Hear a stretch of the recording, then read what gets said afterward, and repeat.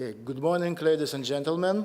I would like to announce that Vilnius Security Forum 2021 is beginning, and I also happily would like to inform that this is already the 5th annual event which National Defense Foundation is organizing. So, also I would like to thank for our partners, co-organizers, and supporters, Finnish Embassy, Baltic Civil Defense Network, Helming International, Lithuanian Armed Forces, Konrad Adenauer Foundation, Baltic American Freedom Foundation, and other important partners. Now I would like to introduce the moderator of the conference, Arūnas Pemkus. He is a business consultant and long-year friend of our National Defense Foundation. So Arūnas, please, floor is yours.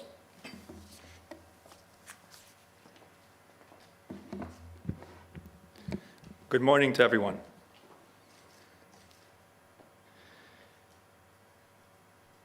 The Vilnius Security Conference, this one is the 5th one. It was supposed to happen last year, but due to COVID, unfortunately, we had to postpone until this year.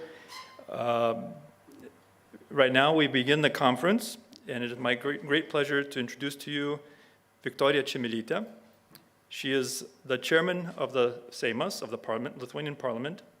She has been a member of the Seimas since 2011, so she has been elected twice. And most importantly, she is ranked number 7 as the world's best chess player, with a ranking of 2538 in FIDE. The professional chess player has been her visiting card, business card in working with the Seimas. She is confident, she is very diplomatic, and quiet in her approach. Therefore, I would like to introduce you to Ms. Viktorija Čmilytė.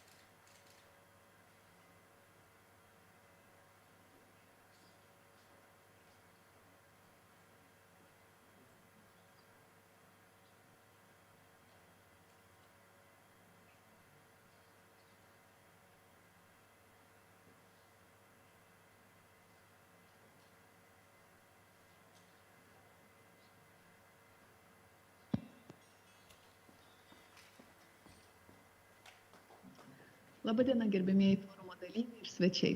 Sveikinu šiandien susirinkus stiprinti Lietuvos saugumą.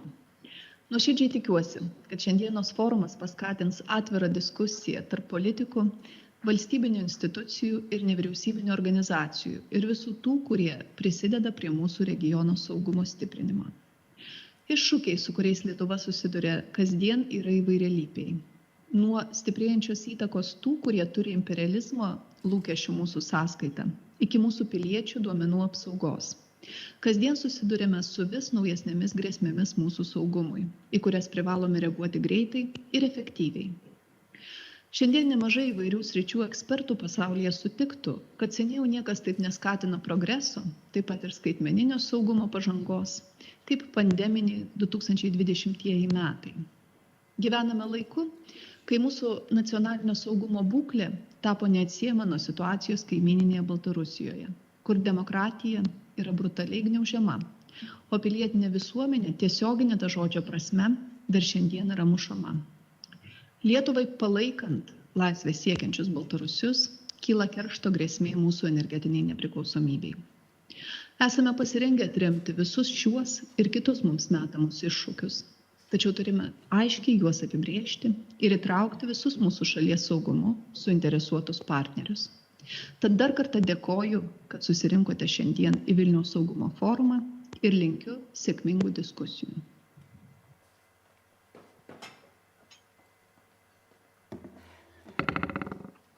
Thank you to Chairwoman Victoria Chmilytė-Nielsen. Next, I would like to invite Mr. Ilkka Kanerva. He is a Finnish politician and one of the longest-serving members of the Parliament of Finland. He is currently chairman of the Defense Committee in the Parliament. During his career, he has served as Minister for Foreign Affairs, Deputy Prime Minister, Minister of Labor, and Minister of Transport.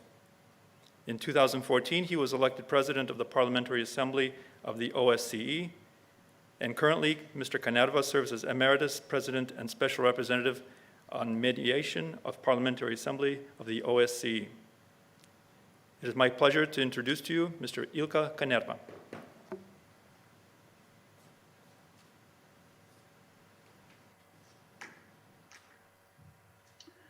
Ladies and gentlemen, greetings from Finland. And as a chairman of the Defense Committee of the Parliament of Finland, it's absolutely a great honor for me to address this distinguished audience. Of course, I would have preferred to deliver my remarks in person, but unfortunately, the COVID-19 situation is what it is. In any case, I think it's extremely important to discuss these very topical subjects, and I want to thank our Lithuanian colleagues for organizing the Vilnius Security Forum regardless of the challenging circumstances. Hybrid threats, including cyber attacks and disinformation operations, pose a serious and increasing challenge to our societies. By taking advantage of the vulnerabilities and democratic and open societies, hostile actors undermine our security, prosperity, and our values. Hybrid threats are ambitious and designed to allow deniability. Therefore, it's difficult, but even more important to address them. In a recently published government's report on Finnish foreign and security policy, close attention has been paid to countering hybrid threats. Finland views security from a wide perspective, alongside phenomena such as military threats, great power competition, and hybrid influencing. Finland takes into account the security threats posed by various global challenges. These two phases of security are not mutually excluding, but rather complementary, and by consolidating both, security can be strengthened in an overreaching and sustainable manner. Special attention should be paid to implementation, as responsibilities and competencies are shared between several different ministries. Countering hybrid threats requires that matters of national security are taken into account in the work of all relevant intergovernmental institutions. This thinking is something criticized as securitization, but it is the only way to respond to modern complex threats, the effectiveness of which is usually based on exploiting ambiguity in the division of responsibilities between different authorities and gaps in security policy understanding or situational awareness. A central part of the Finnish response to hybrid threats is a concept of comprehensive security. The concept is basically the Finnish model of crisis preparedness coordination. At its core is the idea that authorities, business, NGOs, and citizens are jointly responsible for society's most vital functions. The aim is that when crisis does occur, the entirety of Finnish society is able to rapidly mobilize resources where needed, recover quickly, and adapt its security based on the lessons learned. The roots of the concept are in the past Second World War doctrine of total defense, where the entire society is mobilized as part of the military defense effort. Finnish model of comprehensive is based on broad concept of security, which goes beyond traditional military threats to also account for other kinds of threats against society. These can be hostile acts, such as cyber attacks, election influence, or hybrid warfare operations. Other examples include anything from to large-scale epidemics, serious disruptions to food supply, serious disruptions in border management, such as uncontrolled migration or major accidents. The concept for comprehensive security is above all the model for preparedness. It is too late to react to the incident when it has already begun. The groundwork for the crisis response must be laid far before the crisis occurs.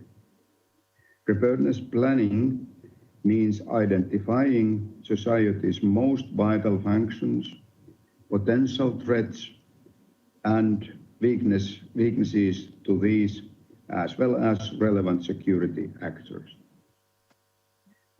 The key element of preparedness requires active and sustained effort.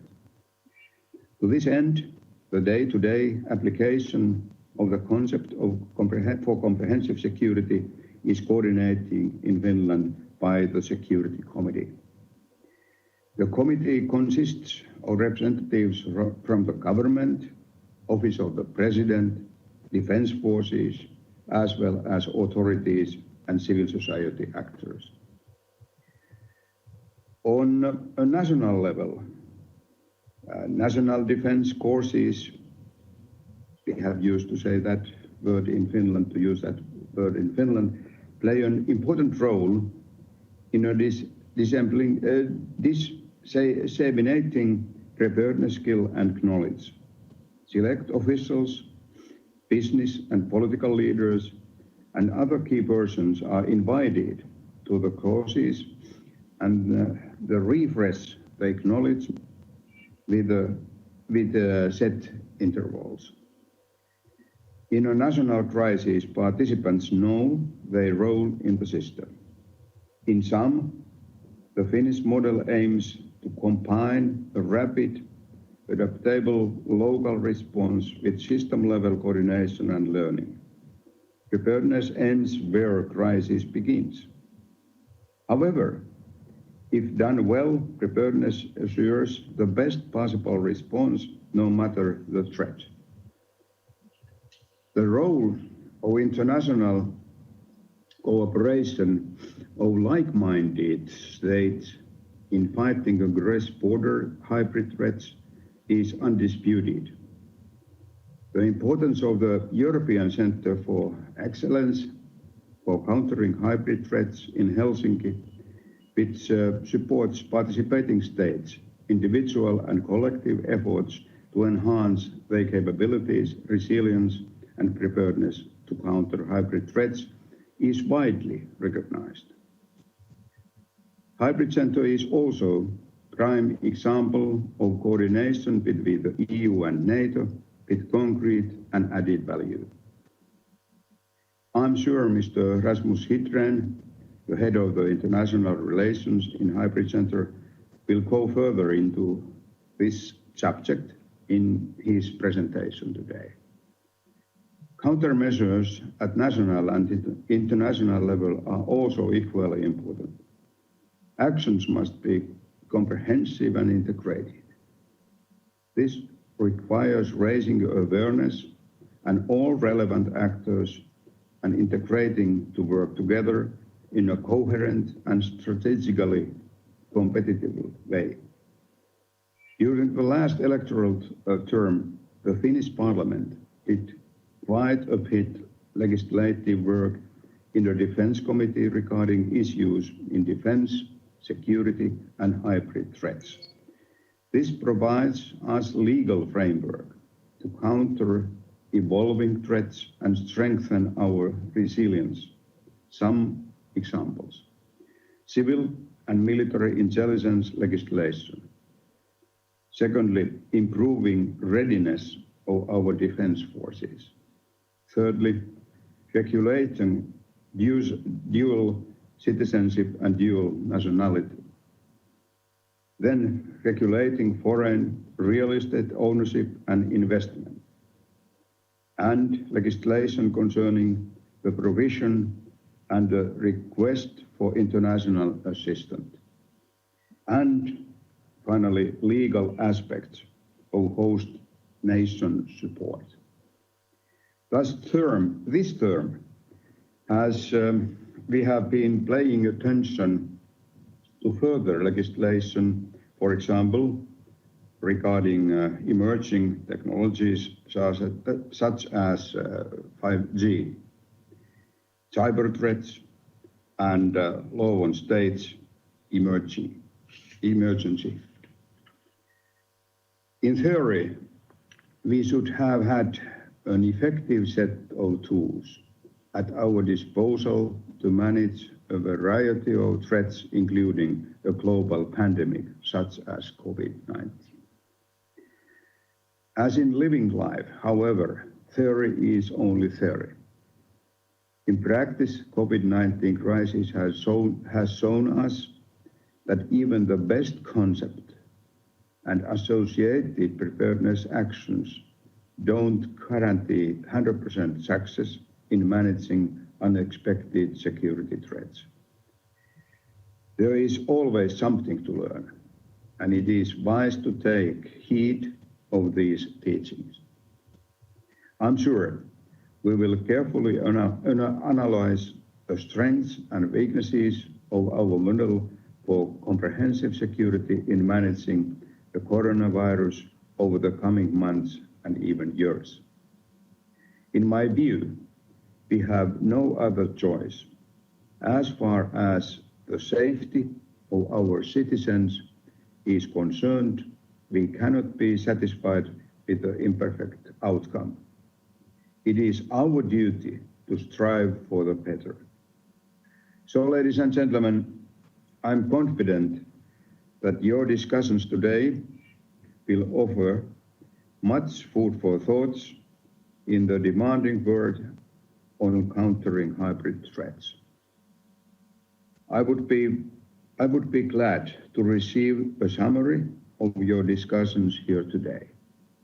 On behalf of the Defense Committee of the Finnish Parliament, let me finish by thanking you for the opportunity to deliver this keynote speech. I really wish you all good health and successful seminar. Thank you very much.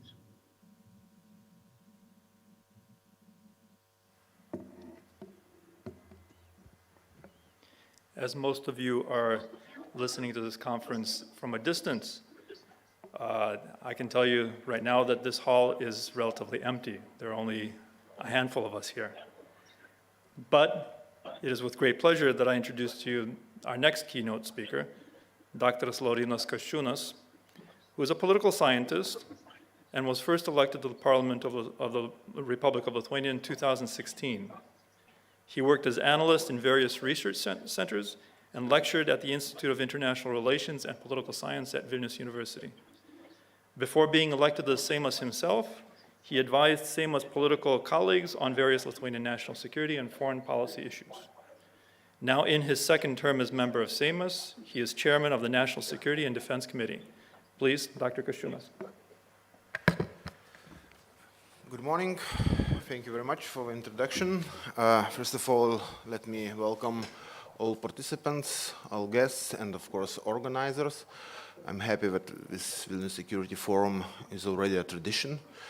And of course, the pandemic is a challenge, but I'm happy that we have the tools and ways, we find the ways how to overcome these challenges and to meet and to organize this forum. Because, you know, this forum annually gains and brings together most outstanding security experts from Lithuania and beyond to cover and scrutinize the latest trends and challenges in the realm of international security. Today, a forum focuses on hybrid threats and resilience.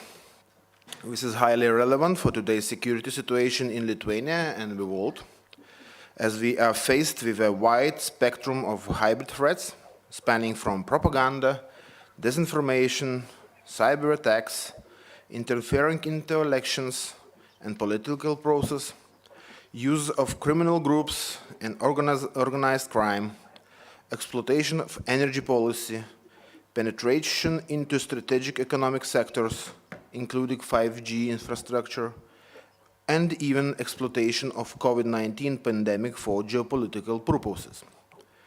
By employing a broad range of hybrid tools, hostile states aim to create controlled chaos in order to create instability, to complicate and ultimately undermine decision-making. Recently presented in Lithuania, the latest national threat assessment by the intelligence services revealed a variety of vulnerabilities of Lithuanian society. The threats we face are growing smarter and increasingly difficult to identify, and their impact on national security is multi-phased. We clearly see that third countries, especially China, are putting every effort to establish themselves in the fields of information technology and 5G mobile communications. 5G technology will penetrate all areas, including management of strategic facilities as well as governmental and military communications. Therefore, Lithuania and Europe at large will have to choose between dependence on and control by the technologies of companies managed by authoritarian regimes, on the one hand, or opt for the producers and suppliers from reliable countries that meet the criteria of Euro-Atlantic integration on the other. Having assessed these risks, the Committee of National Security and Defense plans to step up the protection of sectors and facilities of importance to national security, improve the legal regulation on procurement as regards strategic national facilities and enterprises, and restrict the openness of procurement process to business entities that fail to meet transatlantic security criteria. A negative impact on national security of Lithuania may be exerted not only by hostile intelligence and security services, but also through other entities of third countries, including business enterprises and their groups, lobbying entities, non-governmental organizations, and organized criminal formations. In order to mitigate these risks, we plan to establish an obligation for such entities to publicly disclose their relations with their clients, funders, and final beneficiaries. The time has come to talk about transparency and openness on financial assistance received from the third non-EU, non-NATO countries. We have examples of such regulation in the US, Australia, and Israel, where recipients of financial assistance from foreign countries have the obligation to openly declare the sources of their funding.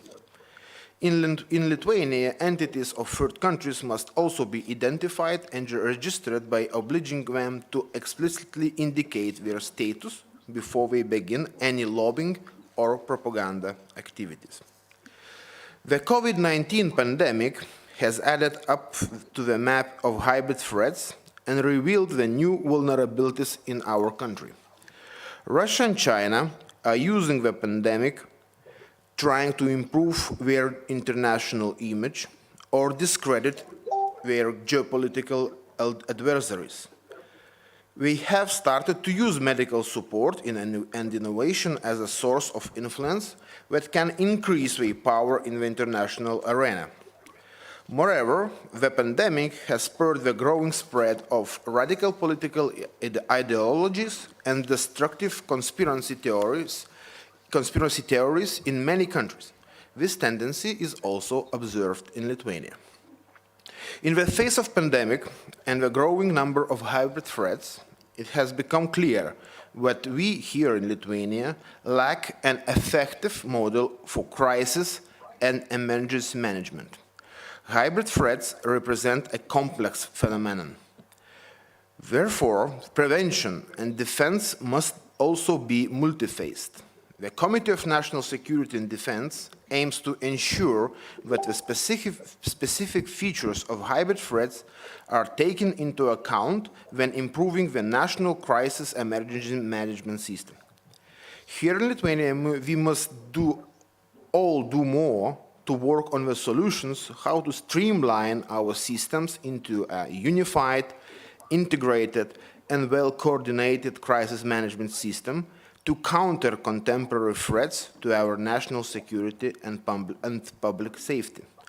It means a whole-of-government approach, but it won't be enough. We have to follow whole-of-society approach too. The best defense against hybrid threats and gray zone warfare is to make sure that society is resilient and functional. A society where every citizen feels a stakeholder in the defense of a country and all segments of society have a role to play in keeping the nation protected. Hybrid influence is not a new phenomenon, but it has helped to re-examine the ways to protect countries, societies, and institutions from hostile forces. First of all, this involves strengthening the resilience of a state and citizens by recognizing each country's specific weaknesses and trying to turn them into their strengths.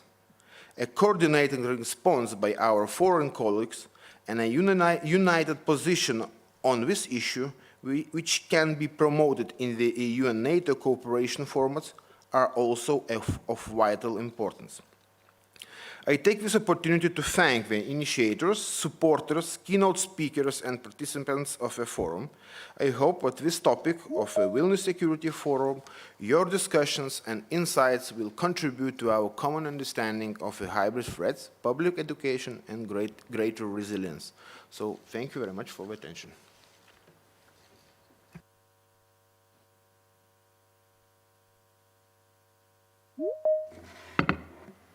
Thank you, Dr. Kriščiūnas. Now we begin the actual conference. Just a couple of administrative explanations. There will be 4 panels, each consisting of about 1.5 hours. Each panel will have several speakers, and we hope to leave some time at the end of each presentation so that we can accept questions so that the panel members can answer them. Please, if you are connected by computer, please send your questions to Slido, S-L-I-D-O. I don't,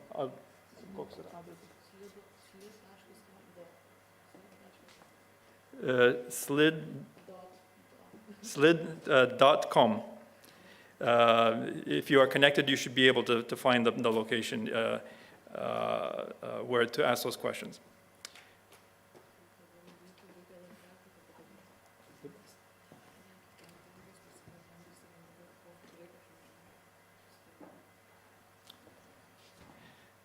It's always difficult to try to coordinate when we are all at a distance. I am told that the next panel starts at 9:45, so in order to not risk that some of the panel members are not yet well connected, we will call for a 15-minute coffee break. Apologies for that. Thank you.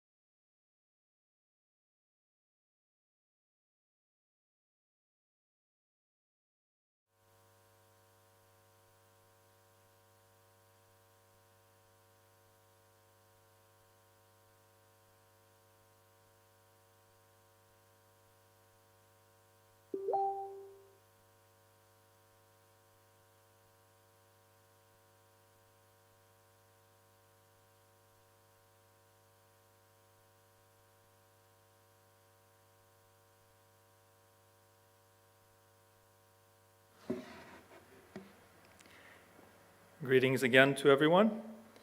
It is very unusual to be speaking to an empty hall, and it is unusual when the timing of the conference is out of balance. Usually conferences go over time. This time we caught up. All of the panels will start on time, and we will try to keep within the time limits. As I said before, if you would like to ask questions, please register into www.slido.com. The code is V as in Victor, SF21. We will try to take as many questions as possible in the time that is allotted. There's an old saying that the more things change, the more they stay the same. The 2 world wars in the 20th century were supposed to be the wars that end all wars. That finality is now difficult to imagine as the world's population has grown several times. Technologies have developed at a pace never imagined, even by science fiction writers. And conflicts, violence, and social upheaval have made the world unpredictable. There's an old Latin saying, in order to ensure peace, prepare for war. The next panel discussion, the topic is the role of the civil society in ensuring security and civil protection. The moderator, who I would like to introduce right now, is Aidas Petrošius, who is a political consultant and media expert. For almost 20 years, he has been a journalist of politics, economics, and defense. And as a political consultant, Mr. Petrošius helped to plan and execute more than a dozen electoral political campaigns, including the successful presidential campaign in 2003 here in Lithuania. He is a regular lecturer and consultant to independent media about reforms in governments and democracies of the post-Soviet republics or countries. As a subject matter expert on social political dynamics, Mr. Petrošius took part in planning and executing a series of military exercises for NATO and Lithuanian armed forces. And he currently heads the business development sector of the media analysis and research company Mediaskopas. We will have 3 panel members discussing in this next panel, and I would like to invite Mr. Petrošius to introduce them. Thank you very much, Mr. Pemkos, for your kind introduction. Indeed, world has changed quite a bit since the last Vilnius Security Forum, and that no doubt will be reflected in our today's panel on the role of civil society in ensuring security and civil protection. We all are witness of how global pandemic has impacted states and societies as a major threat on its own. But also this pandemic is a platform for both malicious hybrid activities internationally and a pretext to encroach upon human rights by illiberal governments within their own borders. Today, we have an opportunity to explore 3 quite unique perspectives presented here by our panelists, political commentator and columnist, Mr. Konstantin Egert, political expert, Dr. Pavel Usov, and an expert in biohazard prevention, Dr. Michał Bijak. We will kick off our panel with introductory speech of each panelist, followed shortly by the discussion and follow-up questions from the audience.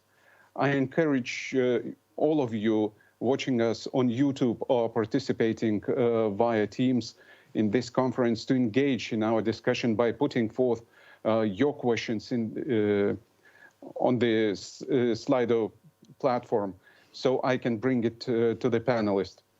And without further ado, I would like to introduce our first speaker, Dr. Pavel Usov, who's an expert in neo-authoritarian regime of Belarus. Dr. Usov is an advisor for political affairs and national anti-crisis management, as well as lecturer in Warsaw University. He is also head of the Center of Political Analysis and Prognosis. So, Dr. Pavel Usov, the floor is yours. Please switch on your camera and mic Thank you.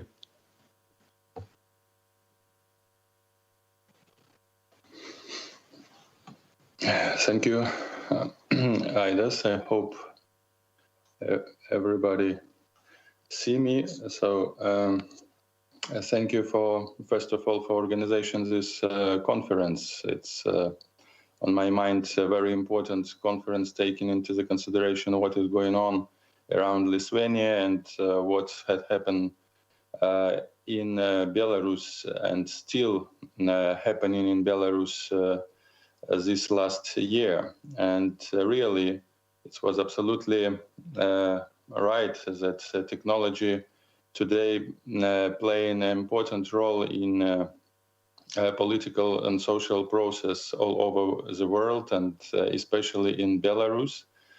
Technology and using of technology, especially network, different informational channel, so-called Telegram channel, what is very popular all over post-Soviet countries, and especially in authoritarian countries like Russia or like Belarus. And all these technologies took an important role in forming what I call a new type of civil society. It's brought to digitalization of the civil society, and we may say even networkization of the civil society, because digitalization and using of the communication in wide scale is the only way for own civil society protection, and also for fighting and resisting to the authoritarian regime. For that moment, as we following events in Belarus, we saw that it's very difficult to resist political repression and actually to political terror. And the only way to protect people, to protect civic political group in Belarus and even in Russia, it's to communicate via internet, via network. And internet network group, social internet group plays a role for solidarity, mobilization, and coordination of society. And for example, Belarusian elections in 2020 and the aftermath of this election showed how was an important role of new channels of communication for mobilization, for activization of the society, and even for organization of mass protest in Belarus during summer, autumn 2022, and even now. So, and thanks or due to this important event election, civil society in Belarus transformed into the new type of civic society. The many new political and social communities had been formed thanks to using of digital instrument, digital channels. And for example, for that moment, there are thousands of different Telegram groups which communicate between each other.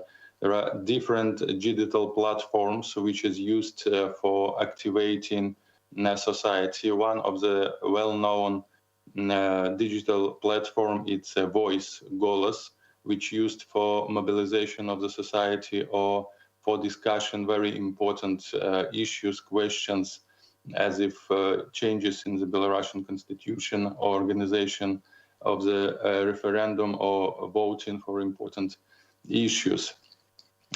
Speaking about strictly secure aspects of the civic society in actual situation, I would like to emphasize one of the very important initiative which was possible to be created due and thanks to the new technologies. It's BIPOL, Belarusian police. It's a structure. For that moment, semi-political structure was created by the former servicemen of the Belarusian militia or investigation council and other force structures.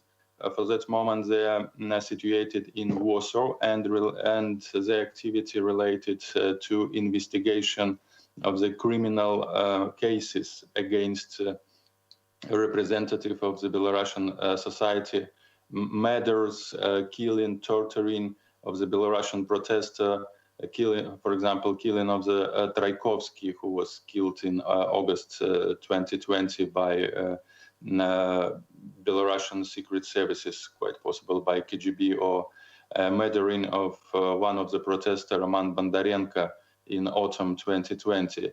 They investigated all these cases. They almost identified the people who were related to this killing and spreading information related to these cases. What it was absolutely impossible without interconnection, without active communication between these structures and people who are still in Belarus. It's one of the clear example of activity of this representative of new groups of the civic society, and it's very important for Belarus because also this initiative related to BIPOL involved in preparing, in working out of the concept of reform of the force structures or Ministry of Domestic Affairs, which is very important for democratization and transformation of the Belarusian system in future, because anyway, force structure will play important role in democratic country, and we need new structures. It is one of the clear example of the profits of the using technologies and interchanging of the information. Another moment, it's a high level of solidarity. It was also the result of activating Belarusian society during the election 2020. And here I would like to mention two initiatives, very important, which is shown the high level of the activity and solidarity in Belarusian society. It is initiative by SOL, Belarusian Solidarity, which actually this platform was created during beginning of the COVID epidemic in Belarus, and many of us probably know that Belarusian state absolutely, totally ignored the problem of COVID during its beginning in February and March of 2020, and ignoring of this problem under deliberate understatement about the situation, government deliberately hidden figures. They manipulated with the figures of people who was infected by COVID or who dies with this infection. And Lukashenko says that there is no any viruses here because we do not see them. And medical system, healthcare system in Belarus was not ready for resistance to the COVID. And actually, civic groups in Belarus started a campaign for gathering money for Belarusian medics, buying masks, buying costumes, and also this platform was very active in objective estimations of the situation with COVID in Belarus. And it was one of the examples how society united in case of state weakness, state disability, and how the society was solid in their will to solve the problem. And this platform gathering money, as I mentioned, for medics. Later, after election 2020, this platform transformed to By Soul, a platform who gathering money, collecting money to help people who suffered from repression, who were arrested, and who need help. And they collected a lot of money, and it was very helpful. It's one of the example, a quick, rapid process of the solidarity and acting of the society in Belarus. Another moment, again, due to using new technology, it's a high level of activation of Belarusian diaspora in foreign countries. I have never saw that so many Belarusians was involved in political process, was involved in aspects related to the helping those people who were suffered from repression. Community, diaspora Belarusian before 2020, they were not very active. There were a few political or social groups outside of Belarus, in Poland, for example, or in Lithuania. But after election, thanks to the communications, the Belarusian community activated everywhere, even in Japan. Even thanks to the activity of Belarusian community in Japan, many Japanese media transmitted information about events in Belarus. It was fantastic. We have Belarusian active community in Brazil. And for that moment, this community activated and formed so-called popular embassies in 14 countries. It's in some way it's alternative for official embassies, and this alternative, these communities try to spread objective information about what is going on in Belarus, because official embassies, of course, understatement the situation, they follow the information and so on. So it's two very important initiatives which shows the activizations of Belarusian society and creation of the new type, absolutely new type of the civic society in Belarus, because of course we have traditional or usual groups, common groups of the Belarusian people who were active before 2020. These groups, civic society groups, which was presented traditional opposition and were related with the fighting against the regime during 26 years. It's human rights defense centers, Belarusian Helsinki Committee, different social initiatives, but they were not able to activate society on such high level. And but they were not able to activate society on such high level. And but they were not able to activate society on such high level. And excuse me, would you care to switch off your microphones, anyone who is not speaking at the moment? Thank you. And would you care to switch off your microphones, anyone who is not speaking at the moment? Thank you. And would you care to switch off your microphones, anyone who is not speaking at the moment? Apparently, we are encountering some technical difficulties, but Dr. Usov, would you care to try to continue with your presentation? Encountering some technical.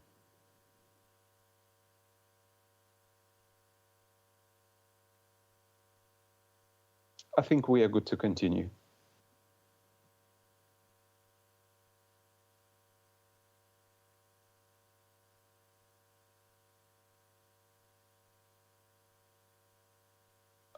Please, Mr. Usov, switch on your microphone and continue your speech.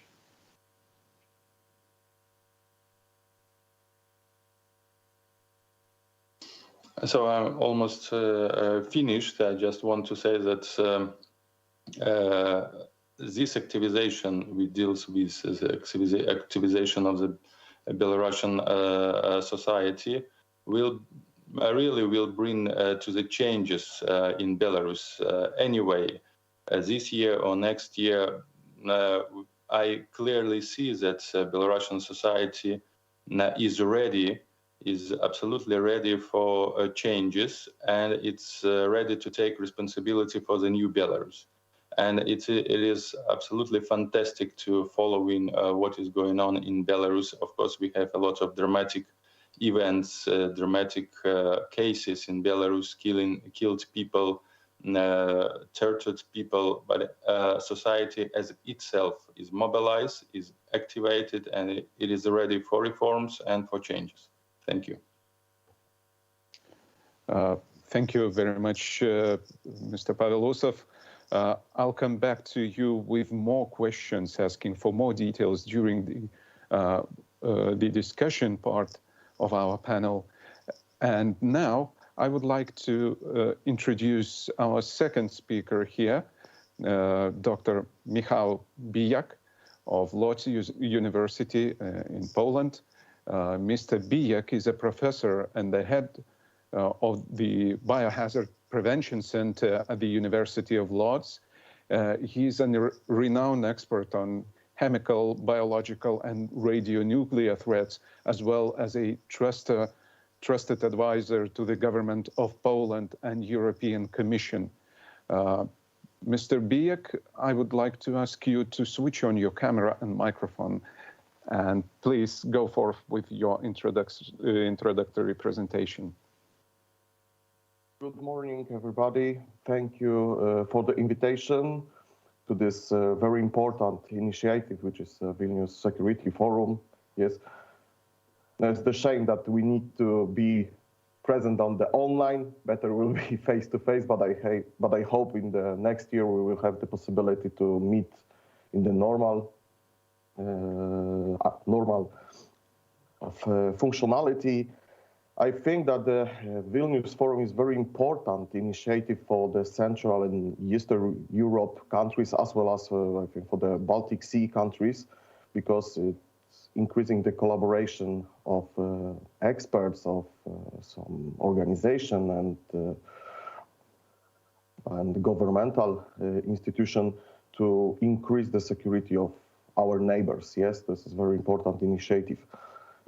Currently, we are the witness of very, I can say, hard times, yes, for each country, not only for the Europe, but also for the other countries. Even the US has a big problem. And the pandemic has impacted on each country, and even after when we will win this fight, we will have long-term impact, yes. Somebody called this impact the time which will be the post-COVID times or post-COVID era, yes. And I think that this pandemic will be experience which will left with us for many years, and many of behavior, many of activities will be something in like standards. For example, very often the people was looking for the people from the Korean, Asian, Japanese, why they wear the masks, yes? So I think that the mask will left with us also within the next few years, even after the COVID will be not danger for the people. Okay, I have prepared a short presentation about the COVID disinformation, which in my opinion is a real threat for the civil society, because many information which is present on the social media, on the website, are very often misleading and correct, and the verification of this information is very poor. So I will share the screen with my presentation, and I will switch off for this presentation my camera to have a better stream.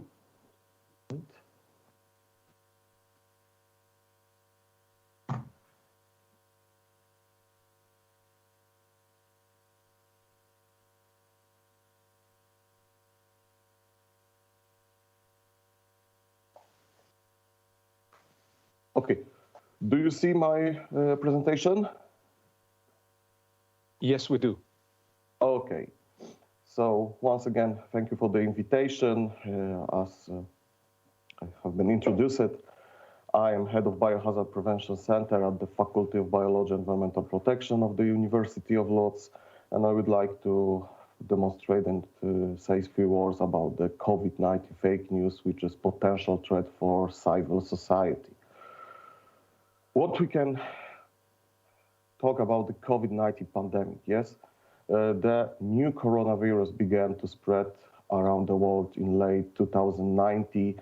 Some probes from Europe suggest that it can be earlier, but there is no clear evidence about that. So we are thinking that we are now the statement that in the late autumn, the first patient was in the Wuhan, in the Hubei province in the China, and the local health service reported the new case of patient with different pneumonia of unknown origin, and the symptoms. The symptoms was typical for viral pneumonia, but there were additional symptoms which start to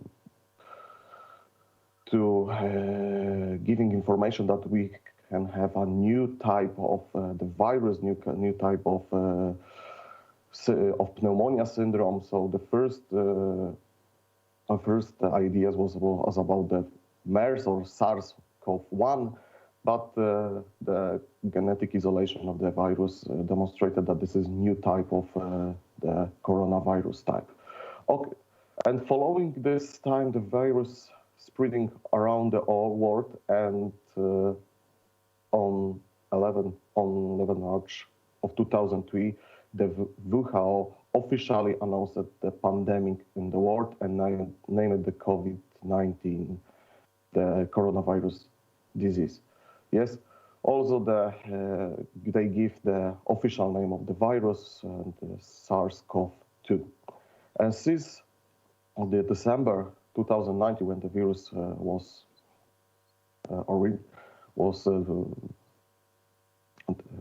appeared for the first time, the virus has spread to over 200 countries. According to WHO reports, there's 219 countries and territories now infected by the virus.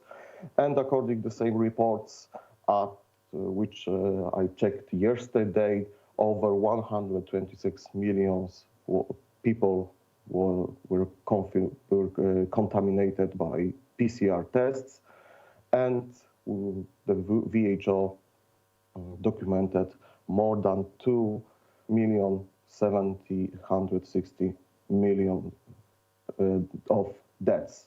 So this is a very serious situation, and COVID-19 is a very dangerous disease, which demonstrating around 2.5% of deaths.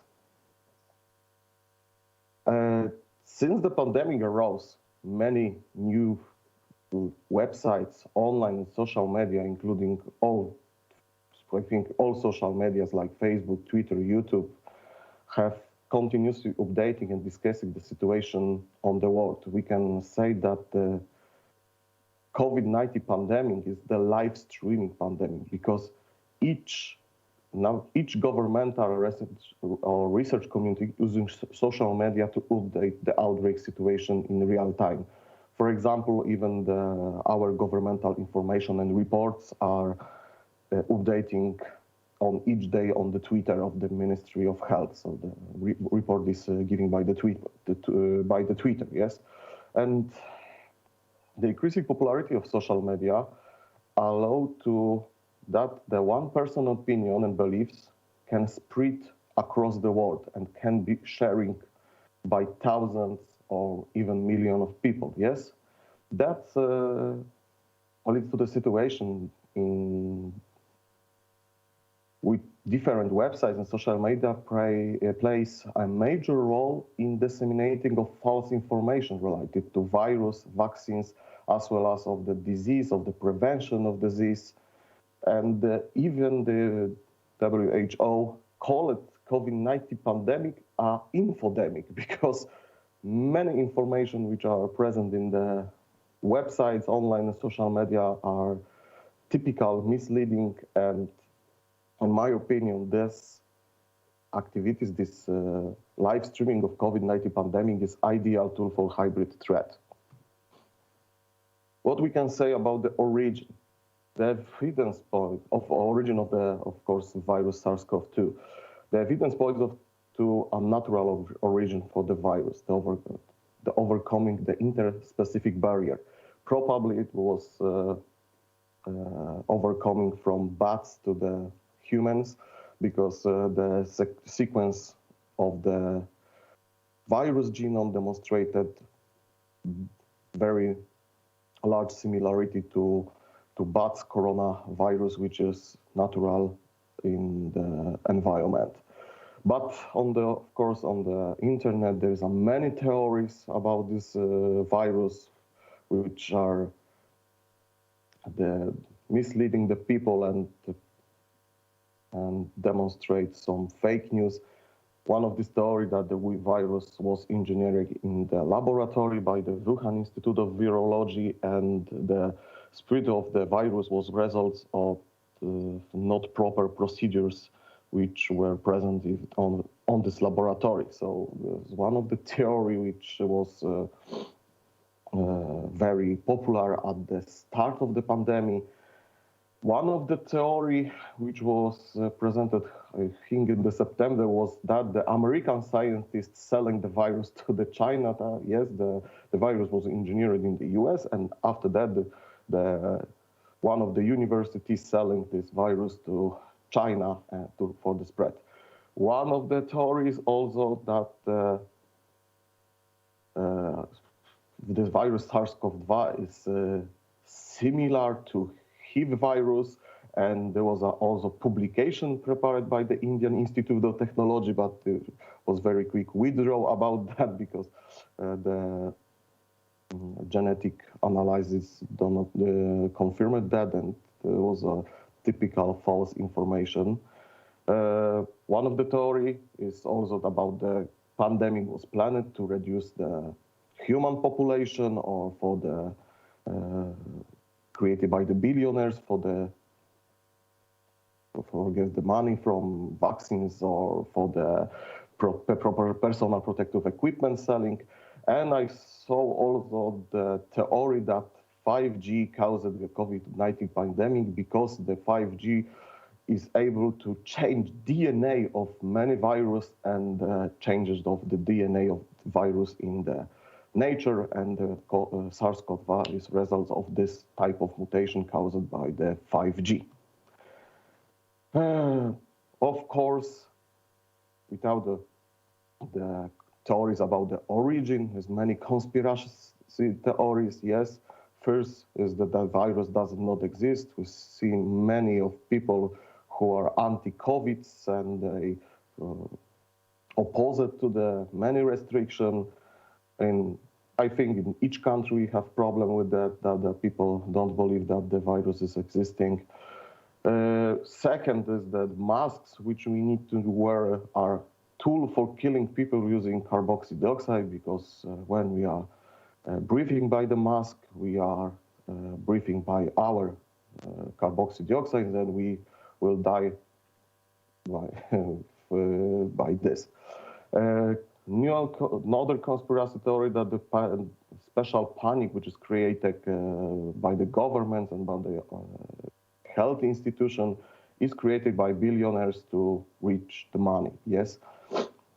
The next theory is about the creating fear to introducing the society invigilation tools. Yes, some people believe that the governmental institution want to invigilate people and prepare the restriction, lockdowns, and other types of prevention to create new invigilation tools. I saw also that the people don't believe that this virus is dangerous. This is some citation. Yes, I am young, so this virus can hurt me, or this virus, it is no worse than the flu. Each of this type of citation is very popular in internet and makes that many people can believe in that and stop for the protection of themselves, so what is very, very dangerous for the society. The next problem is the fake news about the vaccination.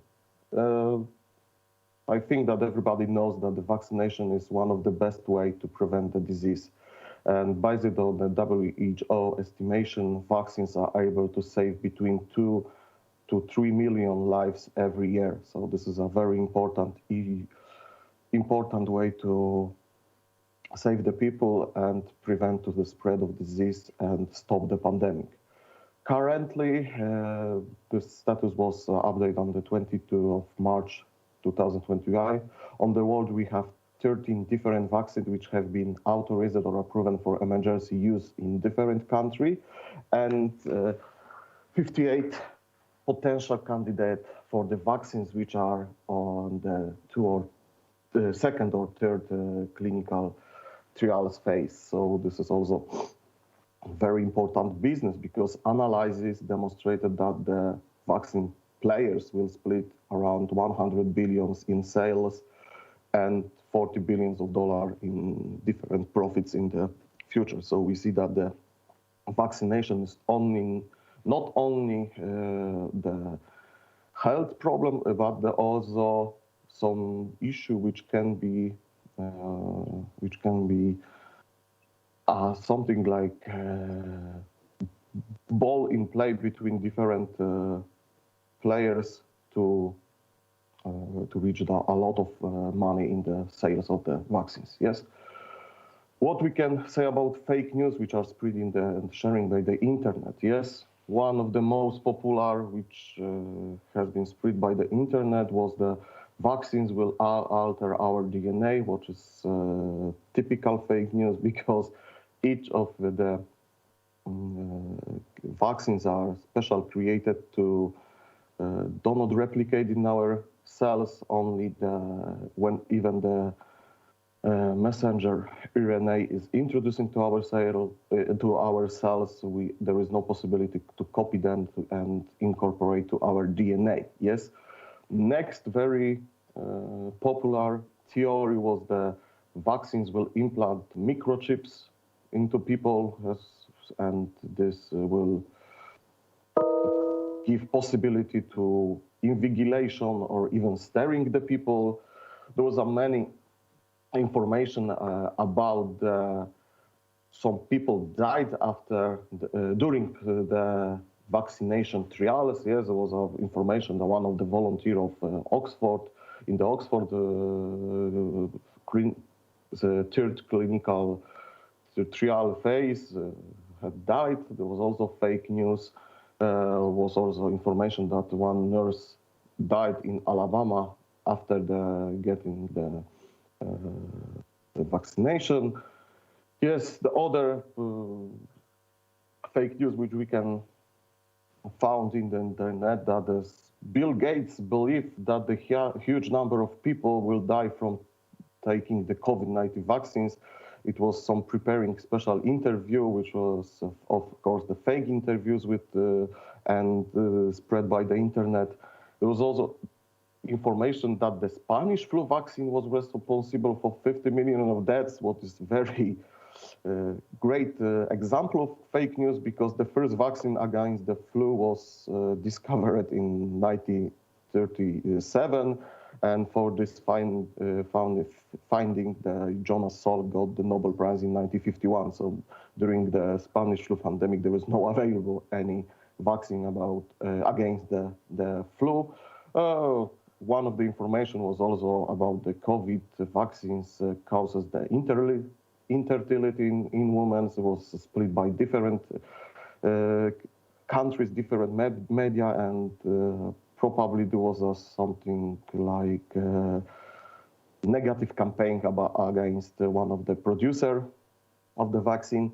And very popular theory that this vaccine gives you a COVID-19, what is also fake news, because at this moment we have no available vaccines which are based on the real virus SARS-CoV-2. Everything is based on the vectors or genetic material of this virus to produce the proteins in our cells. But unfortunately, the people make real-life decisions based on such fake news, which is very dangerous for the civil society because, you know, everybody knows that the bad or something like good sounds, the information are spreading faster than typical research information, yes? And about this information about vaccines, one of the US think tank, the German Marshall Fund, have presented large analysis about the huge disinformation campaign against Pfizer vaccine. Probably this campaign was related to something like concurrence between different countries and different vaccines and access to the Asia and Africa market.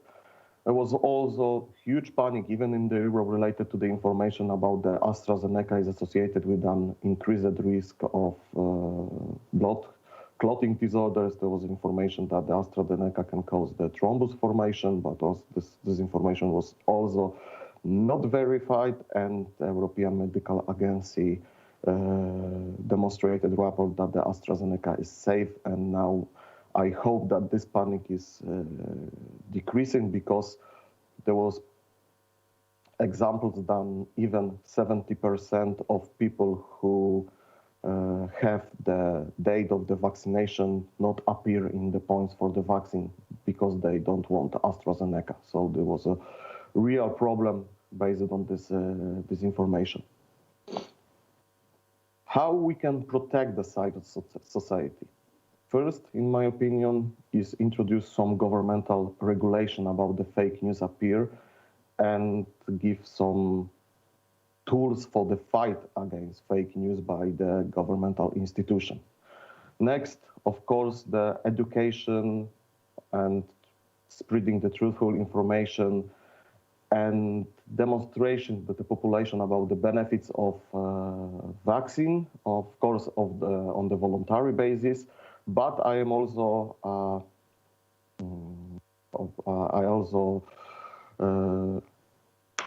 suggest to introduce the green passports, because the green passports will be maybe one of the points which can increase the number of persons who want to go for example for the vacation without any restriction, and for this reason will only go for the vaccination. Yes.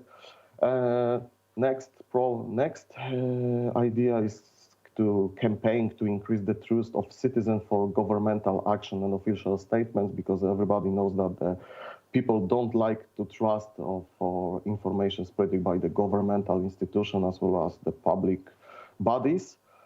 And the next point is increasing collaboration by different media, scientists, non-governmental organization and other health and informational center organization to reduce sharing of the fake news or disinformation. In my opinion, sometimes should be some consultation or even the contact points by the specialists and journalists, which will reduce the fake news spreading to the online media. I am also very interesting about demonstrating the results of good practice of vaccination which have been introduced in the UK and Israel. We see how this country reduced the new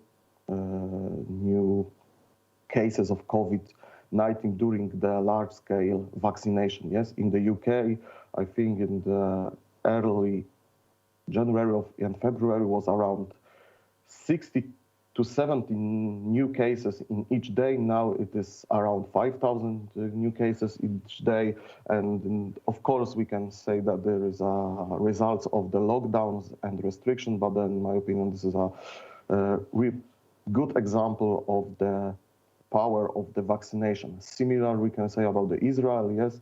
Now there is around 500 or 600 new cases in each day, when in the peak of the third wave of the pandemic, they have around 7,000. So we see 90% decrease in the new cases in each day, what is, in my opinion,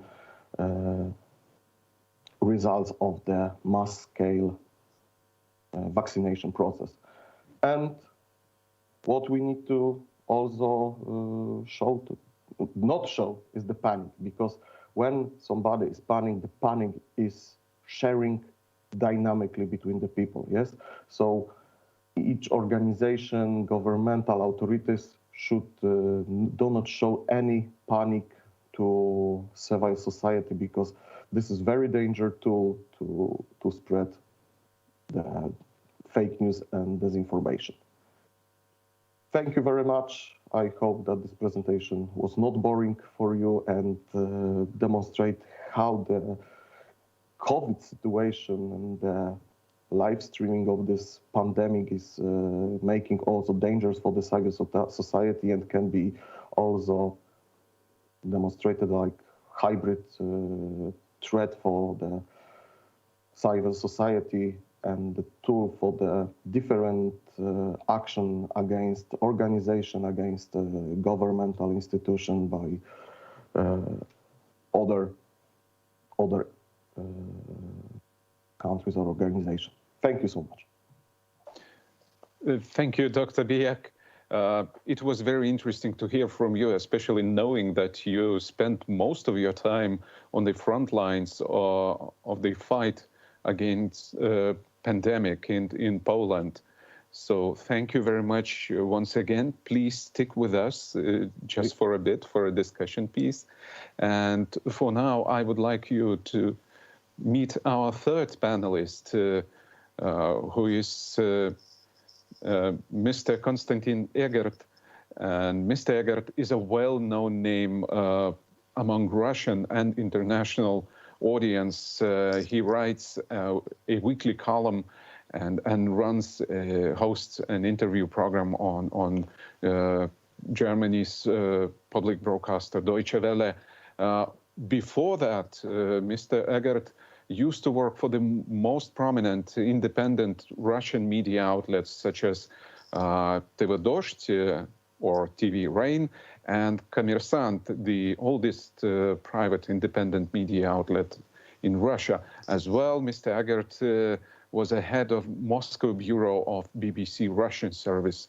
So without further ado, Mr. Egert, the floor is yours.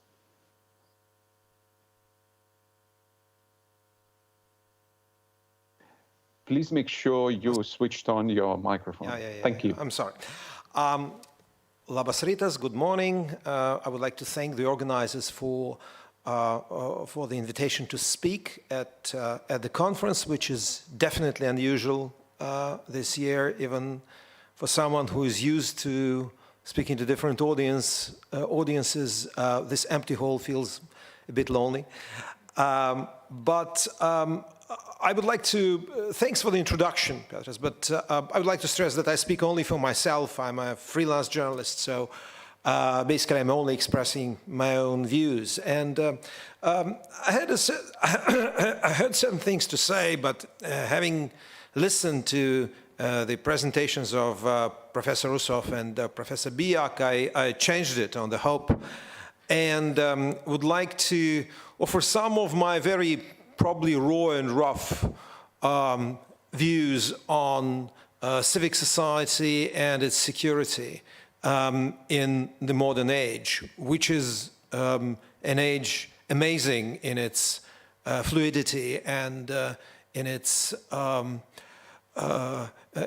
technological change, which also brings societal and I would even dare say moral change to the world, to the societies across the globe. And I would actually like to start with a question, that Professor Biak asked towards the end of his presentation. How can we protect the civic society from, well, whatever the threats that threaten civic societies? It's very interesting that, first of all, I think that we shouldn't conflate society and civic society. These are two different things. Societies, by definition, are wider than civic societies, which are essentially the most active part of society, people who are engaged in civic, societal, political, or any other charity and stuff like that, or any other action, people who try to impact the world around them. And another thing which actually slightly irked me is this question: how can we protect this civic society from whatever threats that threaten civic society? I mean, interesting, it's a question that it's a very EU question, if you understand what I mean. I don't think that in the United States, for example, this would be a relevant question, because there is no, it's not ingrained in the mind of the public and public intellectuals that we, essentially the state, people who lead, should do something to the benefit of societies without societies actually asking the societies. I think we should ask the societies whether the societies want to be protected. And I think we have a very mixed picture, especially after this last year. I think that if we're talking about democracies of the West, members of the global West, I'm not only speaking about NATO and the EU, then definitely there are hybrid threats emanating from especially authoritarian regimes across the globe, which should be countered. How? It's a different question. But first and foremost of all, I think there should be, if you wish, a recognition that there is an external threat. And I think COVID-19 especially showed that adversaries of the West, and that is Putin's Russia, even more so Xi Jinping's China,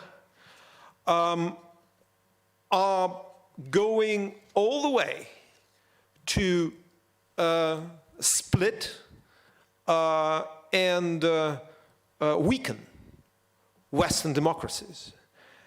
And this should be recognized in very certain terms, in no uncertain terms. Such regimes, I also would like to add Iranian regime, of course, to that. Such regimes have no scruples, no notion of common good, which to a large extent unites the West and especially the European Union. And of course, you remember just a few years ago, it was popular to speak about China as a potentially responsible global stakeholder. No, it isn't. And this should be plainly stated. It's very difficult to protect civic societies when, let us say, some European governments say, yes, I mean, it's very bad for China to intervene via massive social media campaigns against those who criticize China in our societies, to promote their worldview via disinformation and massive troll attacks and cyber espionage, and at the same time say, well, we, the EU, we are going to sign this massive investment protection agreement without even consulting with our American allies. I think that this idea that somehow you can sit on two chairs with regard to such regimes is just abominable, and it's plain wrong. Same goes for, let's say, Nord Stream 2, which is getting more and more attention, it has been getting more and more attention over the last year.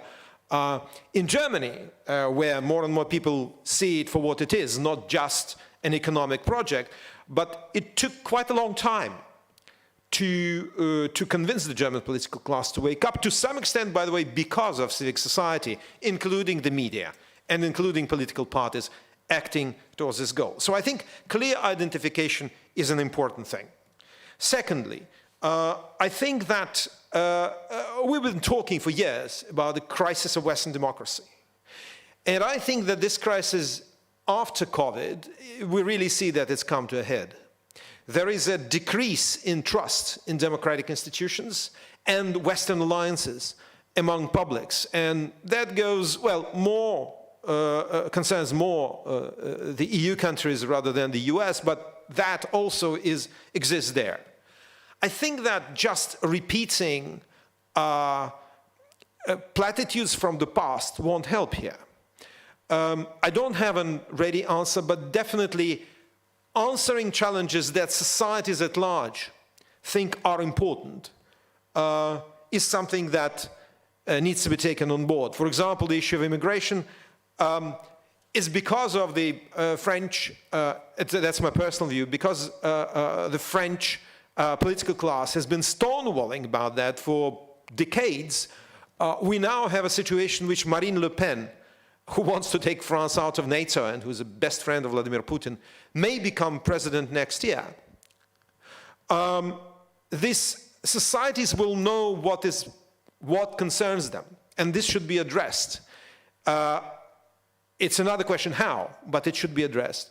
I think that, for example, if you look at the same time, it was been happening in Denmark recently with the actually social democratic government taking steps to dismantle this kind of ethnic immigrant ghettos by concise societal action, by laws, by doing something about, with the help, by the way, of civic society. That is probably not a bad example. Another thing is the media. We are living, as a journalist, I can tell you, we are living in a society which is very much fragmented. You know it. There is no longer just 2 TV channels to watch and 3 newspapers to read. Everyone can get what one wants at a click of one's iPhone. We can do nothing about it. There's been a point of no return that's been passed. But I think that, in a sense, civic societies provide answers. When you heard Pavel Usov that's been speaking about this kind of horizontal networks of people reading and communicating on Telegram channels, that is something that we need to pay attention to. Also in the age where people feel that they always have a chance to listen to the opinion they like without having to listen to the opinion they don't like, which creates ideological ghettos. Here, I think, thought should be given to reinvigorating public service media organizations like the BBC in the UK, or like PBS in the US, or like ARD and CDF in Germany. The issue is how. One needs to recreate a real climate of real debate. And here, by the way, I think public service broadcasters can still play a role, but it needs to be taken to wider audiences via different platforms. No one has a successful answer how to do it, but it's very clear that if there is a task for broadcasters, for media organizations paid for by the taxpayers, it is to provide unfettered debate, maximum debate, because otherwise this debate will be taken over by Putin trolls or Xi Jinping's trolls. Another thing I think for Western societies, the important thing, is the state of academic debate. Let's face it, a lot of things that's been happening over the last 30, 40 years with divisive ideologies like critical race theories and post-colonialism and things like that, they work towards dividing societies into non-communicating, sometimes hostile stratas. This is also a great chance for the authoritarians that want to weaken the global West and in the end subjugate it. Look at how China uses the rhetoric of critical race theory in trying to eliminate intellectual voices that speak out against Chinese dictatorship in the West. So I think because a lot of universities are state universities, you can't interfere in private ones, then probably if you're talking about civic society and the role of the state, it is probably the role of the state to ensure wide, non-censored intellectual debate in universities. Only in such circumstances, actions against hostile propaganda machines like the Chinese broadcasters or Russian broadcasters will have any effect, because it will be compensated by widening democracy at home. Now that's the West. But if you look at civic societies in authoritarian countries, as Pavel Osov did with regard to Belarus, then it's a completely different picture. Their civic societies should be protected from the state. I do agree that this new age of social media provided for connectivity between civic society activists and by just people who are interested in what happens in their countries to an extent that was unprecedented. No one of us who remembers the great anti-communist revolutions of the late 80s, early 90s could imagine such type of connectivity. But one has to remember that authoritarian regimes also mastered that. If you look, for example, at the statistics of Russian telegram channels, they are inundated by widely read Kremlin channels which serve amazingly finely tuned propaganda,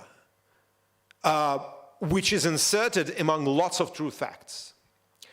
So don't think that the social media sphere only belongs to those who want democracy. Also, look, with all due respect to Belarusian activists or to Russian activists, what we've seen, and that is a phenomenon to which, I mean, basically, we can pose questions, we still don't have answers. We've seen these regimes that seem to be completely opposed by at least active parts of civic society, or actually by civic societies in their countries, like the Belarusian regime or like the regime of Vladimir Putin, still remaining in place and still having, well, commanding certainly significant support. It's a passive support, it's hypocritical support, but it means that people, lots of people will not be coming out on the street. Why so? I think it is the nature of post-communist societies which, probably as of now, and that's only my hunch, are taking their time to adjust after the turbulent changes of the end of communism. As opposed to the, say, late 80s, early 90s, there are lots of people that have something to lose, and they will be cautious. They will not just go and demonstrate in front of the presidential palace because they'll be afraid for their children, for their mortgage, for their business. We may not like it, but that's exactly the fact. How to inspire them is important, and I think that here one of the duties of civic societies at large, which is NGOs, public intellectuals, and so on and so forth, is not only to say things are bad, but also to present a convincing picture of a potential future that will be different from, say, Lukashenko's today in Belarus. That is a difficult task, but it's definitely worth trying. And I think that, for example, in this respect, Belarusian activists that basically try to create and are actively creating now this kind of government in exile, they're doing probably the right thing, because over time, it may take quite some time. This idea that there are people that are ready to take over will sink in the depths of the society, and that's extremely important. In a book entitled Roads to the Temple, an American scholar, Leon Aron, describing the momentous events in the Soviet Union in 1989-91, said that without an idealistic belief that societies can live differently, these changes would not have happened. I do concur. I think it's important for any major societal change. I think that politics is not happening on virtual highways. In the end, politics are about reality. They happen in reality, not in the virtual space. Or rather, they are decided not in the virtual space. And I think that for civic societies, it is important to understand that and to take the message to the people, not only counting on social media and things like that, but also interacting with people in reality. Also, there needs to be patience. And of course, there needs to be, and I think this is what we've seen with the demonstrations inspired by Alexei Navalny and his team in Russia in this winter, is that over time, people tend to lose their fear, as it was in Belarus too, by the way, and feel that they are united by the idea of common citizenship. That is something that's very important for such societies. And last thing, I've been talking a lot about fake news and conspiracy theories. Look, the first fake news happened in Troy with the famous horse, and it continues till then. Fake news is lies. People have been dealing with that before. I think that the only way to counter it is actually open democratic debate, as I said. The same goes for conspiracy theories. People believe in conspiracy theories, and you can't put a nanny by the side of every person who wants to believe that Bill Gates is behind it or the global Freemasonic government wants to take over tomorrow. In the end, I think that there is only so much that societies can do about that. It existed, it exists, and will continue to exist.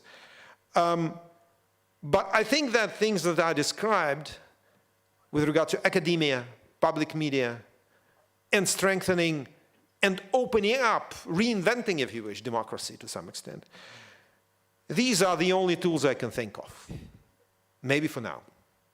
Thank you very much.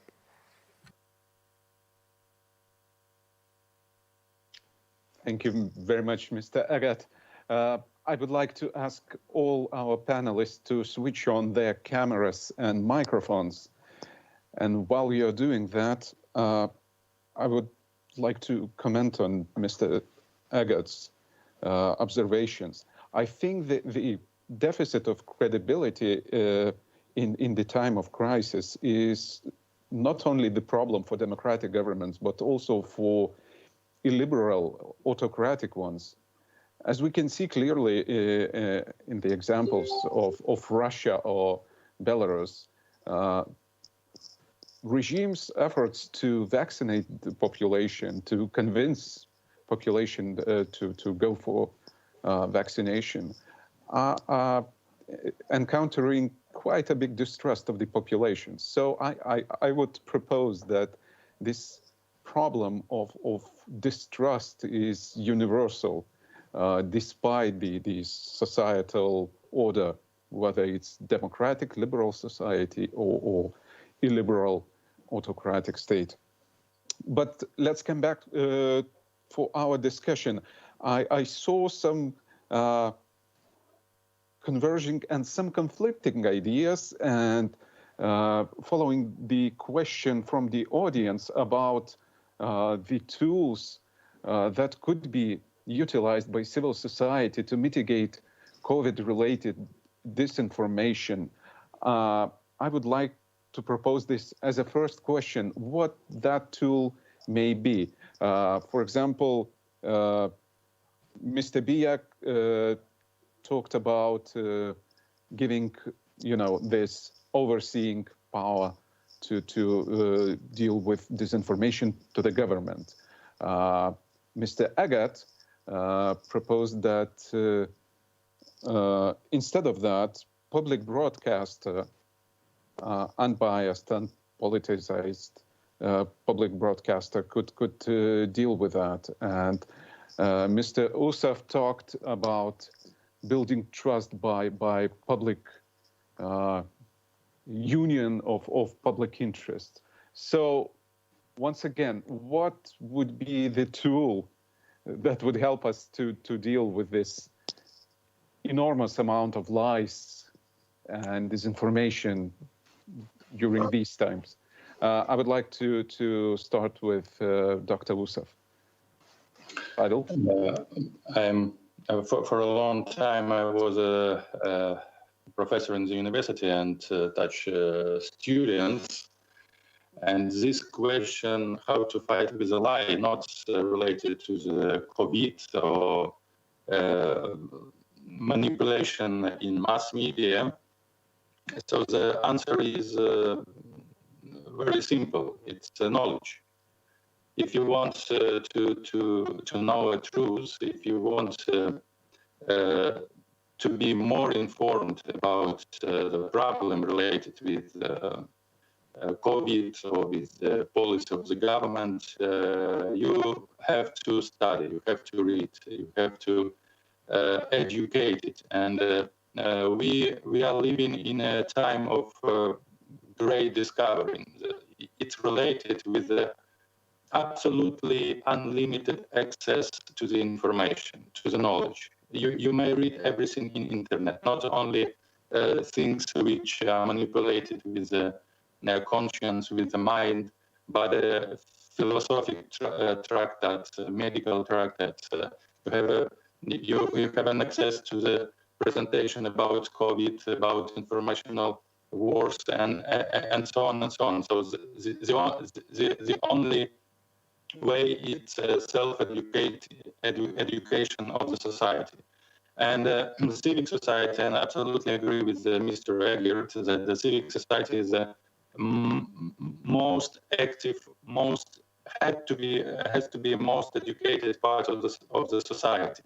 And if civic society is not educated, if civic society is allowed to be manipulated, what can we say about another part of the society? So it's my answer. Self-education, reading, knowing much about a different kind of government policy. Everything is dependent on the will and of the wish of the people. If they want to be educated, they will be educated. If they want to be manipulated, or if they prefer to be cheated, so they will be cheated. Thank you, Dr. Usov. By the way, it seems you are using two microphones at once, or you're experiencing some connectivity problems. Please check this out. And coming back to you, Dr. Bijak, you had a question of the tool that could be used by civil society to mitigate disinformation threats. Well, this is I have similar opinion than my previous speaker, that the education is the main way to stop the spread of the fake news and disinformation, because when the society has more scientific proofs and is more educated, they will select the proper information. Yes, there is a very important. Additional, I think that the similar, like the people who want to spread the fake news, some organizations should spread or sharing by the social media the positive and educational materials. Yes, something like educational campaign. Prepare something like that. An example of COVID. Yes, with some scientific proof about the origin, with some scientific proof about the vaccination, sharing the good practice from other countries. Yes, something that people can also spread like the fake news. Yes, and will be at the same level of the exciting for the social media operators or the journalists. Next, next tool I think, which I mentioned in my presentation, cooperation between journalists and scientific organization. Yes, to verification each information which can be spread, maybe asking for opinions, maybe asking for the interviews about the very important topics. Yes, maybe creating some contact points between the research authorities, health authorities, and the social media operators and websites operators, as well as journalists. I think that the cooperation and educational campaign is the ideal tool to reduce the impact of the fake news. This is my opinion about that. Thank you. Thank you. Mr. Agat, we are talking about education, which we know takes time. And of course, there's, again, the problem of trust in the source that is engaged in that education. Do you see, of course, excuse me, the naivety of my question, do you see any recipes to deal with this global pandemic of distrust that we're experiencing right now? Look, if I had a recipe, I would have been raking up amazing amounts of money now, giving lectures about it around the world, it being in such a big demand. I don't, but I think naive questions are usually the right ones.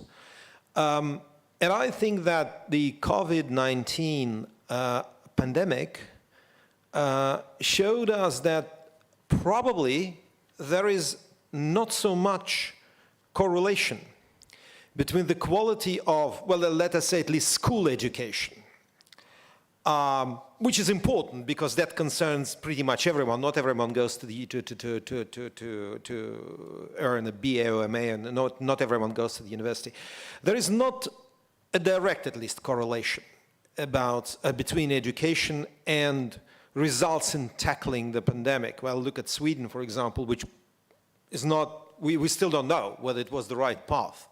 Look at Germany, where you can't complain about education, but it's not tackling it well as some other countries. I do think, though, that of course good science, biology, education in schools definitely to some extent contributes to people at least understanding what goes on. I also think that what we discovered is that societies that prioritize free enterprise, and that's or earning. Let's even put it in a different way. Post-communist societies that were earning money, were becoming affluent, is important, where it's a status symbol. These societies tend to try and disregard the pandemic more.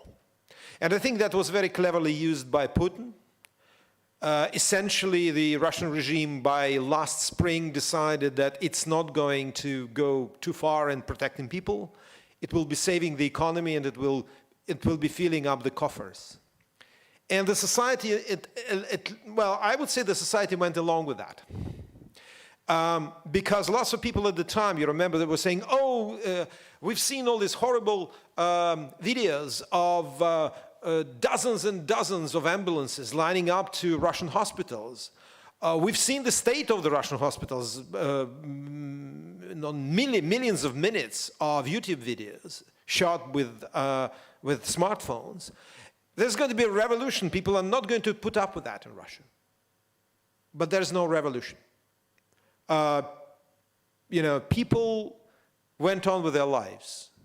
So I think that there needs to be a deeper look into how societies react to such events. And I think it has a lot to do not only with education, but also with socioeconomic conditions, and I would even say national psychology and national mentality, I don't know how to describe it, it was very clear that some societies prioritize economic well-being over life of compatriots. And this may sound tragic, but that is exactly the phenomenon we need to deal with. So, and it seems that we won't be able to concoct some universal recipe, universal remedy against that. And coming back to this prevailing idea about the education, for example, in the Baltic states, Estonian and Lithuanian societies are quite media literate, and they are, due to the constant exposure to disinformation, those two nations are considered the most resilient to disinformation or at least propaganda. At the same time, well-educated societies of Western Europe and across Atlantic Ocean are suffering from the insufficient resilience to those hybrid threats.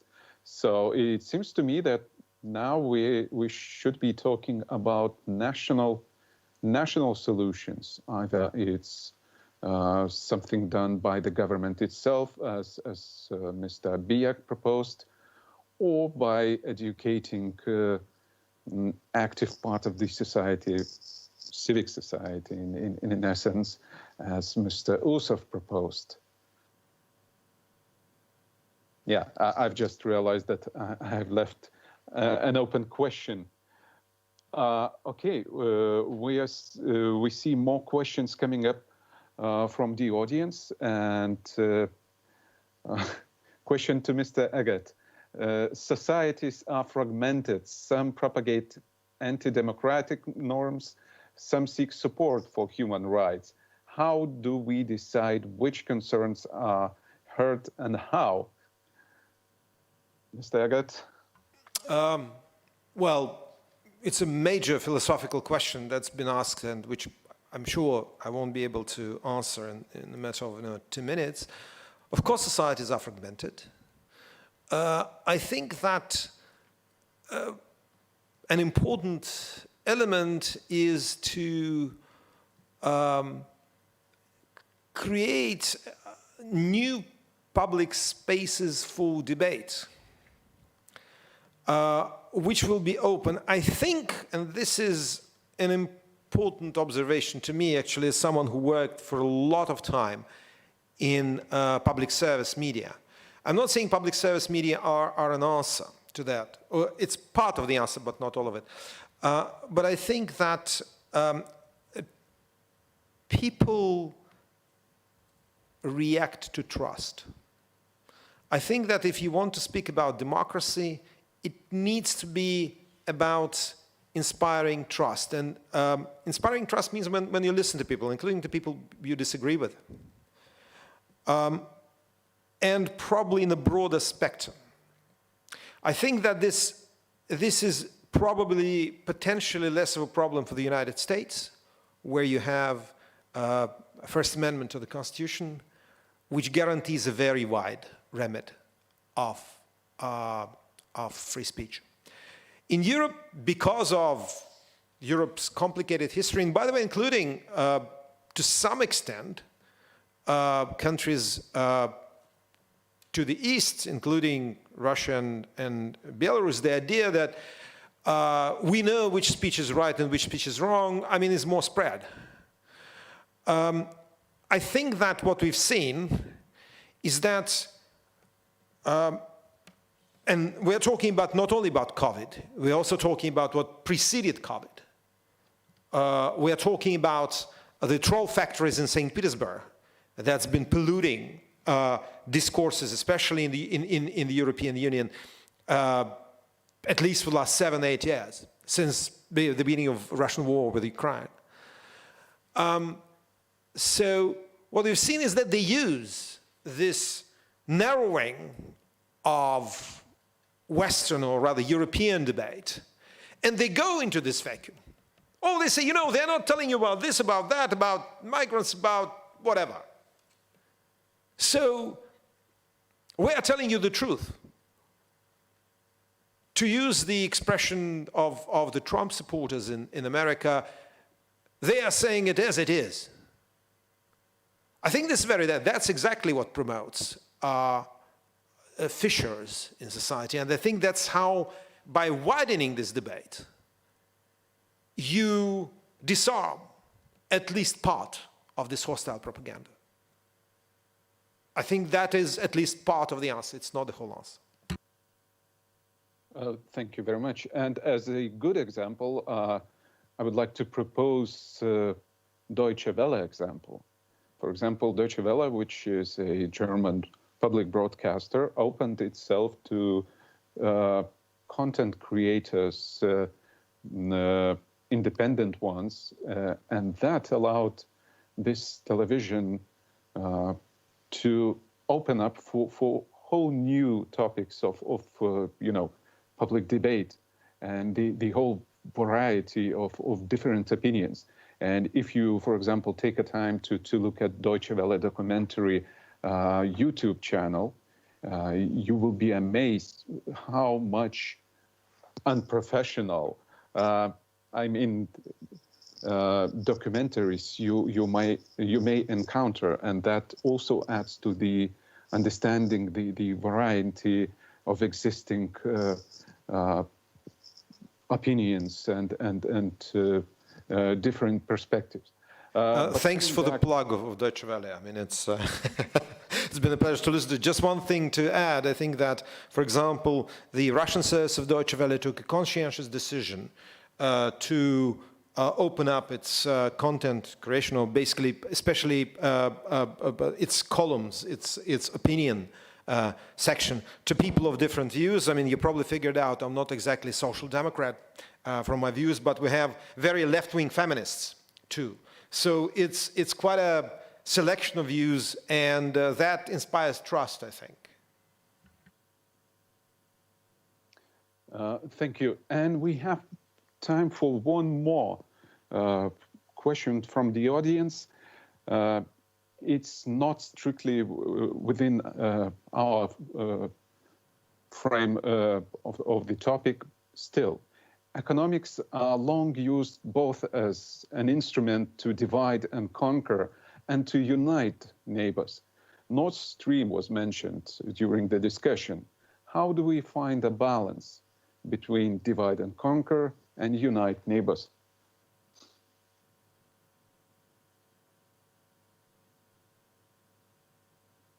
Mr. Rustov, may I ask for your outtakes on that? We cannot hear you, apparently.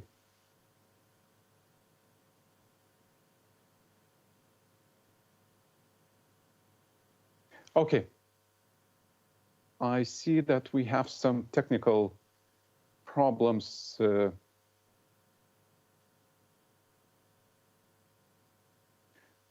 Mr. Biek, would you consider to jump in while Dr. Rustov is fixing his problems?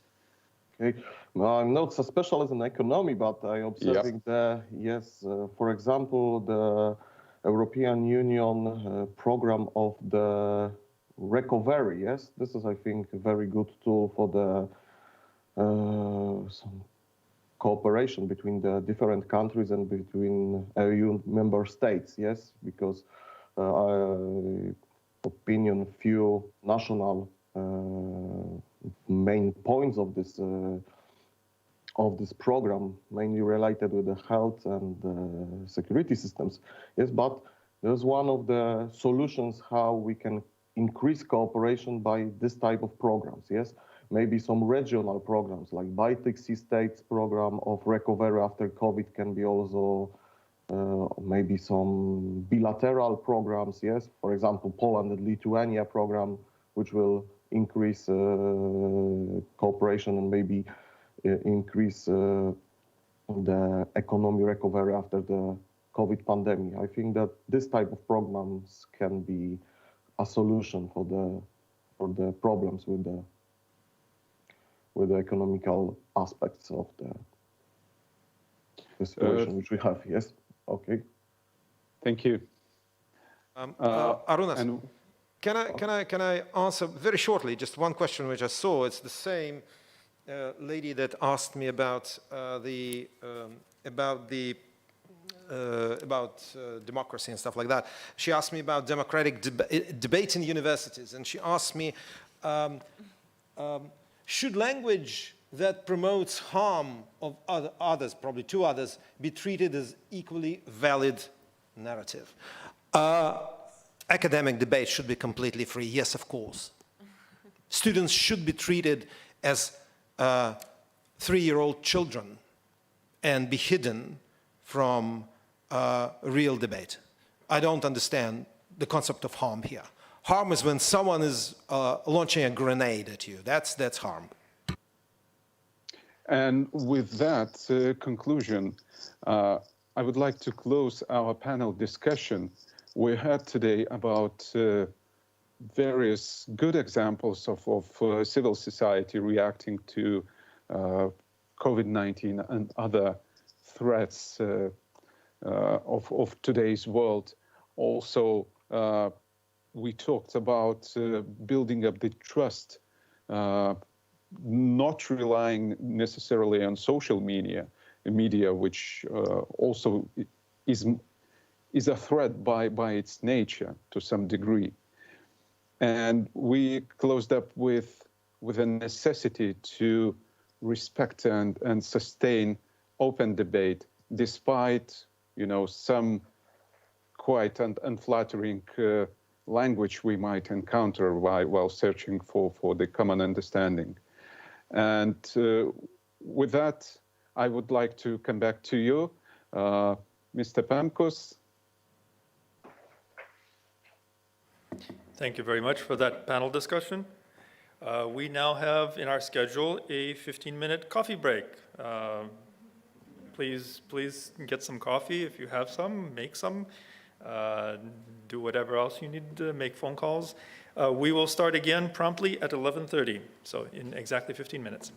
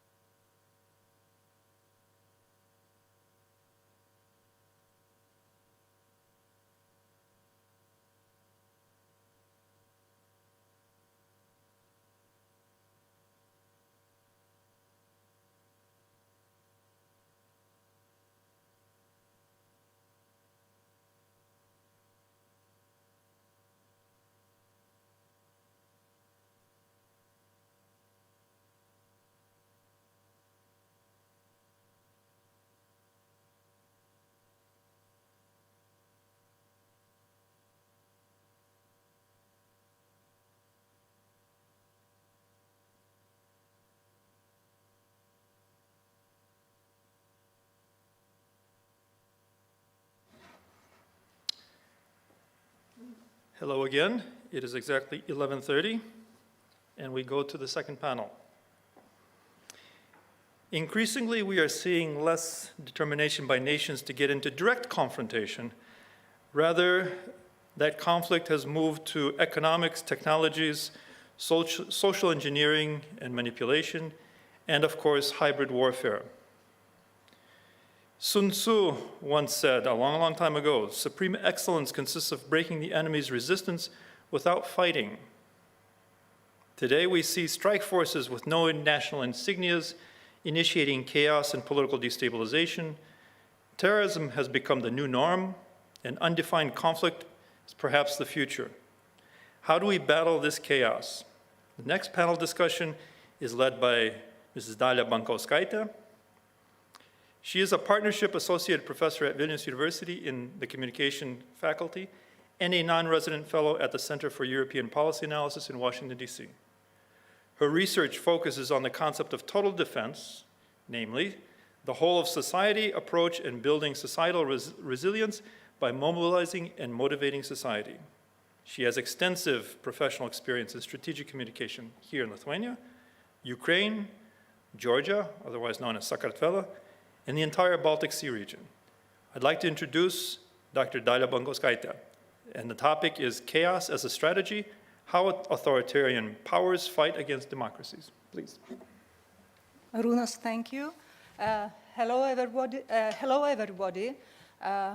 I'm the moderator of this panel, and I'd like to welcome you all on our virtual conversation on chaos as a strategy, how authoritarian powers might fight against democracies. To frame our discussion, I would like to toss out some quick observations. The chaos as a strategy is not new. In history, there are many examples of chaos strategies that core of which is to further the political goals by fostering the politics of disorder on the opponent. Since 2014, the international democratic community does not question whether the authoritarian regimes such as Russia and China make efforts to carry influence operations, but rather what influence or interference operations are carried out and what tactics were and are applied. The COVID pandemic period, unfortunately, is marked by the extensive disinformation and information and cyber actions against the democratic countries, sometimes combined with payments by investment or corruption. The geopolitical objectives of autocratic regimes include undermining liberal democratic norms and institutions, reducing other democracies' global influence, weakening cohesion among democratic allies and partners, and advancing their own interests. As recent CEPA report notes, the authoritarian regimes, Russia or China, believe that their autocratic regimes grant them a natural competitive advantage in managing politics. Russia's approach is confrontational, destructive, and often secret, clandestine. China's influence operates in a more subtle way, patient and more risk-adverse than Russia.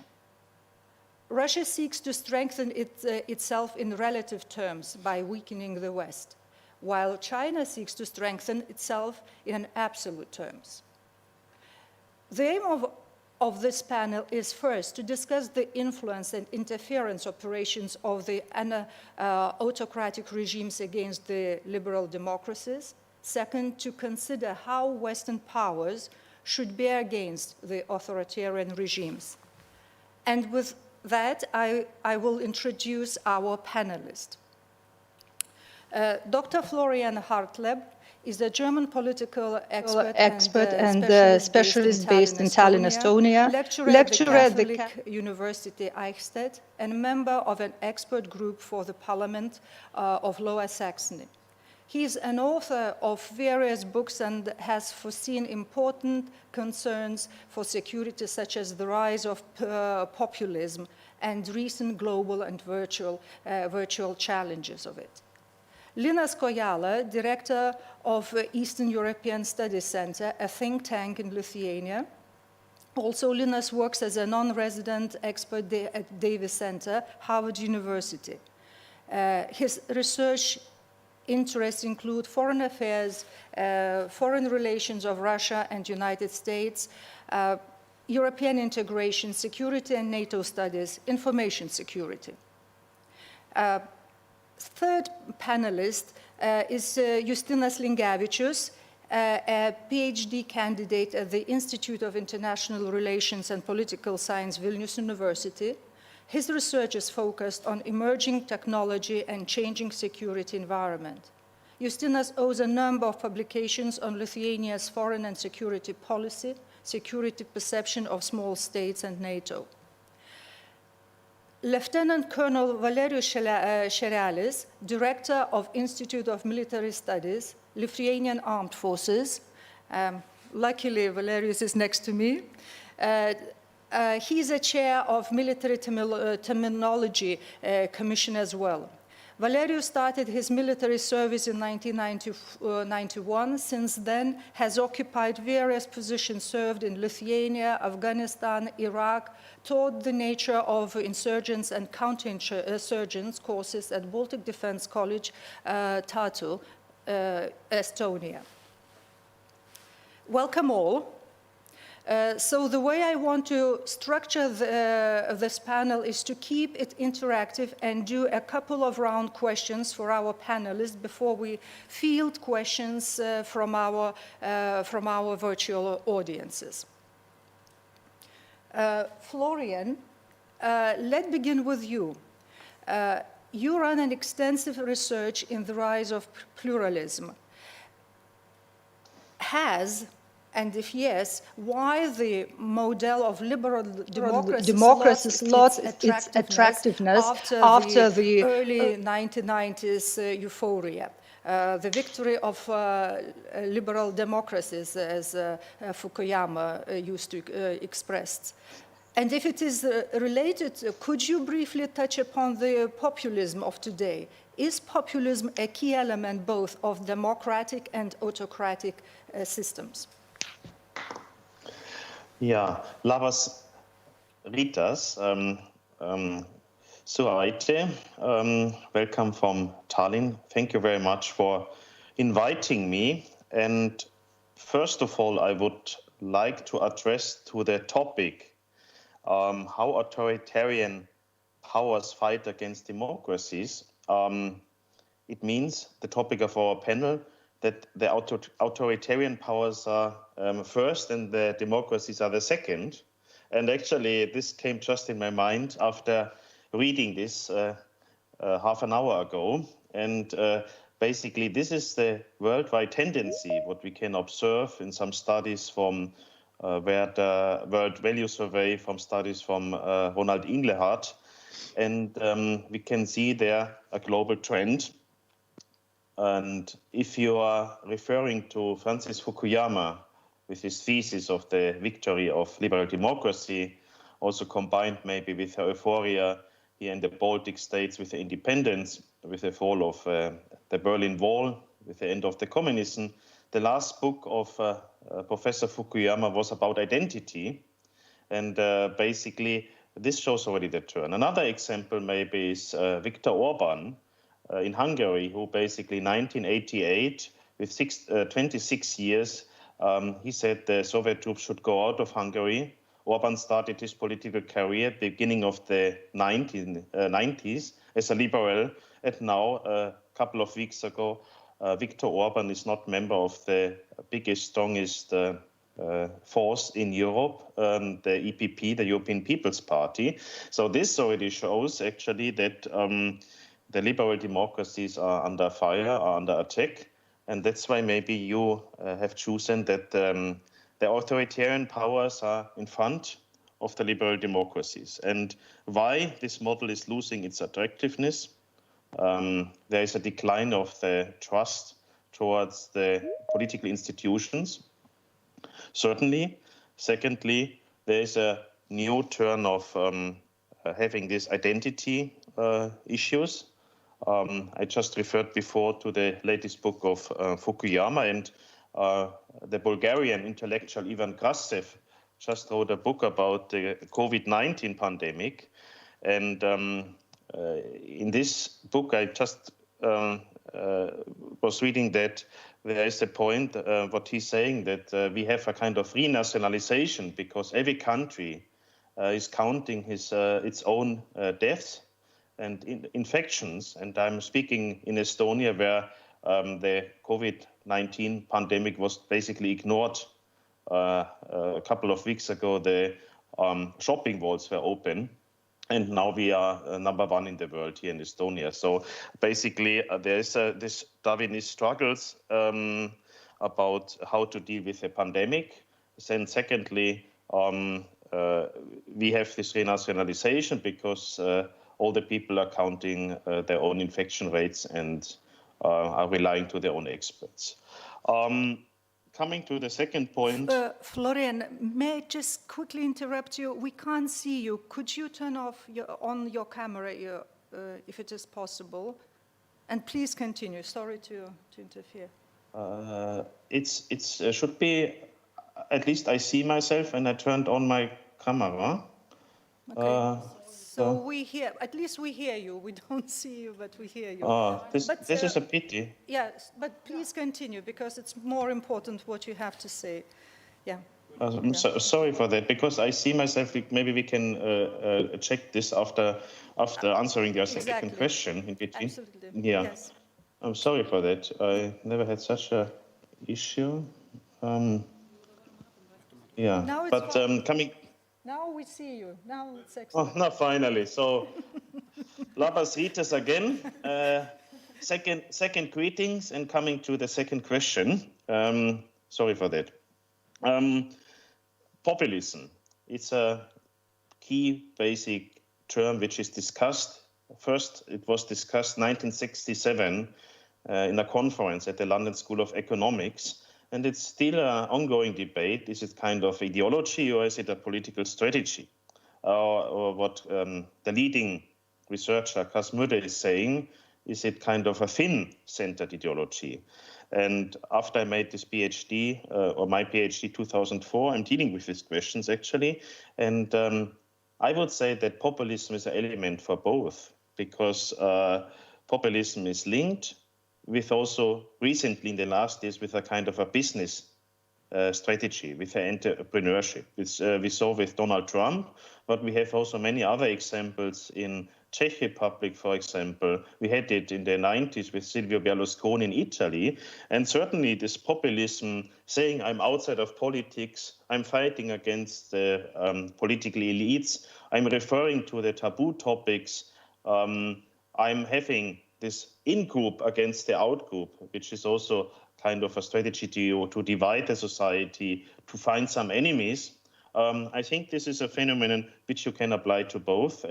So we saw also in the recent elections in Brazil, we saw it in Philippines, we saw it in US, and we saw it in many other countries in Europe, that this is a kind of a winning formula, a successful political tool. And this is also linked with a new area of political communication. And we saw basically how important this social media communication is. Maybe one small private remark about that. When I'm starting my university seminars, then my first question is to my student, do we have any kind of newspapers at home? Do we have any kind of prints? And there's nothing. So basically, even the young generation exclusively is getting the information via echo chambers, via filter boxes. And this is actually the new trend in this political communication. We have a kind of hysteria.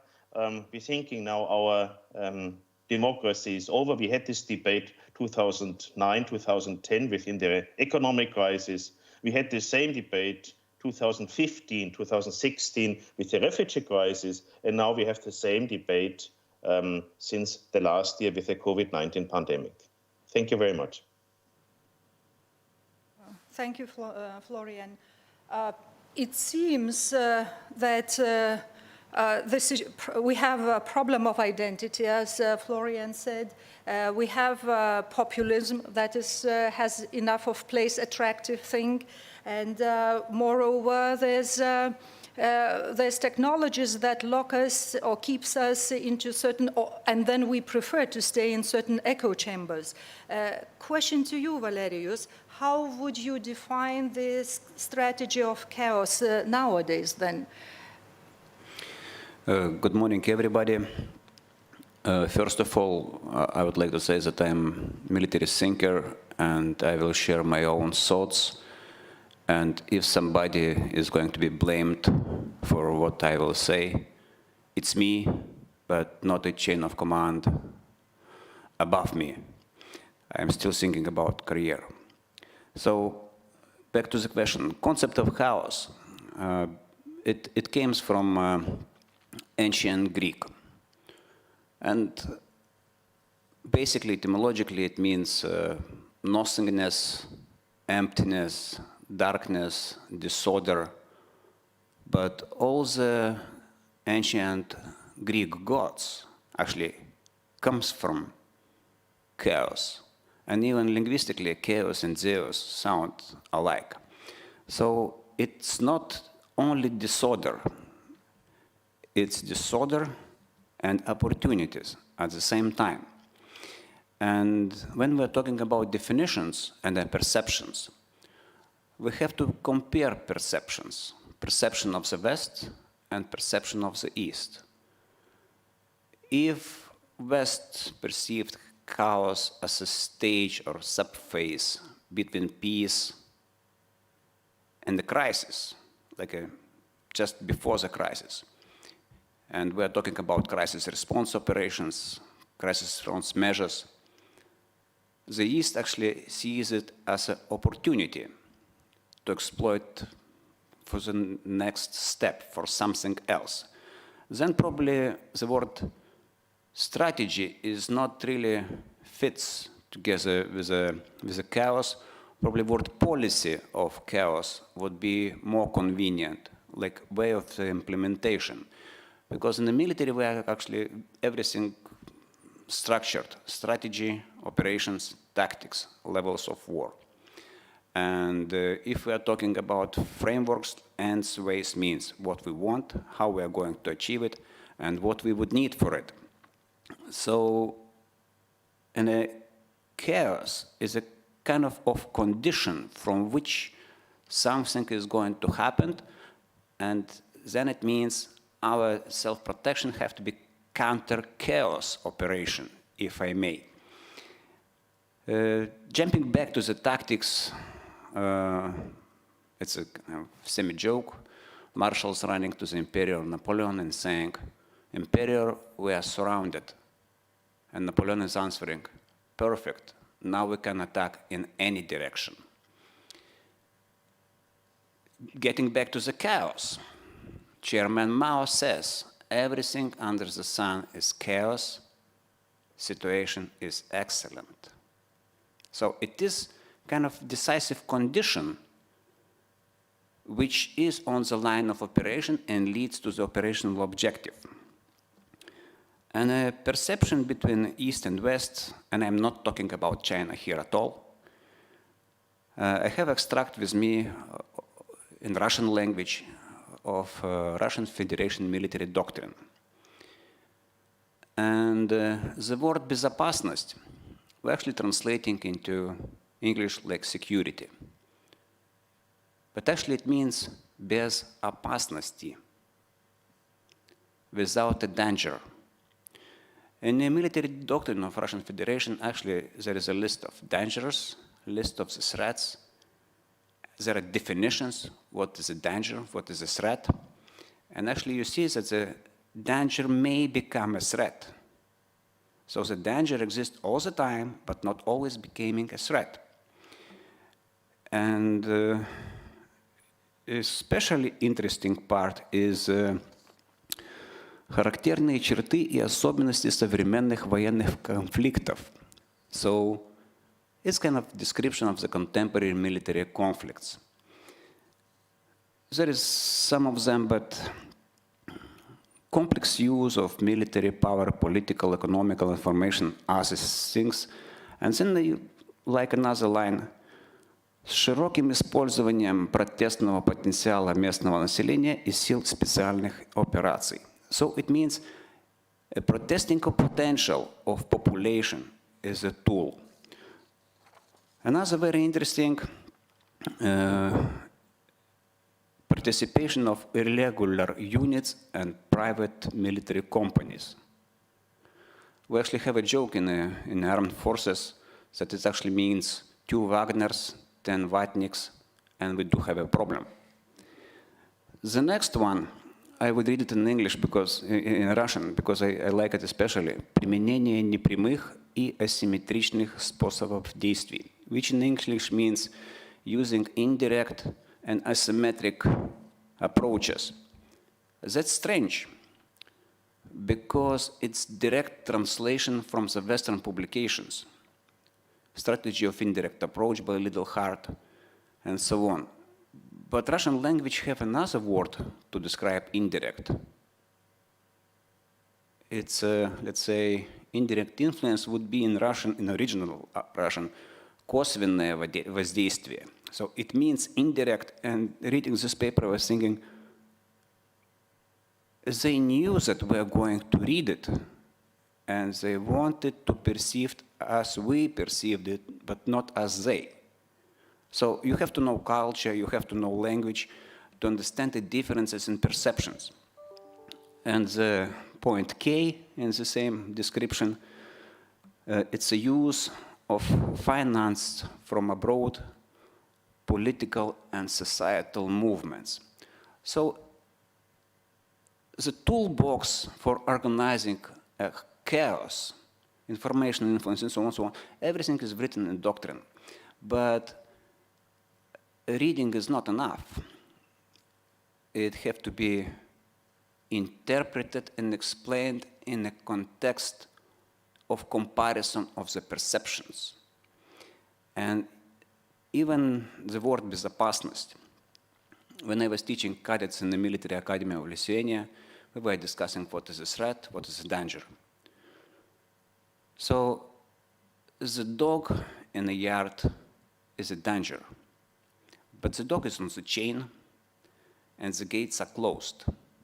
So it is a danger. If the dog is free of the chain and the gates are open, it's possibly a threat. If you're coming in, you're actually accepting risk. So neurolinguistically, безопасность means there is no dog, or this dog cannot bite and cannot bark. Then it's безопасность. So this kind of chaos, it's kind of sublime messaging in creating conditions for the next level or escalation of the disorder. So I think I will stop here with the definition. Valeris, thank you. You leave me with the understanding that chaos is really an opportunity as well. And that reminds me of really a story, whether to have Königsberg, which means order, or to have Kaliningrad, which means chaos. So perhaps there's opportunities in the situation. Justinas, I would like to ask you about continuing the topic of nowadays. We live in extremely technologically stuffed times, and I think never before humanity lived these times. So how emerging technologies change and create new security issues and maybe opportunities or maybe threats, as Valerius says. What are the vulnerabilities for the security? What trends? Could you share your insights? Thank you. Good day, everyone. Firstly, can you see and hear me? Yes. Excellent. Thanks a lot. It's a pleasure to be here, though remotely.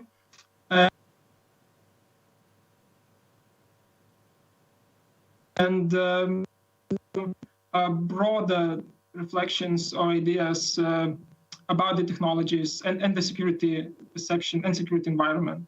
And when I talk about technologies, I mainly have in mind technologies based on artificial intelligence. And I'm not speaking about like super intelligence or robots that, in my personal opinion, they will be quite in a far future. But the artificial intelligence, which is basically algorithms that are programmed to perform tasks by pulling certain information from the specific data set. And it is already in our daily lives. And just to give an example, I think most of us use social media, and if we just follow certain groups, or we search for certain information, or we watch certain videos, for example, on YouTube, we get later we get suggestions, we get additional ads.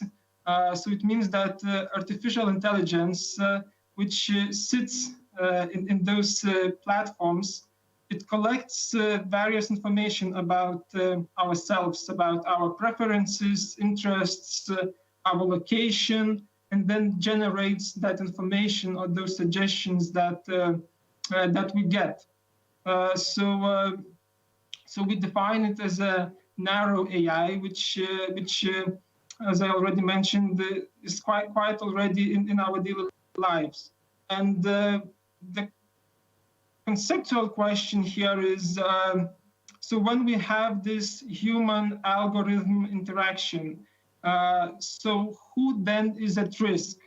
Is it a individual and human being who might be misled by deep fake information or disinformation? Is it society that can be divided, or its cohesion can be damaged?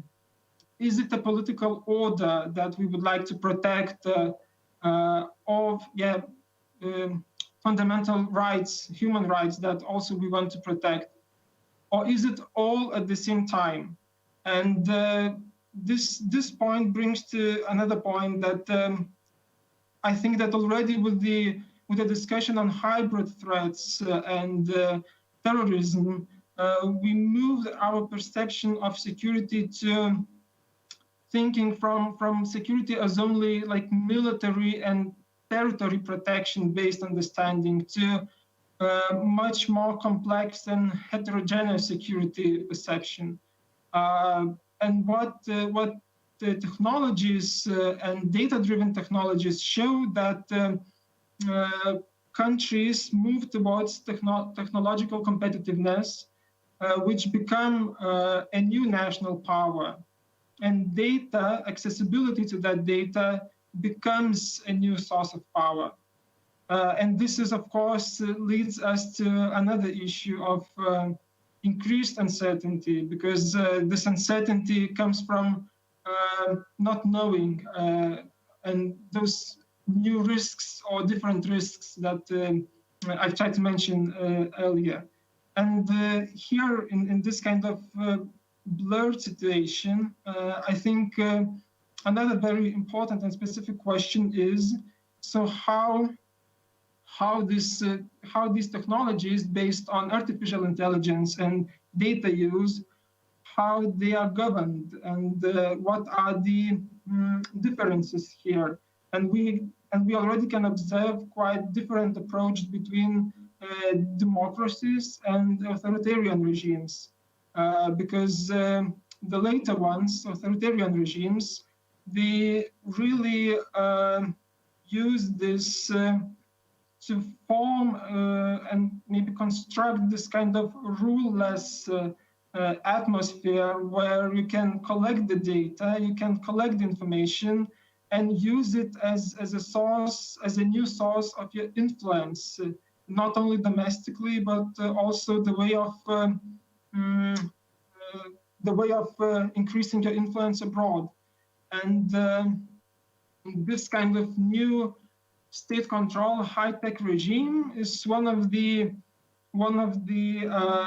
new phenomena that we can already observe, and we already can hear these kind of concepts as digital authoritarianism, which is basically about enabling those digital technologies to surveil, suppress, and constrain human behavior.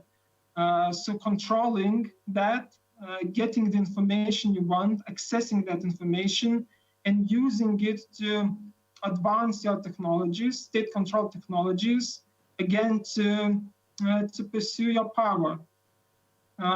So maybe I can stop here, and then maybe we can discuss that a bit later. Thanks.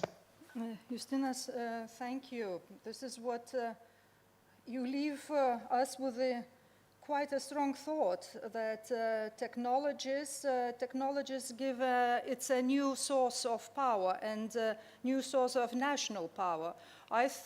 Actually, usually we perceive, we think, or we know already that's new normal, that social platforms, technologies are after our time and attention.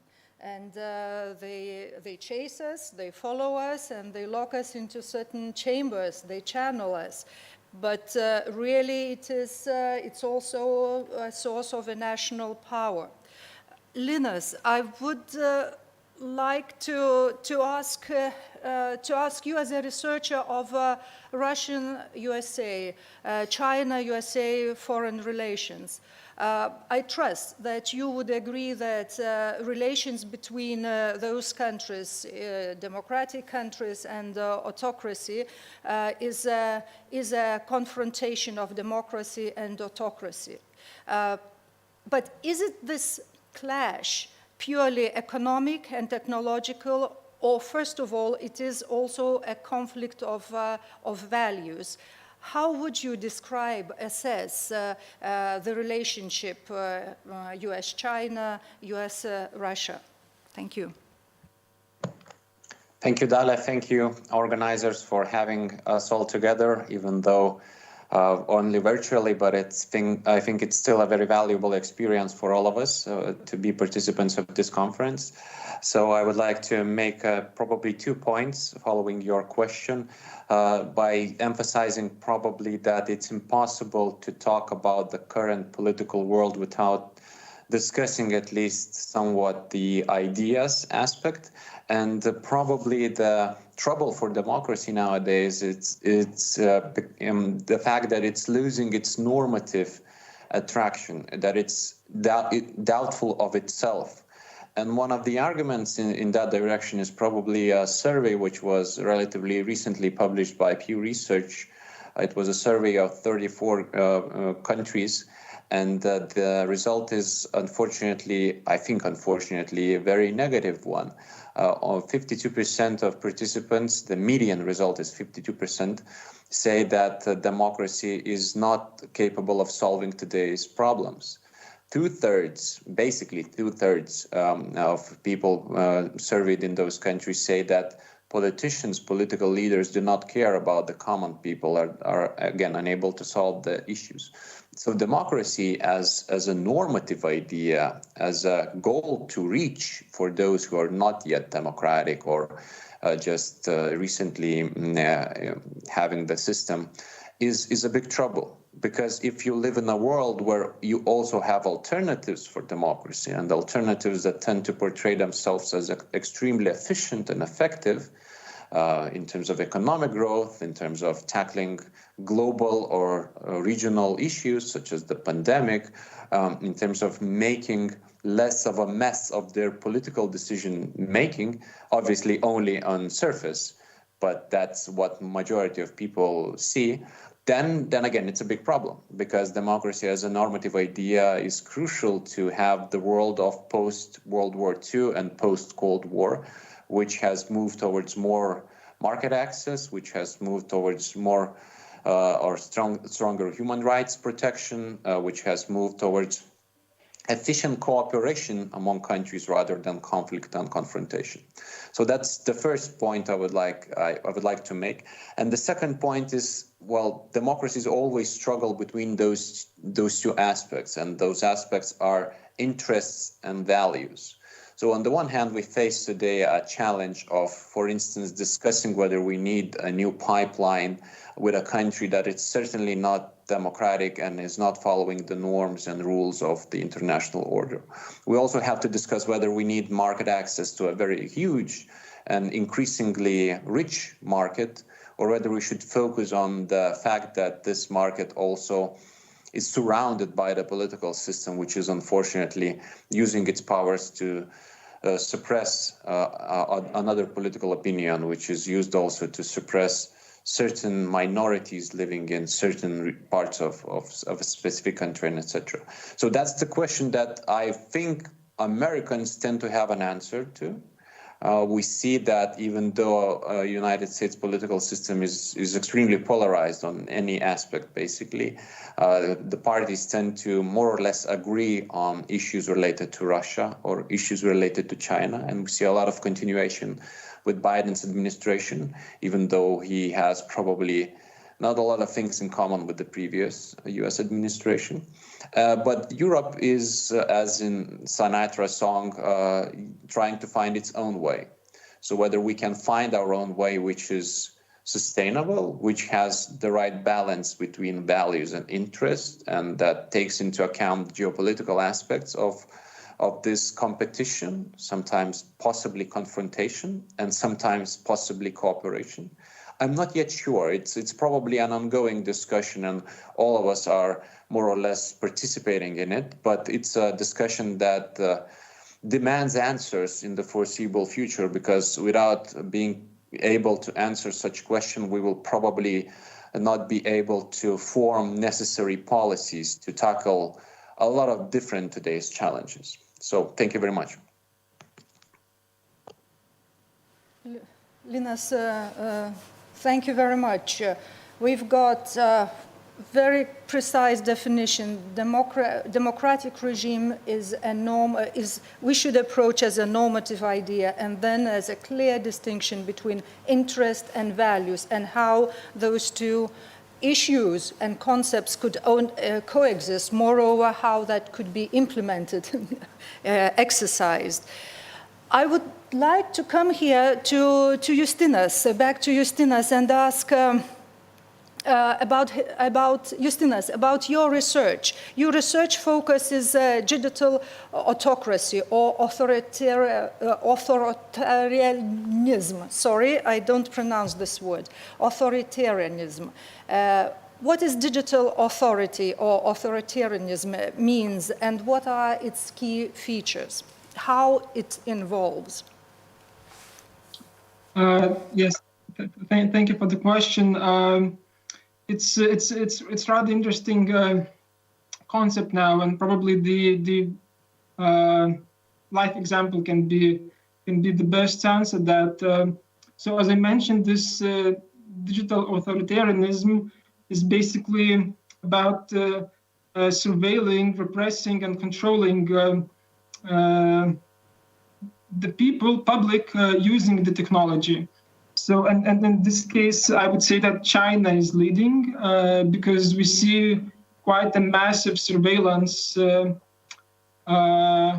controlling the citizens. And for example, what artificial intelligence has allowed, it has allowed to develop technologies based on facial recognition, which is very, very widely applied in China. It is estimated that around 300 million cameras using this facial recognition are installed around the country, and even there is also some evidence that some of this technology was programmed on this ethical background. So this was the way how Uyghurs minority was tracked, how their network and families were tracked by using this ethnical-based facial recognition technologies within the country.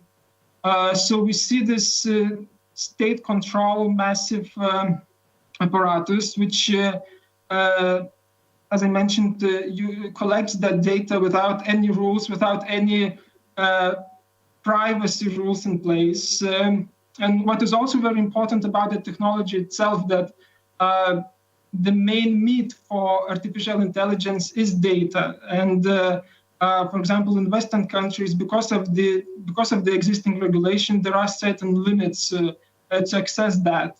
For China, it has around 1.4 billion people that can be followed, and this data can be generated from. So this is also puts China and its companies in a very upfront and advanced position to be a leader of this technology development. And recent data in late years shows that China is surpassing the US in terms of amount of research conducted in financing startups, financing those technologies. And this is, of course, important not domestically, not the case, not only the case as a domestic example, but also about this influence abroad that China is also spreading, because we have already seen this these efforts to build a digital Silk Road, which was mainly based on helping other countries to build the technological digital infrastructure in different countries. There are also already records that quite a number of those technologies based on surveillance and facial recognition was sold to different countries around the globe, to Ethiopia, Ecuador, South Africa, Bolivia, Malaysia, Egypt, just to name it. So, of course, this is not only about how state governs the technology or how applies that technology to control or interact with its own people, its own inhabitants, but it's also like creating dependency and increasing influence around the globe. And because this advancement and possibly even bigger future advancement allows that to do, probably we will see more and more exports of those technologies, probably together with certain practices around the globe, and especially in those countries which tend to be not that much democratic as we would expect. So yeah, this kind of a new high-tech regime based on this rule-less and state control mechanism. Thank you. Justinas, thank you very much. It's like you only strengthened Lina's issues that he raised, values, technologies, how that match, and then democracy as a regime, which and autocracy, for what purpose and how the technologies are employed. Florian, question to you. What's new about fake news? Fake news and disinformation, or fake news just as fake news? And what's new about fake news from Russia and meanwhile from China? Is it a new Cold War target and element to destabilize the West? Thank you very much, Archu. The point is definitely yes. It is a new tool. This is also linked what was just said before from Justinas, that it's actually a new target, very effective. The phenomenon of fake news is not new. There was 1835, the great hoax that human beings are living on the moon, and we have a long history of fake news. Very interesting points, but we have a spread of fake news, and we were a bit too naive to observe that. In Germany, for example, was a very big shock, the Lisa case, when basically it was said that a young Russian-German girl was raped from a refugee, 2016. And this was a bit the wake-up call to do more on this topic. And of course, Brexit was also kind of a consequence out of fake news, and not by accidentally, there's a very interesting study from the House of Commons, which is really very valuable because they are dealing with the fake news topic. And just last week, I got a call to give my expert opinion from the AfD. It was 6 o'clock in the evening. I got it on the Estonian phone. I have a German phone, Estonian phone. Not many people have my Estonian phone number. And 6 o'clock, and then it was in French. And then a French journalist asked me about my opinion about the COVID-19 demonstrations in Germany and the arguments of the demonstrators. And as I said, not many people have my Estonian phone number. And then I said, yeah, certainly I could do it, but from where you're coming from? And then he said, I'm coming from Russia Today, France, because they just opened up a studio. And then I said, thank you very much, I'm not doing that. And then he said, can you recommend me anybody further? Please write me. And I said, I asked it also, what is it about? Yeah, it's news for the next morning, 7 o'clock. And this is really shocking. And I never would do that, but you see also the linkage between the spread of fake news, that Russia Today, Sputnik, are in the Google News. We saw that very clearly, as I just said, in the refugee crisis 2015, 2016. Now they opened up a studio in France. Maybe what already said, that maybe the next president will be Marine Le Pen. And it goes further and further, and there is not so much resistance. And what we also observed, you know it, of course, but there is a close connection between the radical right and these channels, Russia Today and Sputnik. So very often the experts are from the radical right. This is also very, very clearly proved from AfD and so on. And these are basically the experts, and even also from the left in Germany, from the post-communist party. And this goes further and further. And there's also from the German Social Democrats a big lobby for that.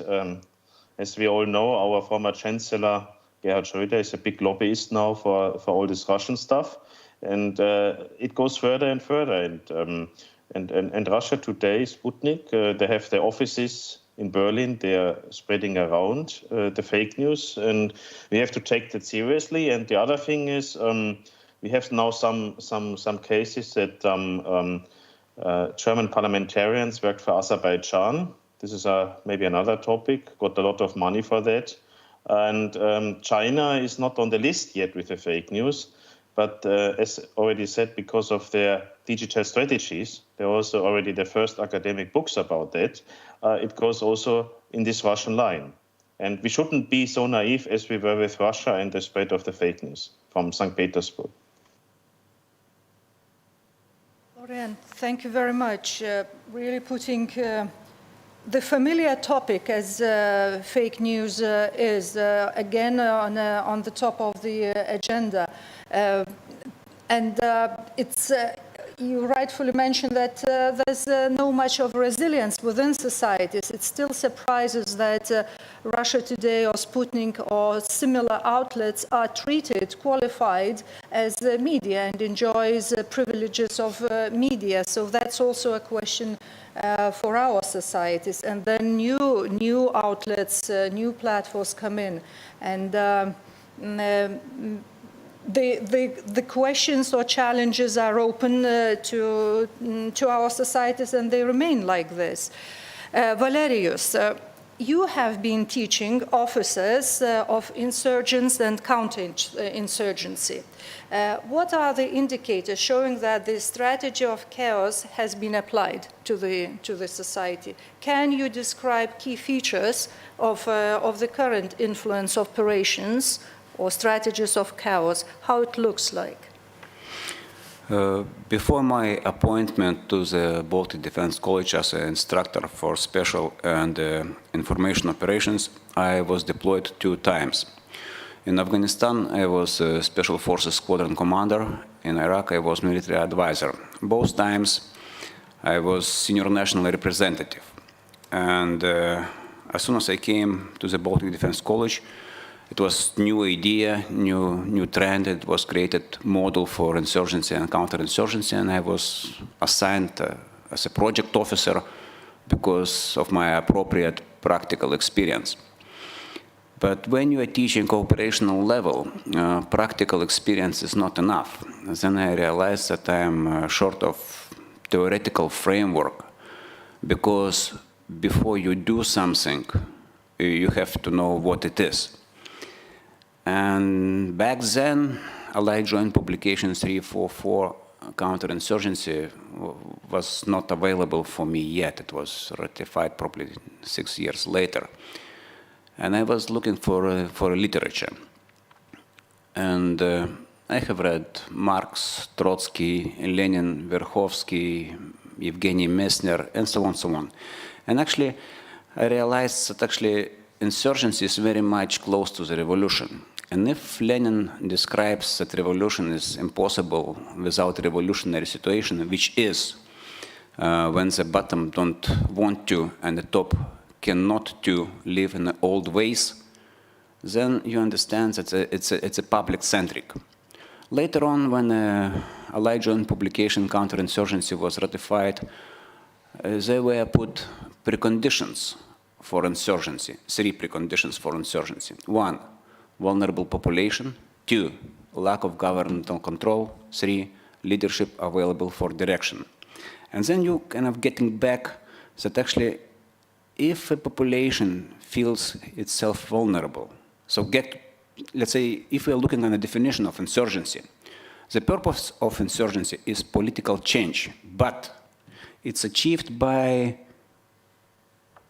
persuading or coercing the population through the use of violence and subversion. And the key word here is subversion, undermining morale, loyalty, reliability of the people.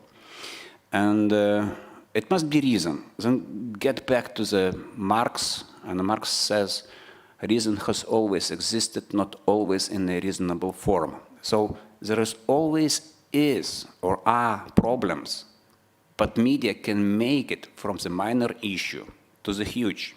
So escalation. So getting back to the kind of whatever level of chaos or so on. If we are talking about those warfares, regular, irregular, conventional, unconventional, symmetric, asymmetric, traditional, we used to think that traditional warfare is symmetric, regular, conventional. And we were thinking that the irregular is antonym for regular. No, it's not. It's a different term. As well as asymmetric is not antonym for the symmetric, and conventional and unconventional are just totally different concepts. So, but what is unconventional warfare? Definition was changed, but I like a previous one, when unconventional warfare means that using of local inhabitant and resources for the political, economical, or military objectives. So, and this kind of, let's say, unconventional using of local resources very often is covered and clandestine. So you cannot see the operation, or you cannot detect the sponsor of the operation. Or a sponsor or organizer can deny it by plausible denial. So, and when we're looking at this kind of moving towards the chaos, Verkhovsky actually described pretty clearly.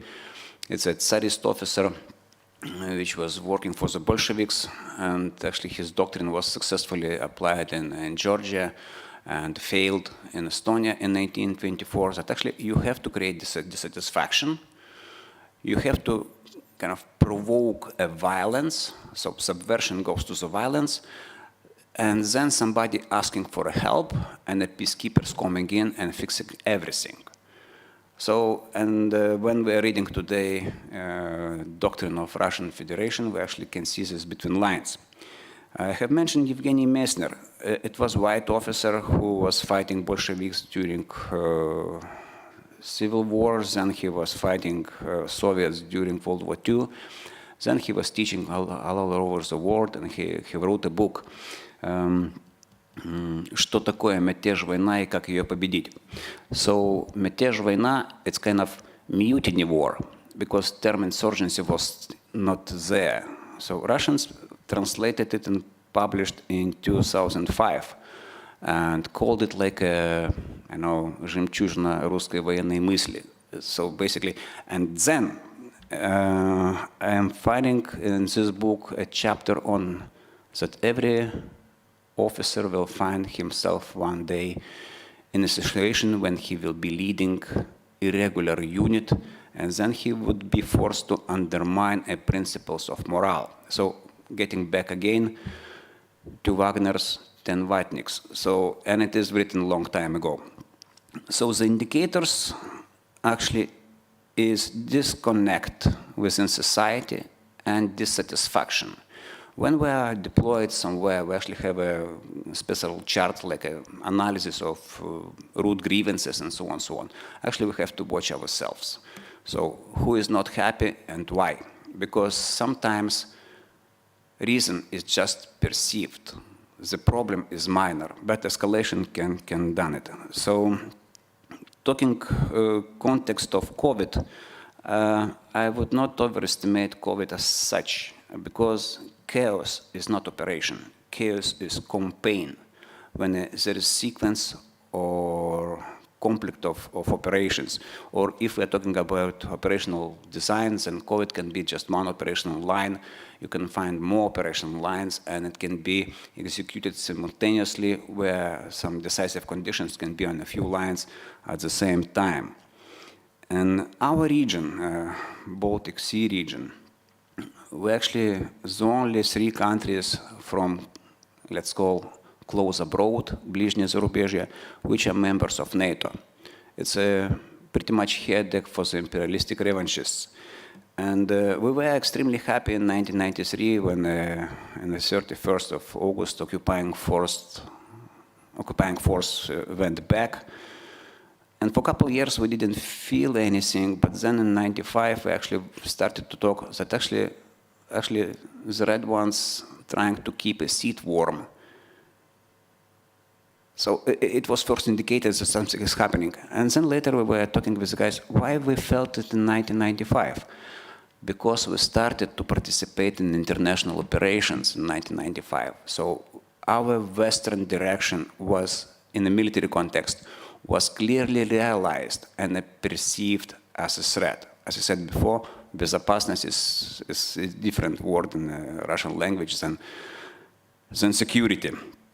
So look in the mirror, think how do you feel, think how you are feeling like this, and probably problem just doesn't exist. Thank you.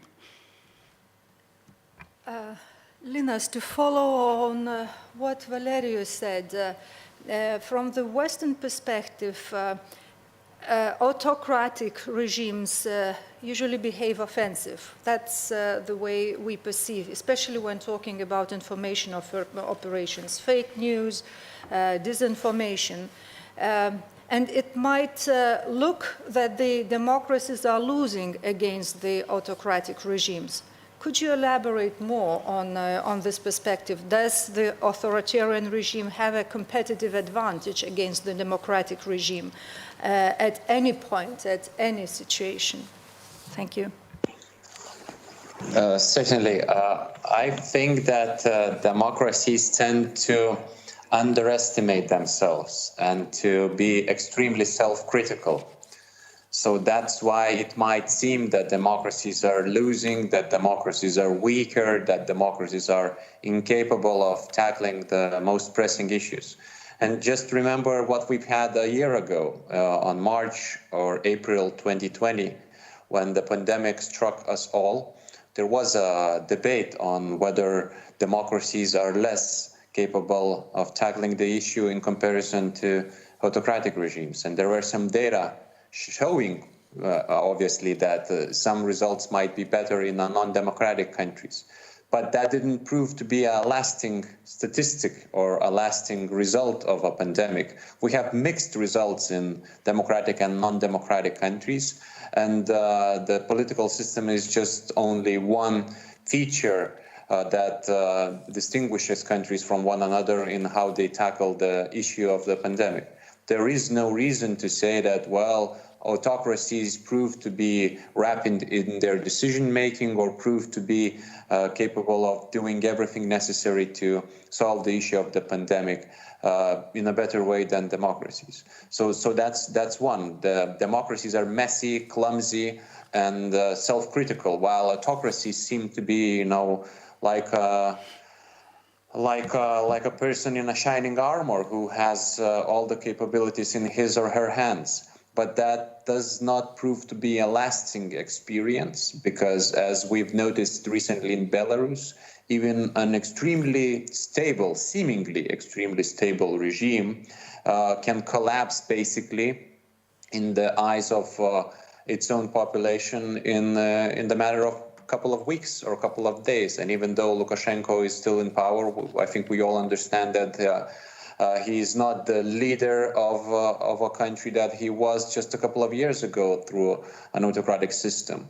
We've seen such examples before, and protests in Russia always put this as a discussion also in terms of how effective the Russian system is and how rapidly it could just collapse if some things go in a different direction.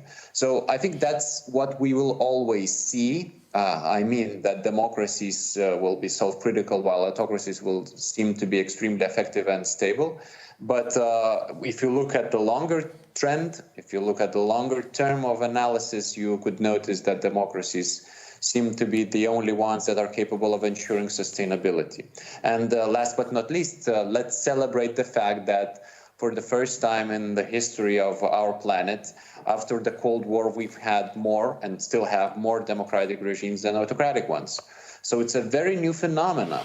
I think we tend to take it as granted that it's the normal world that we should live in. But that's not necessarily the case. Usually we've had more autocratic regimes, however different they be from one another than democracies. And that changed when the Cold War ended. That doesn't mean we shouldn't notice negative trends such as democracies and weakening of democracies even in continents of Europe or North America at some parts of their histories, but also let's not overlook the positive aspects.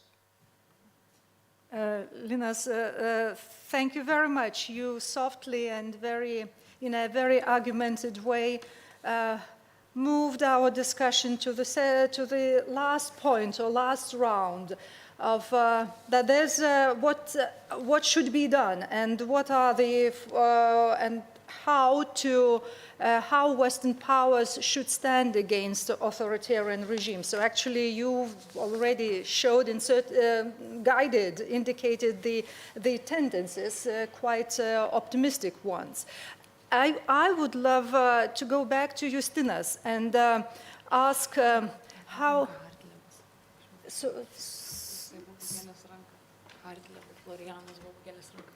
sorry, Emilia, you were suggesting that somebody was raising hand. I couldn't. Florian, you want to step in? Please do that. Sorry, I don't want to be impolite, but please be. You can continue. Okay, because it was very, very interesting statement what Linas just made. I'm a bit more pessimistic. Because when you see Viktor Orban's speech in 2014, and he's praising the illiberal state, and that basically the Western model is out, and we should basically focus more on the Asian models, China, Singapore, then we see a bit the decline of the European idea, and we saw basically the decline of European solidarity. I mentioned that already before. Renationalization, welcome refugee versus the policy in many other countries, and that's why I'm a bit more negative. And I would step in this. That I would say that I'm not so positive, because we are more dealing now business model approaches, the entrepreneurship model of politics, and this is changing our political landscape very much, in my view. Thank you very much. Florian, thanks for stepping in. And if I may immediately jumping on this opportunity, I will go around the last round of questions. And before we take the questions from the audience, you will be the last that will give us a kind of finishing accent to this discussion. Just following your thoughts and this constructive criticism of the situation. And Justinas, I'm back to you. And want to come back to the digitalization digitalization and autocratic regimes' digitalization process. Are there any pro-democratic advantages?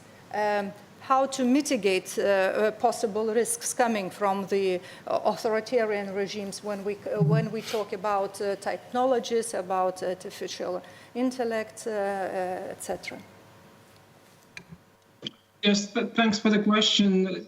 Yeah, I somehow focused quite a lot on especially authoritarian regimes and what's happening there. But of course, Western countries are not standing behind. They are also forming their own agenda. And of course, there is no easy answer in this case, but probably what is the way, as we discussed, authoritarian regimes tend to use the state control, rule-less approach, massive surveillance.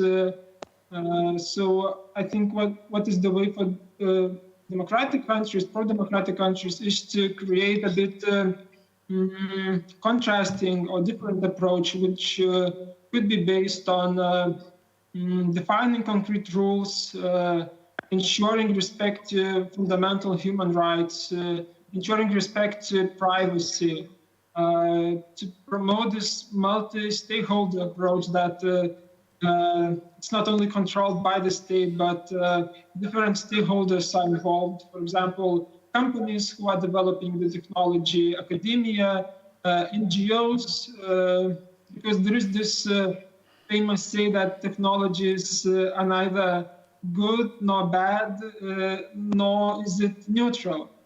So we can already see some reports that there is an issue of bias artificial intelligence, especially towards people of color. There is some kind of a risk of discrimination. So I think for democratic countries, if they move forward with pro-fundamental rights, pro-human rights approach to artificial intelligence, it is very important to be open about those challenges or risks that the technologies within the Western world can bring. And already we can see some actions. A few organizations have already announced their concepts, for example, OECD, OSCE, the Council of Europe, asking for ethical artificial intelligence and ethical development and application of this technology. The European Union is also formulating its code. That we can already find quite a number of different strategic documents saying that artificial intelligence should be pro-human rights. It must be ethical, trustworthy, human-centric technology. And as far as I know, the Commission is planning to release its legislative proposals by the end of April. So of course we will have a chance to see what's in the mind of creating this rules-based artificial intelligence regime within the EU. Of course, I just guess that negotiations will not be easy, but hopefully the EU member states will find the way to agree on that, and it won't install any fragmentation. And what would I also expect personally, that reading especially those strategic documents that are released now, though they stress the importance of human rights, ethics, protection of citizens, of their privacy, it very much focuses on economic and social affairs. And I would really like to see broad evaluation of strategic or geopolitical, how to call it, approach towards that, because it looks like risks are understood. There are efforts to name those risks, but I think some kind of strategic approach towards that, it is important, because we probably need all member states to be on board. So this will be a very interesting process to follow how these discussions will continue within the EU and, of course, in other countries and organizations as well. Justinas, thanks. Still, it's optimistic. Risks understood and strategies. Also, there's a need of strategy and strategic approach. There's also a good understanding. Linus, I want to come back to your one of your remarks, saying when discussing the democratic and autocratic regimes, USA, China, or USA, Russia confrontation, you mentioned Europe. You said about Europe is going to find its own way. Do we talk about new formats of regional cooperation after in the post-COVID world? Could you elaborate what are the choices for Europe, or what choices Europe has, and what is Europe, the EU, Council of Europe? Thank you. Thank you. First of all, I very much share concerns by Florian. Maybe we could be more optimistic or less optimistic, but I think the concerns are the same ones. So hopefully the result will be better rather than the worse one. But there are multiple challenges to tackle for sure. And with regards to your question, I think we have quite enough formats actually, and internal discussions in EU currently take place on multiple issues on how to develop the project that we have, the European Union. It could become a stronger foreign policy actor, a stronger actor in defense policy, maybe strategically autonomous organization or a group of countries. So there are multiple concepts that could be implemented, but in practice, of course, most of them face the same political issues or the same political dilemmas, whether we could really have a common approach on issues such as Russia, issues such as China, so certain aspects of these bilateral or trilateral or international relations. It doesn't really matter whether we have one format or another. The dilemmas remain the same, and we see that countries still tend to think from their national point of view when they discuss foreign policy or defense policy issues, with certain levels of cooperation, of course, in NATO and also the EU level. So I think it's not really necessary to look at something new. We should really work on those platforms that we already have and make the right decisions on how to develop them further.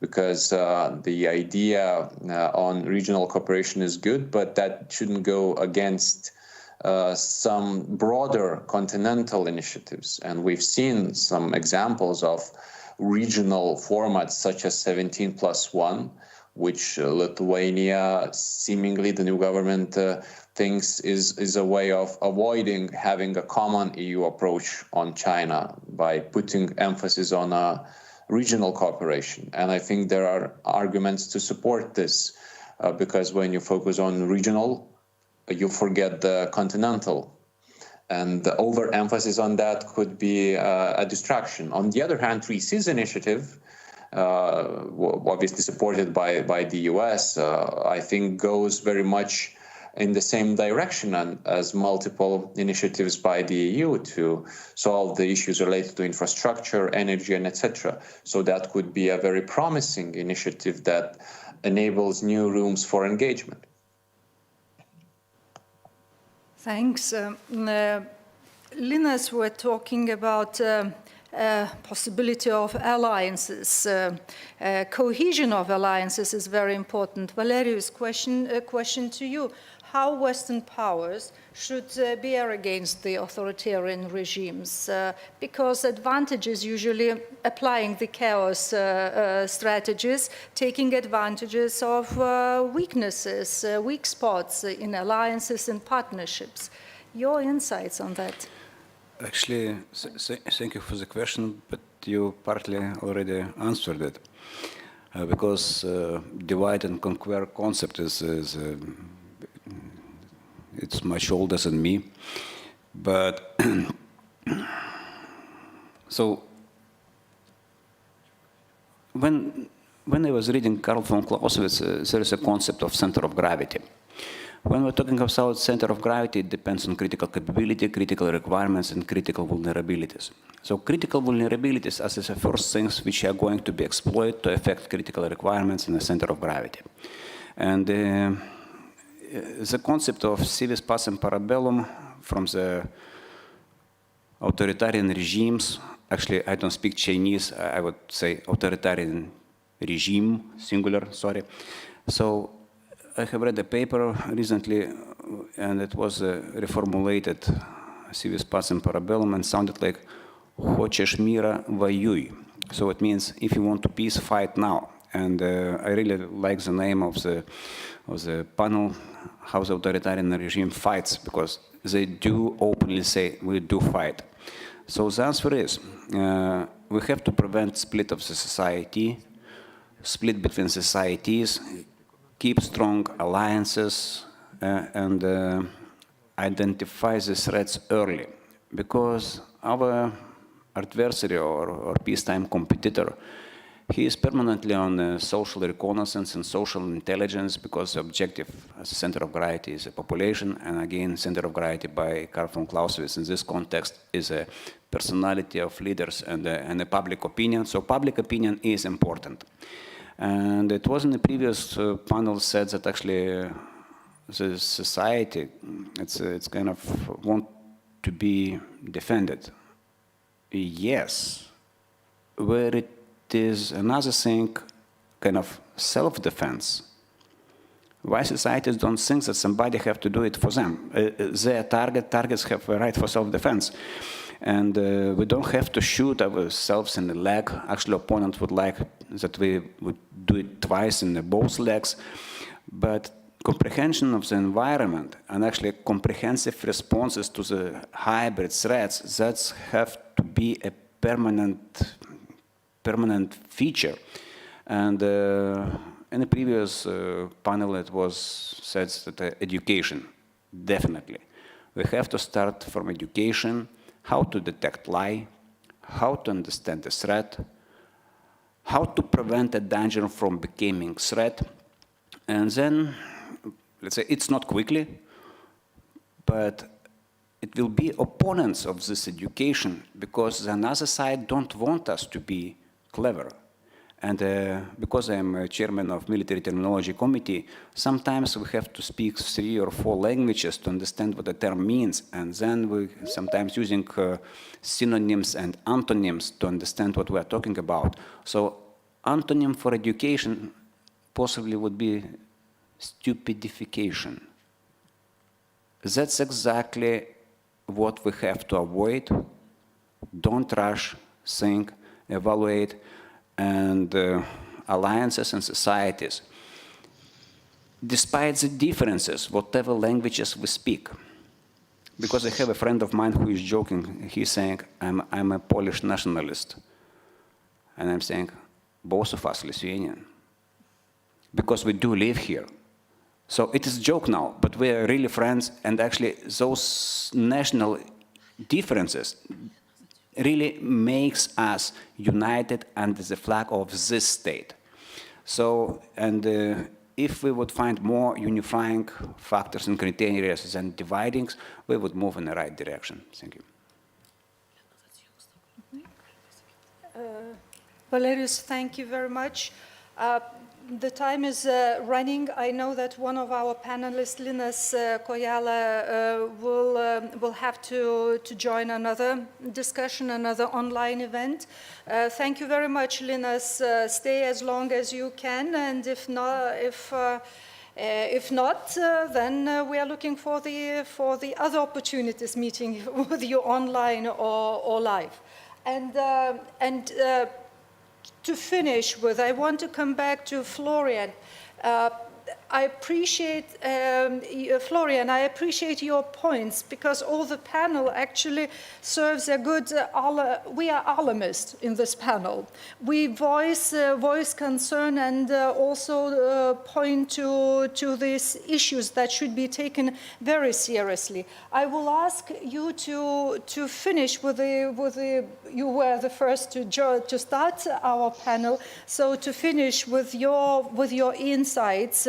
What can be done against the chaos in political communication, which is already a security concern. And at the same time, I want to voice the question from Vitaly, saying that in previous panel, it was suggested to have an open academic discussion.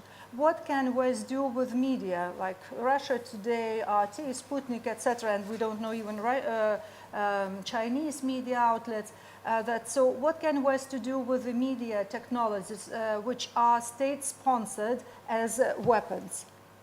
Those two questions, I think they are very much in line. Achu. It's a very big task. I would start with a totally different aspect. I grew up in party politics in Germany, and I learned in my first seminar that it's important to be active and a member of a political party. From my experience in Estonia since 2014, I see that it's damage. So everybody has to be neutral, and it's actually a disadvantage for your political career and even your personal life. So we have to tackle this, that we have to increase the activism in party politics. It cannot be that the party politics is just based on career and on political elites. I made once a political course in the University of Tartu, and then they asked it about why you should be involved in party politics. And then the first answer was, yeah, I want to make career. And now we see also in German politics mass deals, deals with Azerbaijan. And we cannot strengthen our liberal democracies if we are not supporting the activism in party politics. And this is the biggest weakness, what we are facing within. And we can have very nice discussions, but this is actually the basic. And also when I applied for state jobs in Estonia, then it was said I shouldn't say that I'm a political scientist, because politics is bad. If you're not tackling the basics, then we cannot tackle any kind of security challenges. This is my first remark. Second remark is, yes, we have to tackle the alternative media. And there's a quality decline from the established media. We had in Germany the fake news within the Spiegel, our best newspaper, the Relotius affair. I saw this in Estonia, that the alternative media portal called Objektiv was taken over one by one to the biggest newspaper, Postimees. So we have to strengthen, basically, the quality of the established newspaper, not just following the click logic.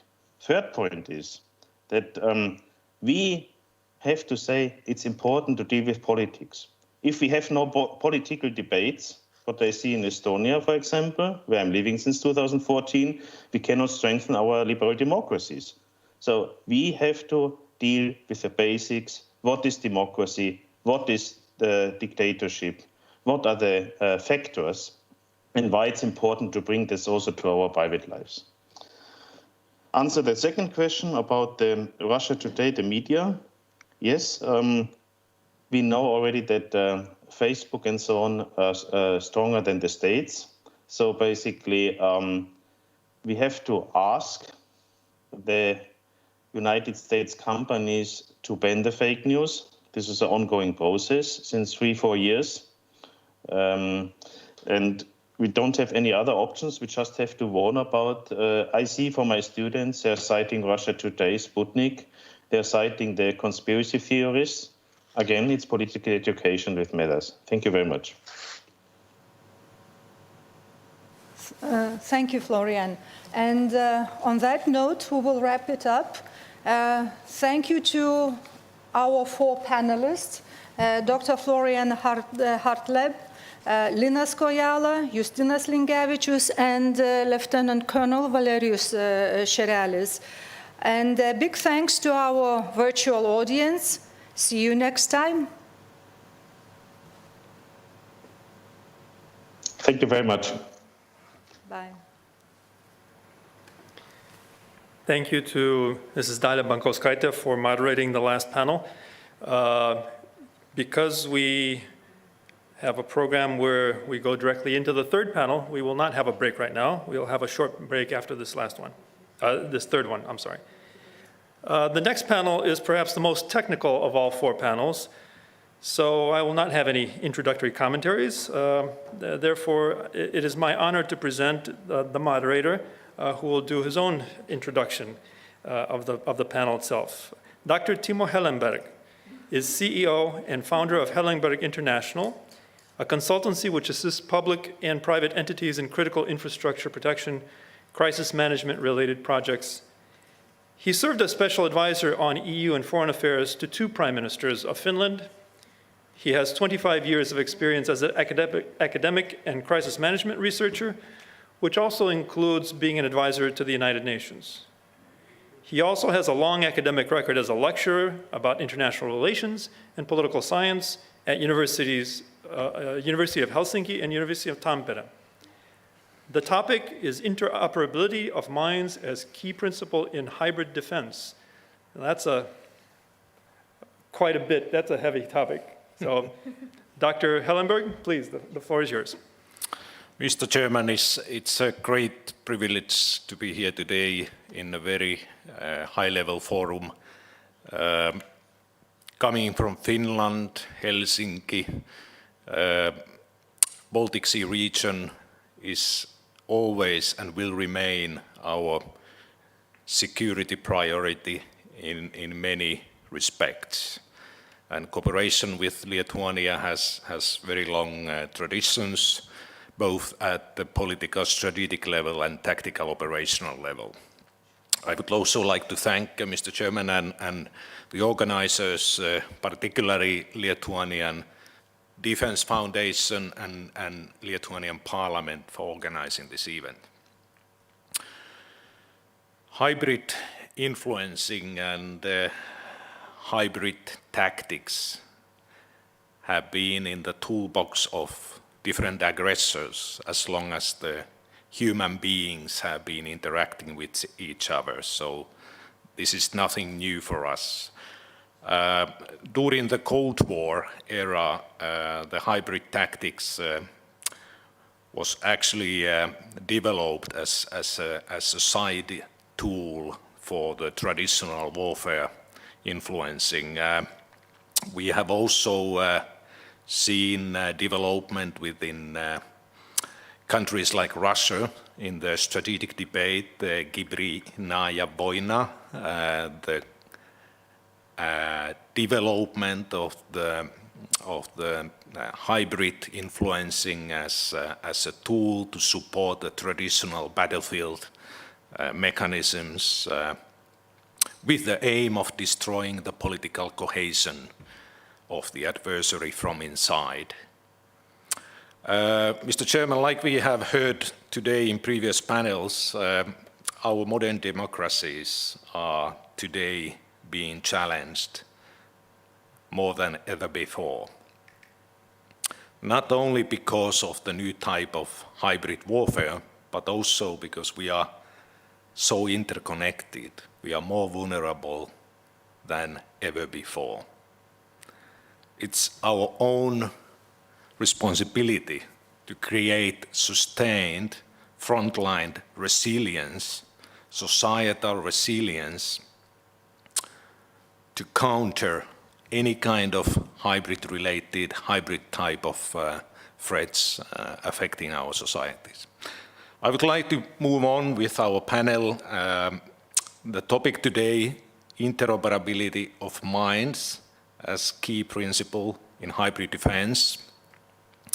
We aim to focus on two main things. First of all, how to enhance the effectiveness, the impact of the hybrid defense in our society, and on the other, how we can enforce the efficiency, more outcome with less resources of interoperability and particularly the comprehensiveness of hybrid defenses. It is my great pleasure to introduce one of our first speakers, Mr. Michael Malm. He is a senior advisor at the Swedish Armed Forces. He has very long career in different positions. He's currently working at the Department of Total Defense. Mr. Malm has several posts in different departments. He has served at the Swedish Air Force, Swedish Defense University, Swedish Defense Research Agency, and Baltic Defense College.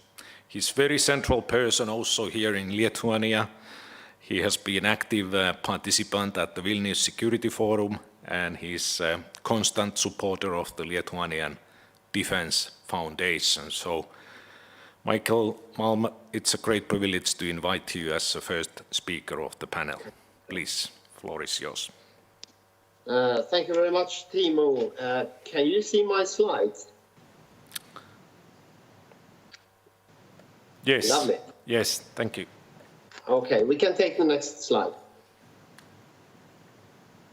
Thank you very much, Timo, for a very kind introduction.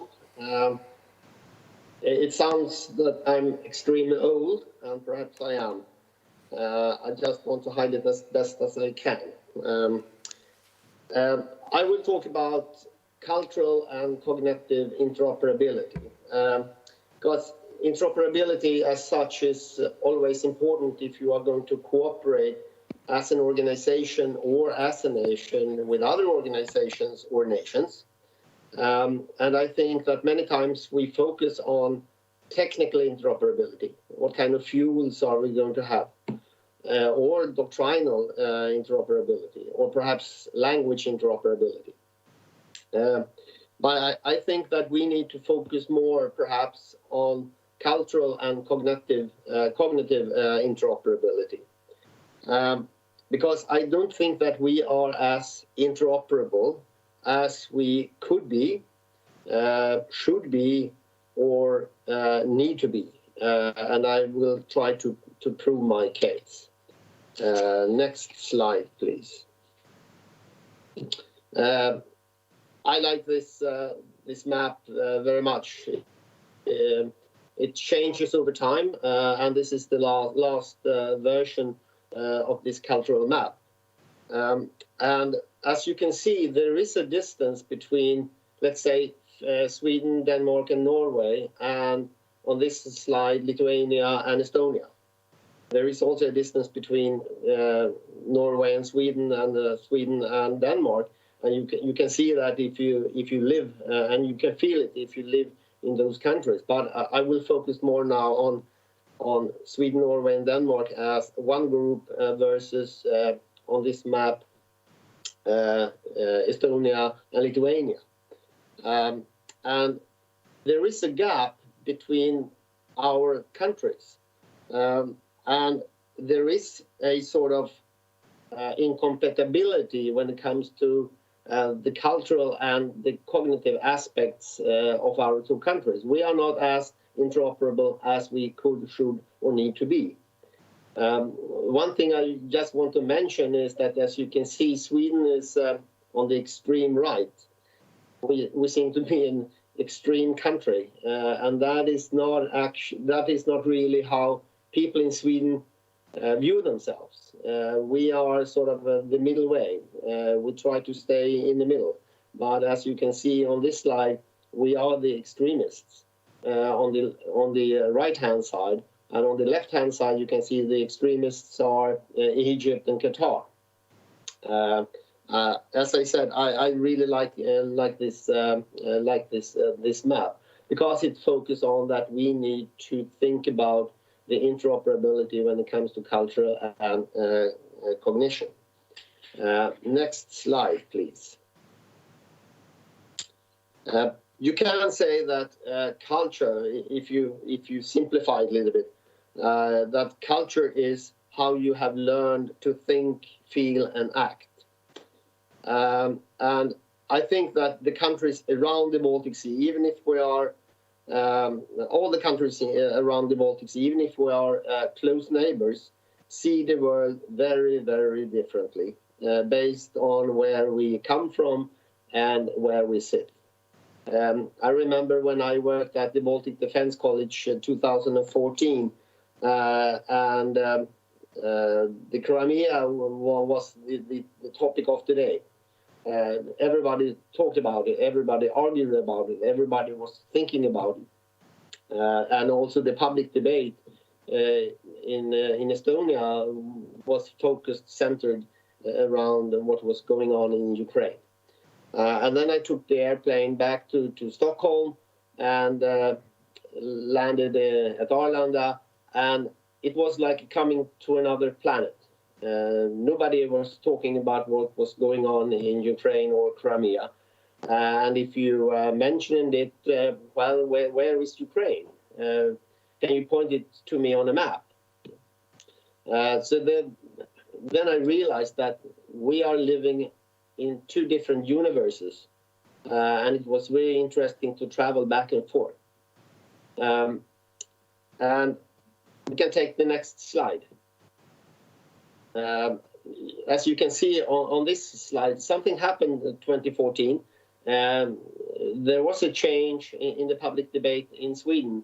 Russia was more on the agenda, both publicly and both in the media.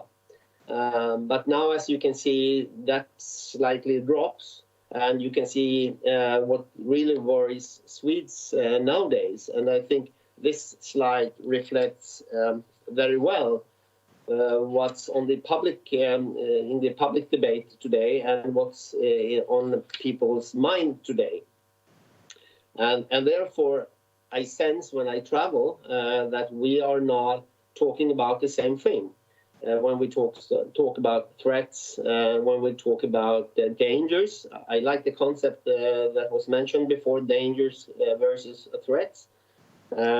So I don't think really we are as interoperable, as I said, as we should or need to be.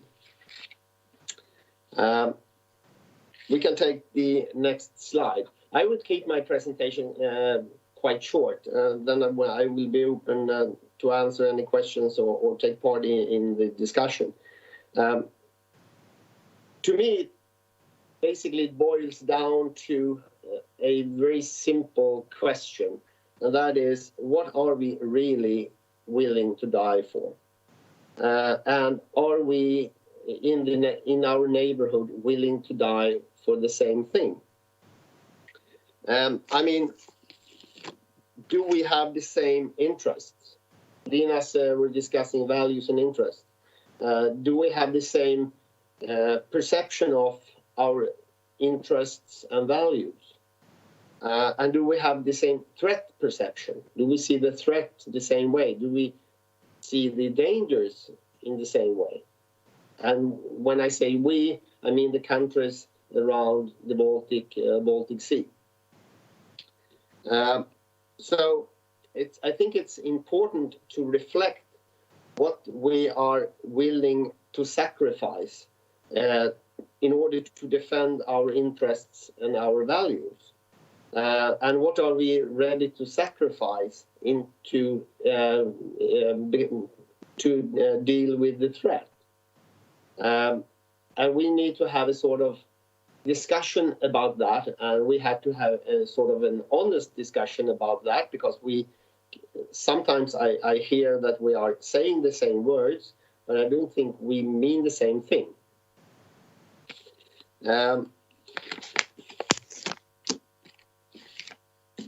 Basically, that my end reflection is that we need to work more so that we are more interoperable of the mind. Otherwise, an opponent will use this lack of interoperability against us. Thank you very much.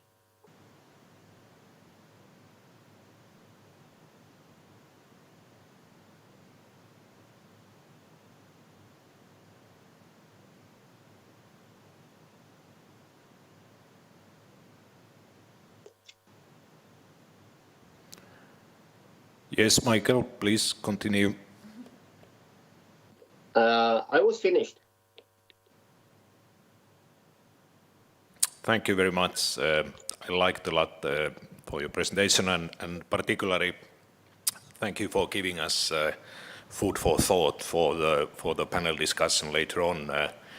Definitely, what are we willing to die for? It's a question to bear in mind, and it is my privilege to introduce our next speaker, Rasmus Hindrén. Mr. Hindrén is the head of the international relations at the European Center of Excellence for Countering Hybrid Threats. Previously, Mr. Hindrén served at the Ministry of Defense of Finland, where he was deputy head of unit for defense cooperation.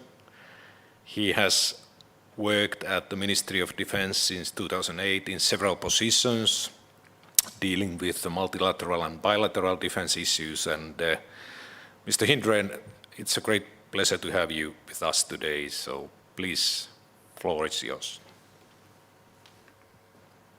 Thank you, Timo, and good afternoon, everybody, and thank you for the invitation.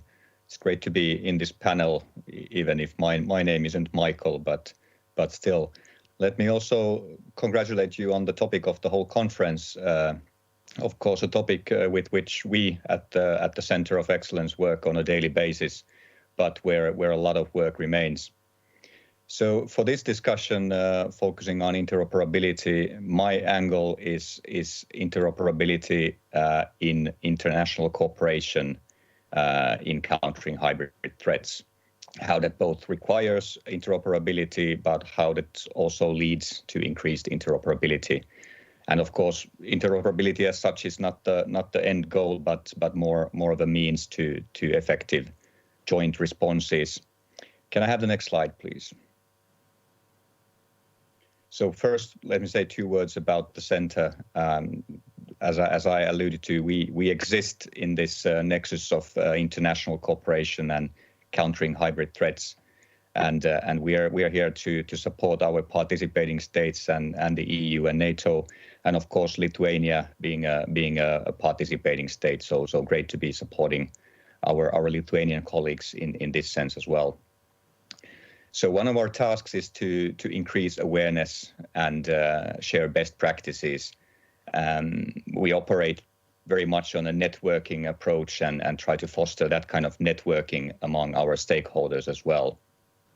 And while most of the responsibilities for countering hybrid threats lie at the national level, our research and experiences tell us that very often taking the issues to the international level is highly recommendable.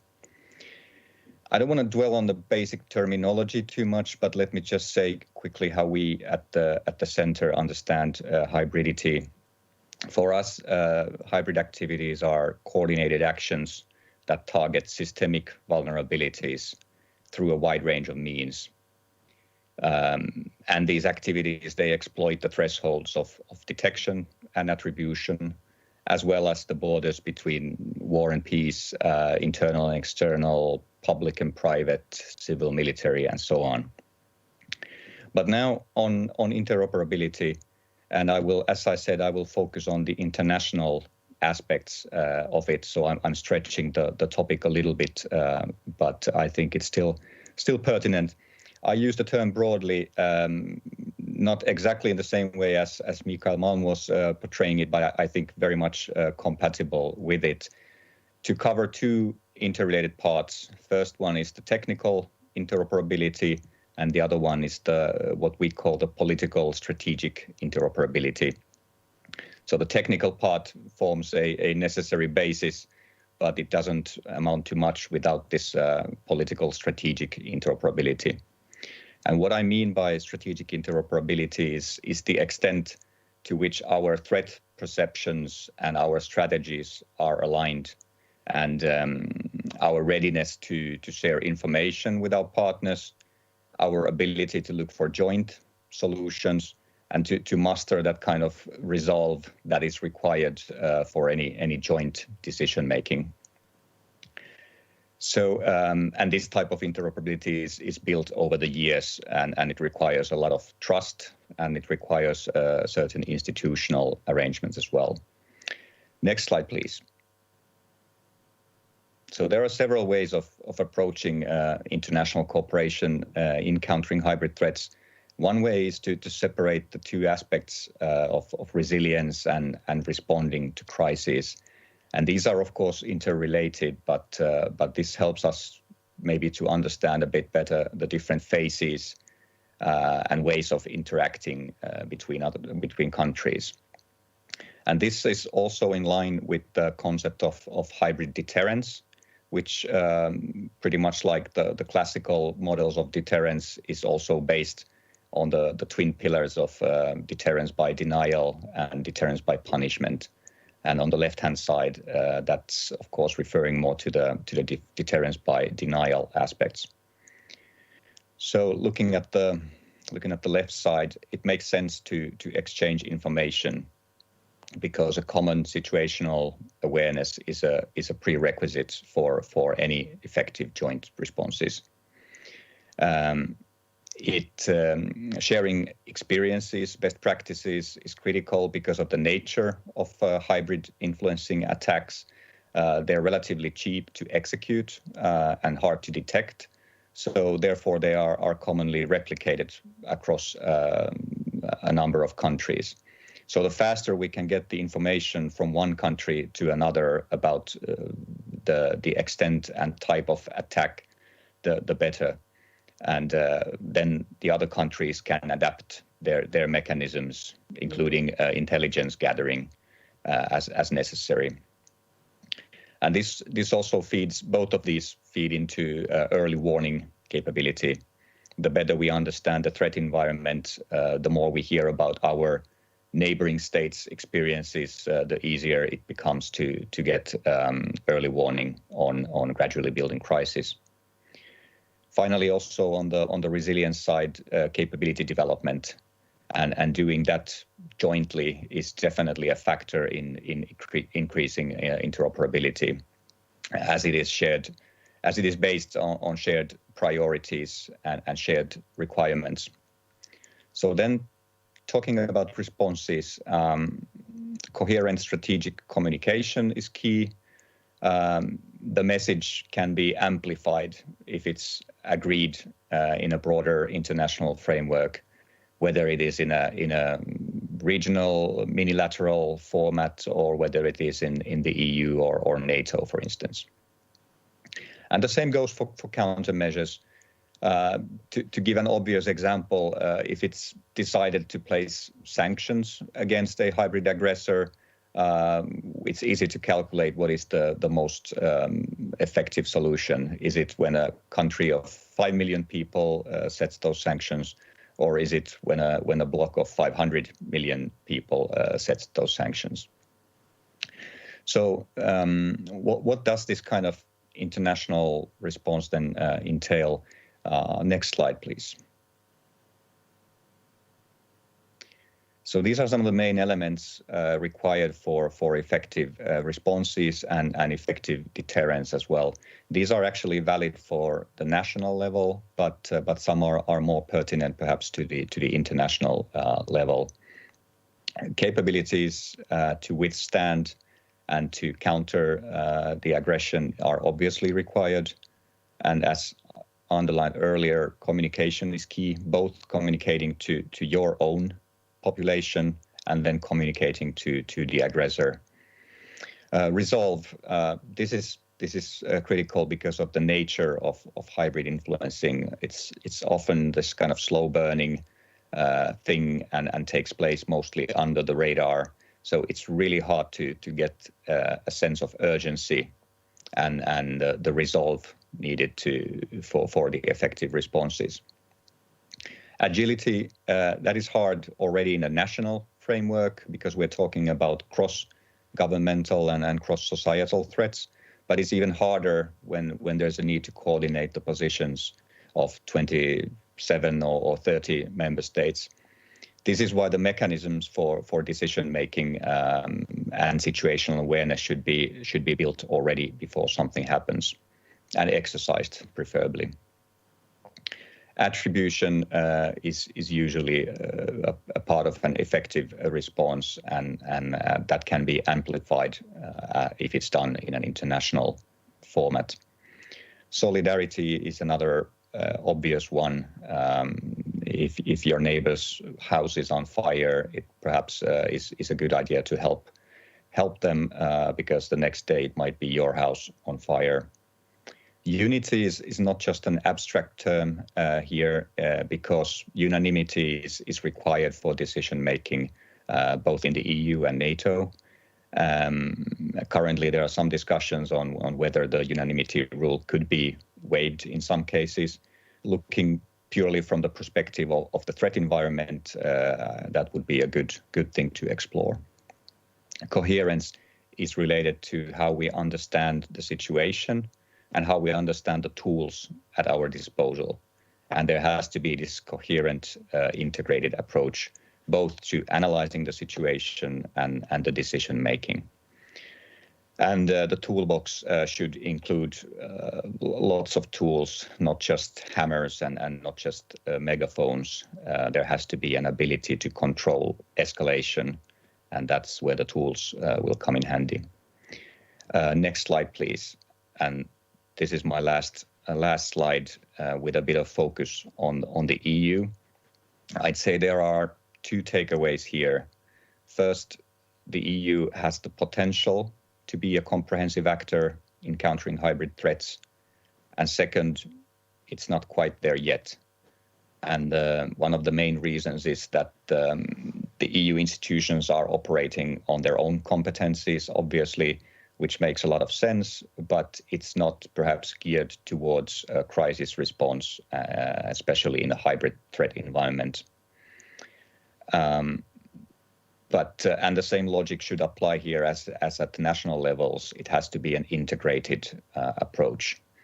To try to compress this very complex issue a little bit, the key lies in combining the external and internal security aspects in the EU.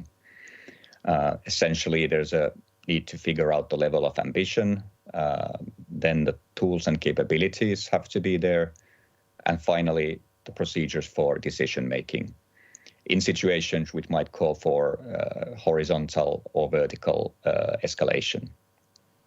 Now, looking at the strategy side, there are good examples. The trick is to ensure the interoperability between these strategies, and I'm thinking of the box in the upper right-hand corner. So to ensure that this all forms a coherent whole. Looking at the tools, which is on the lower left-hand corner, this is a non-exhaustive list of initiatives that are taking place in the EU. And when we compare this list to the cluster of domains on the right, we can see that with the initiatives, a lot of these domains are being covered. And this is good news. But the trick is, again, to make sure that this forms a coherent, integrated whole, where the information flows from one domain to the other, where we can identify weak spots and gaps, and when something happens, that we can muster the response, and first of all, that we are aware of all the tools that are at our disposal. I'm going to end here. I didn't speak too much to NATO or EU-NATO cooperation. Let me just say that the need for EU-NATO cooperation is clear, and it's growing. And each organization has their advantages.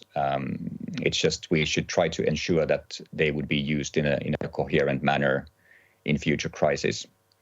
So with this, I thank you, and I really look forward to the discussion. Thank you very much, Rasmus. Strategic interoperability, resilience, strategic communication. I'm sure we will have plenty of questions for you, not least how to involve the private sector in this process. But it's a great pleasure to introduce our third speaker from the NATO.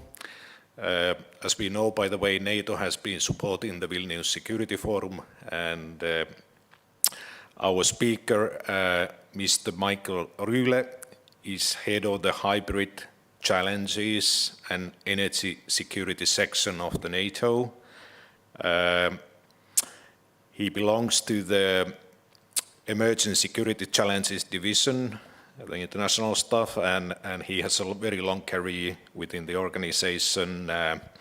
He has been working also as head of the NATO Secretary General's Policy Planning Unit, and he is having several international positions. He has been Senior Fellow at the Konrad Adenauer Stiftung, and he has been also serving as a Senior Fellow at the CSIS in Washington. Mr. Rühle, it's a great pleasure to have you with us, and it's been privilege to work with you before this conference, and we certainly look forward to your contribution. So please, the floor is yours. Thank you very, very much. It's great to be in Vilnius, sort of, virtually. And I hope that we will soon have the chance to do this meeting or the similar meetings in person again. Countering hybrid threats has moved to the top of the security agenda of many nations and many institutions. Rasmus just pointed that out. And this is hardly surprising because we see a rapid increase of, let's say, malign activities in the gray zone. And that makes finding effective responses a strategic necessity. And given the nature of these mostly non-military, non-kinetic, and sometimes non-attributable activities, countering them requires seamless cooperation between nations and institutions. The question, though, is, do all players really sing from the same song sheet? And I would say you just take a quick glance at the literature and you realize that they do not. Not only are there many definitions out there on hybrid, there is also a considerable lack of discipline in applying the term. For example, cyber and hybrid attacks are often used interchangeably. Terms like hybrid war are used as if the term war had no specific legal meaning anymore. And even smaller non-existential hybrid activities are said to be extremely dangerous. So how can we ensure that we have a common understanding of the threats and of the responses? I've formulated what I call the 9 commandments on countering hybrid threats. I wanted to do 10, but my lawyer said for copyright reasons I should stick with 9. Intended to help us reaching a common understanding and hence chart a common course. And my first commandment would be, thou shalt be precise. Hybrid always means a combination of 2 or more tools or actions. So we should not use the term when we are just describing a series of cyber attacks, for example, or a single disinformation effort. Only when several tools are applied together is the word hybrid really appropriate. Rule of thumb, whenever an expert uses the term hybrid, but then only talks about cyber, he is not an expert. So calling everything we don't like hybrid is a semantic overstretch that only leads to confuse ourselves. My second commandment would be, thou shalt not generalize. For many analysts, and it's already been mentioned earlier in this conference, Ukraine 2014 was the kind of textbook example of contemporary hybrid approaches. But Ukraine was far more vulnerable to Russian activities than most other countries, leaving aside the fact that the ultimate push that got the Russians what they want was kinetic and not hybrid. So generalizing the Ukraine case into a template for future Russian hybrid activities elsewhere could be a self-deceiving exercise. Every hybrid case is a sui generis case, even when there may be parallels between some of them. The third commandment, thou shalt be actor-specific. That's a big thing that we're discussing at NATO all the time these days. It's very seductive to over-conceptualize hybrid threats. This makes for some impressive PowerPoint presentations sometimes, but real-world malign hybrid activities are being perpetrated by real state and non-state actors with real strategic interests. And as these actors and interests differ, so do their hybrid activities, and so must be our responses. No adversary has ever been defeated by PowerPoint slides or by banal quotes, be it Clausewitz or Sun Tzu, and I think they are banal. My fourth commandment, look at interest.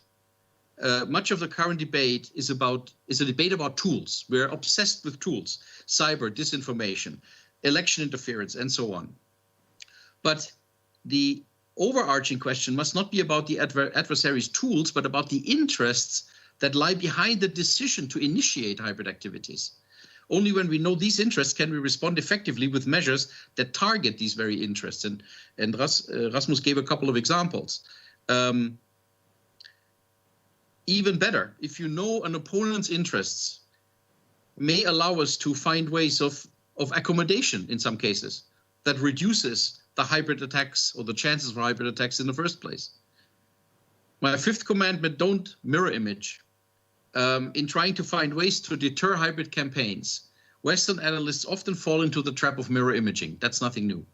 For example, some believe that by consistently naming and shaming the hybrid perpetrator, you could deter that perpetrator from further interference, from continuing his bad stuff. That approach may work vis-a-vis most Western countries, because Western countries are mindful of their reputation and, of course, of their public opinion. Other countries, however, will simply deny that they are the culprit, and they will rely instead on the low likelihood that their culpability can ever be proven precisely. So, in short, what may deter the West does not necessarily deter others. And my sixth commandment, thou shalt covet your neighbor's experience. The exchange of best practices with like-minded countries is among the most important elements of fostering a common approach to hybrid threats. And that's why we in NATO are so fond of the COE in Helsinki, because it is a platform where this can be done. Australia's experience in dealing with Chinese influence campaigns can be as useful as Israel's experience in dealing with non-state actors or Ukraine's experience dealing with Russia. Not every national experience can be wholesale adopted by others. As Michael Malm said, countries are different, and certain means, let's say, adopting new laws will work in some countries and may not work in other countries. But over time, I think if we exchange best practices, what will happen is the emergence of a solid acquis on how best to counter malign activities. My seventh commandment, thou shalt become more resilient. I'm not saying anything new here. Deterrence is the centerpiece of a strategy to prevent military conflict. And it can also be applied to hybrid, as Rasmus said, but I think resilience is the key concept when dealing with hybrid threats. Resilience presumes that an attack will happen, and hence the stricken nation or alliance must be able to take the hit and bounce back. Resilience requires investments, a lot of investments in cyber defense, in the protection of critical energy infrastructure, public education, how to deal with fake news on social media, for example. It is a very unglamorous thing, but I think it's the most useful paradigm for coping with a world where interstate competition increasingly takes place in the gray area. My eighth commandment, thou shalt not be alarmist. The obsession with hybrid warfare has led to an alarmism among the Western strategic community that is unhelpful and I would argue even counterproductive. What gets lost in this nervous debate is the fact that most hybrid campaigns are a case of trial and error, and many of them fail. Hence, by hyping hybrid into a miracle strategy, for example, in the context of undermining the deterrent provided by NATO's enhanced forward presence in the Baltic states, the Western strategic community hands a hybrid aggressor like Russia a cheap victory. If we were less alarmist, I think we would do ourselves a favor. Ninth commandment, my last commandment, thou shalt not accept hybrid as the new normal. Largely due to technical developments such as cyber and social media, hybrid activities have become a constant feature of international relations. Yet there is no law of nature that would make this unpleasant situation inevitable or permanent. Most hybrid actors have a face and an address. They can be countered, they can be punished, they can be deterred, but they can also be engaged. So if the West stays united and learns how to get better at meeting threats in the gray area, it can blunt the hybrid weapon, even if it may never completely eradicate it. So if we stick by these 9 principles that I've been laying out here, we should be able to develop the human interoperability that will allow us to build a solid counter-hybrid toolbox. And we can talk about more in the Q's and A's. It will make the West as a whole more resilient, and it will raise the price for hybrid aggression. And once we have all done that, then we can relax, enjoy a hybrid refreshment. I go for gin and tonic. Thank you. Thank you very much, Michael. This was a fantastic presentation, and what I would like to do right now is to give each one of you a short intervention to each other's presentations. I know we have some questions from the audience. Myself, I have some notes I would like to bring up, but I would like to ask Michael Malm to reflect to the other 2 presentations, and then after that Rasmus and Foron. So Michael Malm, please. First of all, thank you very much. I was really impressed. I took notes as much as I could.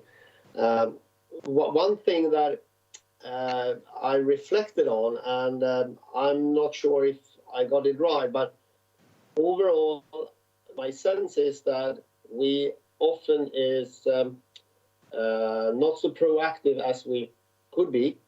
We tend to react more to what others are doing instead of being proactive doing what we want to do. I think that's at least the case of Sweden. The other thing that I reflect on is that, and I've said it a number of times earlier, that we are very preoccupied what Russia is doing. Russia, instead of saying what are the things that we want to achieve, what is important to us, and again, that's part of the reactivity of our countries. And I don't know what you say about that, but that's a reflection on: are we too reactive, or do you think by these approaches we will become more proactive? Thank you, Michael. And Rasmus, would you like to reflect? Thank you. Yes, I liked both presentations very much, and just maybe to follow up on what Mikael said about the reactiveness, I would agree that there's too much focus on being reactive instead of proactive. But I think it sort of goes back to what I was saying about the need to have a clear, coherent strategy and to have the understanding of the toolbox and the capabilities in the toolbox. When you have those clarified, then it's easier perhaps to be proactive as well. And I think this applies to national levels and the international level as well. Thinking about what Michael Rühle said, I liked very much, and I'm very much in agreement with what he said. Maybe just to pick a couple of points there. Indeed, it's useful to be precise when using the terminology and when talking about these issues. But this is also related to the need, still the need that we have to conceptualize these issues. So over-conceptualizing is a bad thing, shouldn't do it. but conceptualizing is critical to get that kind of common understanding, which we sometimes, unfortunately, still are lacking even after all these years. And on resilience, indeed, it's crucial, and there's a heavy focus on resilience. But it's also worth noting that it's a very blurry line between these various aspects of resilience and responses and what is there in between. Sometimes same capabilities can be utilized for resilience and defense purposes, and they can be used for countermeasures or offensive capabilities. So indeed, it's a very blurry line, and it's good to consider both of those sides. Yes, I think I'll perhaps stop there, and then we can come back later. Thank you, Rasmus. And Michael Rühle, could you please reflect? Yes, thank you. Trying to get these two presentations of my colleagues together, I think there is Michael Malm's point that countries are different and have different interests, also partially because they sit on different parts of the map, and therefore have different worries about invasions or what have you, is a very valid point. But the good thing is that, or the good thing or the bad thing, whatever, I think we all, no matter where we are in Europe, for example, whether you're in Sweden or in Lithuania, we are victims of various forms of malign hybrid activities. And so I think all our decision makers feel that there is something that needs to be done. And that's why I think a tool like and this brings me to Rasmus' point, a tool like a COE, especially this unique COE because it works for NATO and EU, is so attractive because it brings different countries together. It conceptualizes hybrid, yes, but up to a point, and it talks it works mostly, or it focuses mostly about concrete issues. What can we do in order to make sure that we are less, let's say, harassed by a hybrid activity?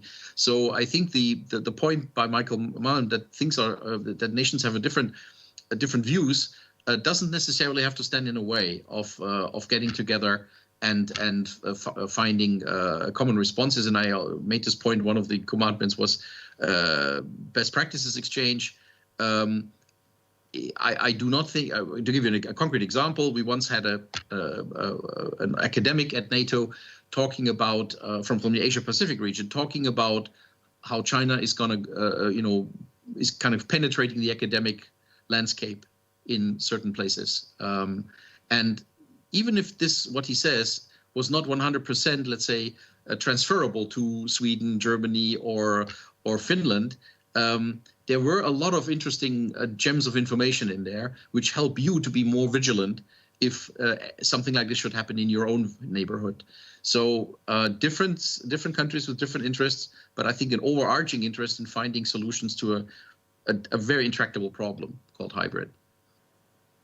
Thank you very much, Michael. And I must say that somehow the discussion what we had here today and also previously when it comes to the hybrid threats resembles me about the discussion we had 10 years ago when we started to launch the concept of critical infrastructure protection in Europe.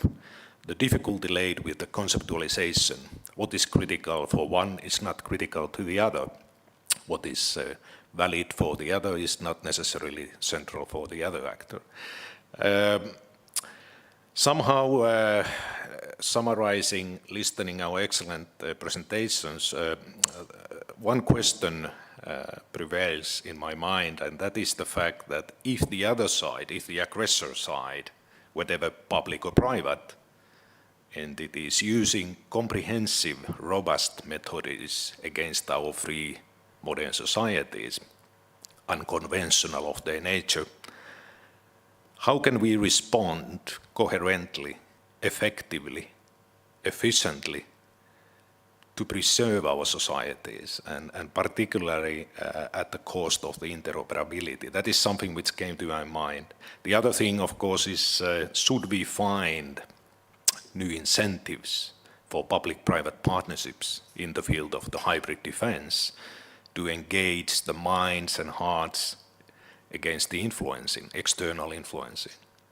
And are there some best practice models which we should take into account? For instance, in the aftermath of the 9/11 in the US, how the Homeland Security strategy was created in relatively short time period, and particularly how to engage the private actors through the incentives like taxation, social visibility, and government shortlisting to take part to the response side.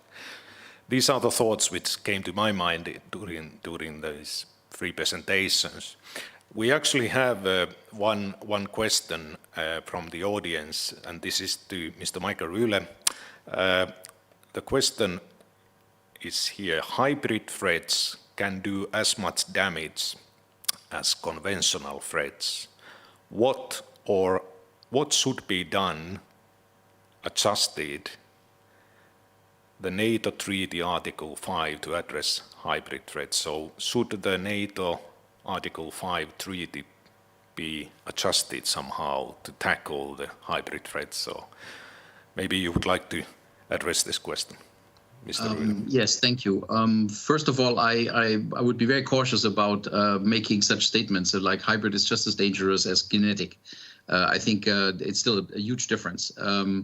Hybrid is more fascinating somehow than kinetic, but I would be very cautious about this. The second point, NATO has already declared that Article 5 can be triggered by a hybrid attack. We have never specified what that means. We have said the same, by the way, on cyber. We have never specified what that means, because if you specify it, you tell an aggressor where your threshold lies, and that's exactly what you don't want him to know. So there has already been a change by putting hybrid into the basket, let's say, of traditional Article 5 triggers. In terms of adaptation, I think that's something you will never put in a treaty. The Washington Treaty is brilliant as it is, and it should be interpreted according to the changing times, but it should never be touched. The wording should never be touched. So when you look at the way that NATO is indeed responding to all of this by broadening our counter-hybrid toolbox, by for example, coming up with the counter-hybrid support team concept, by working, as we do right now, on comprehensive civil-military options, by doing more exercises so that the hybrid logic is kind of trickling down into the NATO system, both the civilian and the military system. We are already in the middle of an adjustment process. But the fundamental problem that is inherent in the question, I think will not go away so easily. When does an organization collectively respond to a hybrid aggression? If the hybrid aggression is only against one or two nations and it doesn't create mass casualties, let's say, it will be very difficult to go to NATO and say, okay, guys, now we have to do something together. We have to send a very strong signal. What should that signal be? So we need to work on this, I think, quite a little bit longer, because it is simply not as clear. The whole point about hybrid is that it's not as clear cut as 1,000 tanks crossing your border. So we have to find more. We have to learn how to work in the gray area, and I think so far we are still at the beginning. Thank you very much, and I would like to address Michael Malme about the concept of the total defense when it comes to the hybrid defense. So I recall 10 years ago when we were speaking about the Nordic model, the comprehensive defense, comprehensive responses, and total defense system. It was quite easy to confront the comments that this system is out of date and old-fashioned, and I'm sure you remember this debate at that time. But how would you describe the role of the total defense, the let it be Nordic model, when it comes to the hybrid multi-influencing, and how useful is this concept for that purpose? I'm recalling the public-private partnership, basically. So how can we mobilize the rest of the society, not only the public sector, to this response? Please. As you probably know, that we are in a development phase right now, setting up a modern total defense, and there are a number of aspects that we have to rethink, and some of the aspects of the old system that still works. And one of the aspects of the old system that works actually is what we call the principle of responsibility.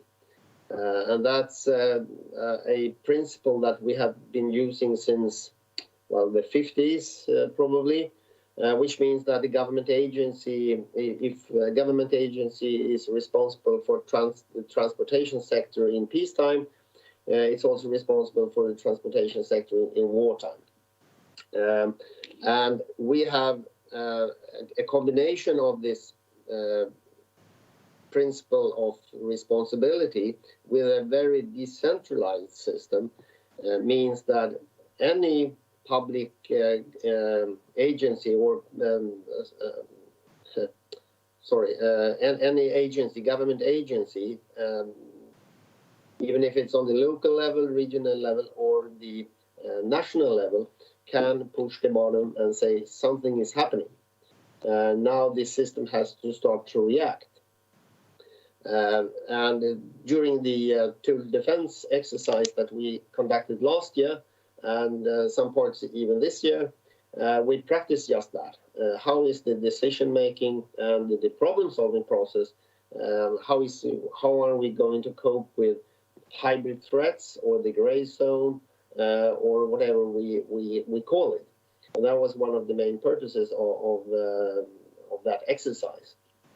And I think part of what we have learned is, of course, as you said, Timo, the importance of the private sector. In the 50s, the government agencies had their own resources, and like the rest of Europe, nowadays everything is outsourced, and all the resources lay in the private sector. What we have learned now, when we are talking very much and trying to integrate the private sector as much as possible, is that many of the companies are true global companies, like Saab, like Ericsson, etc., etc., and they have a lot of experience from areas where they are confronted with hybrid threats, perhaps even more than the armed forces.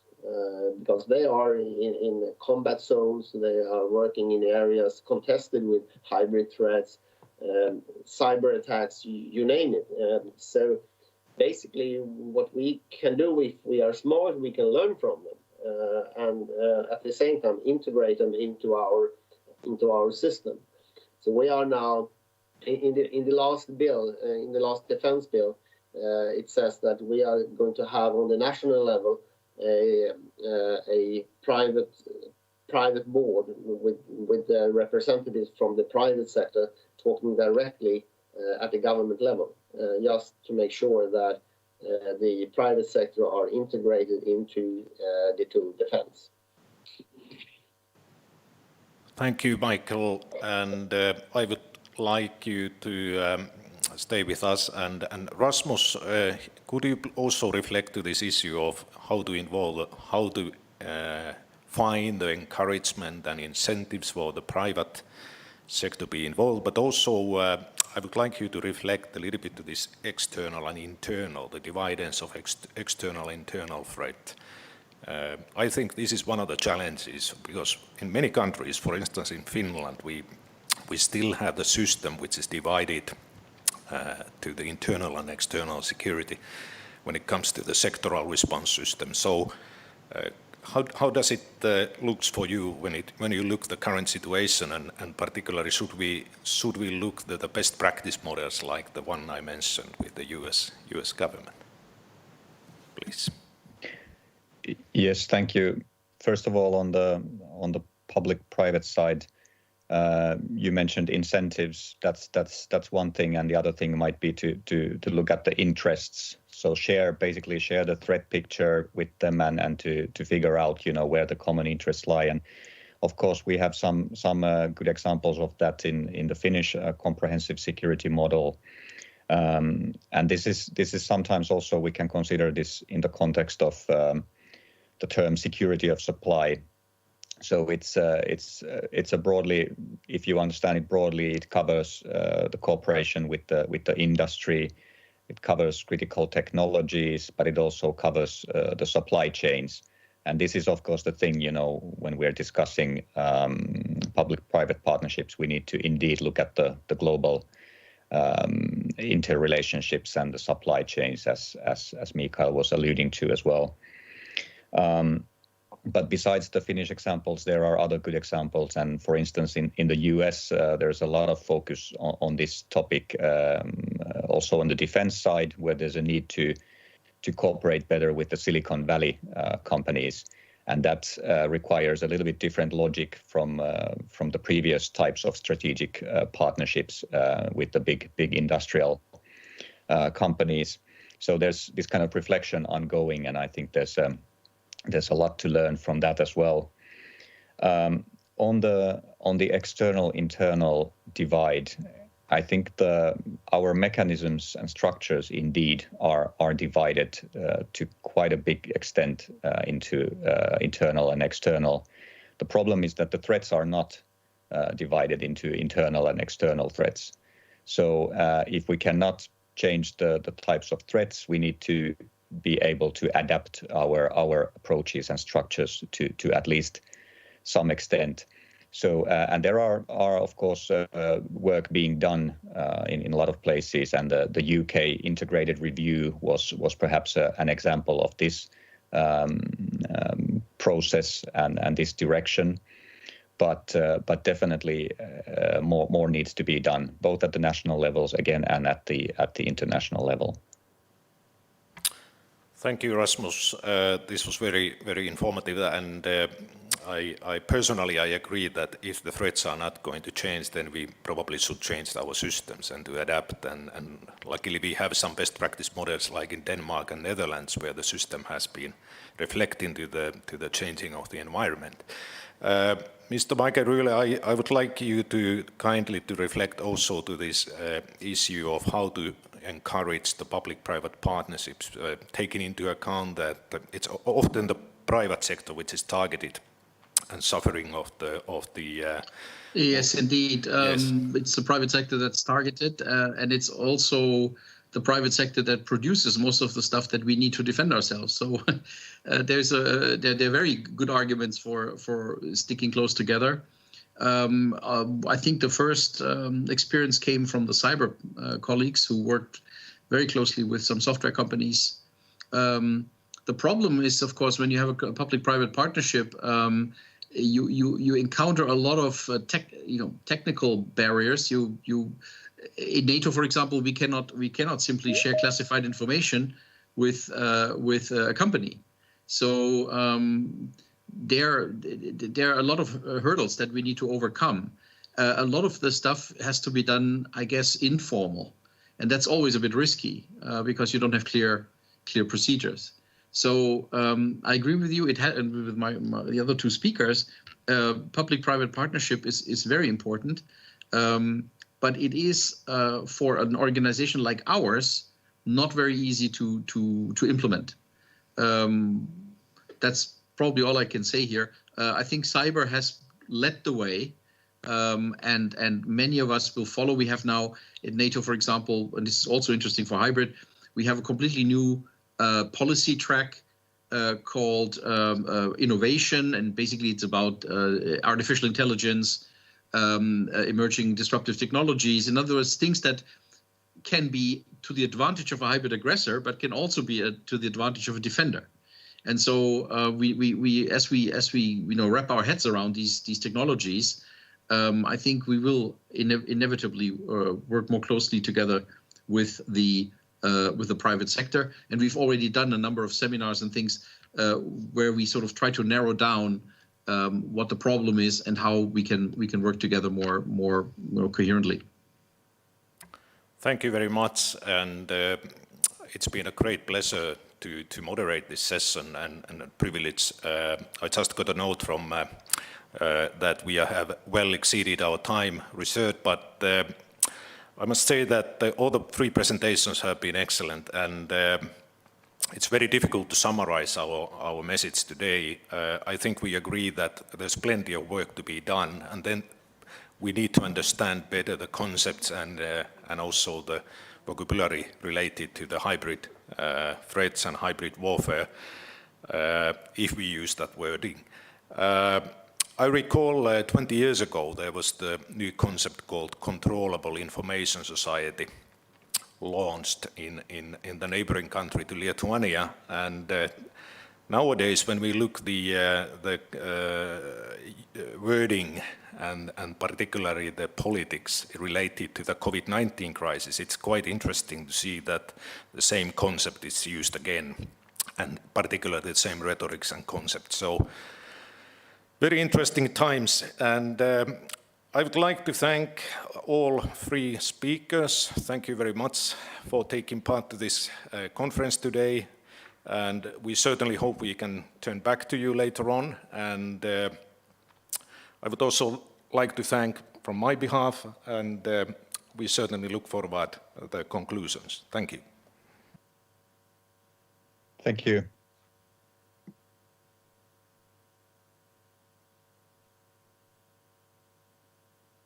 Thank you, Dr. Hellenberg, for moderating the third session.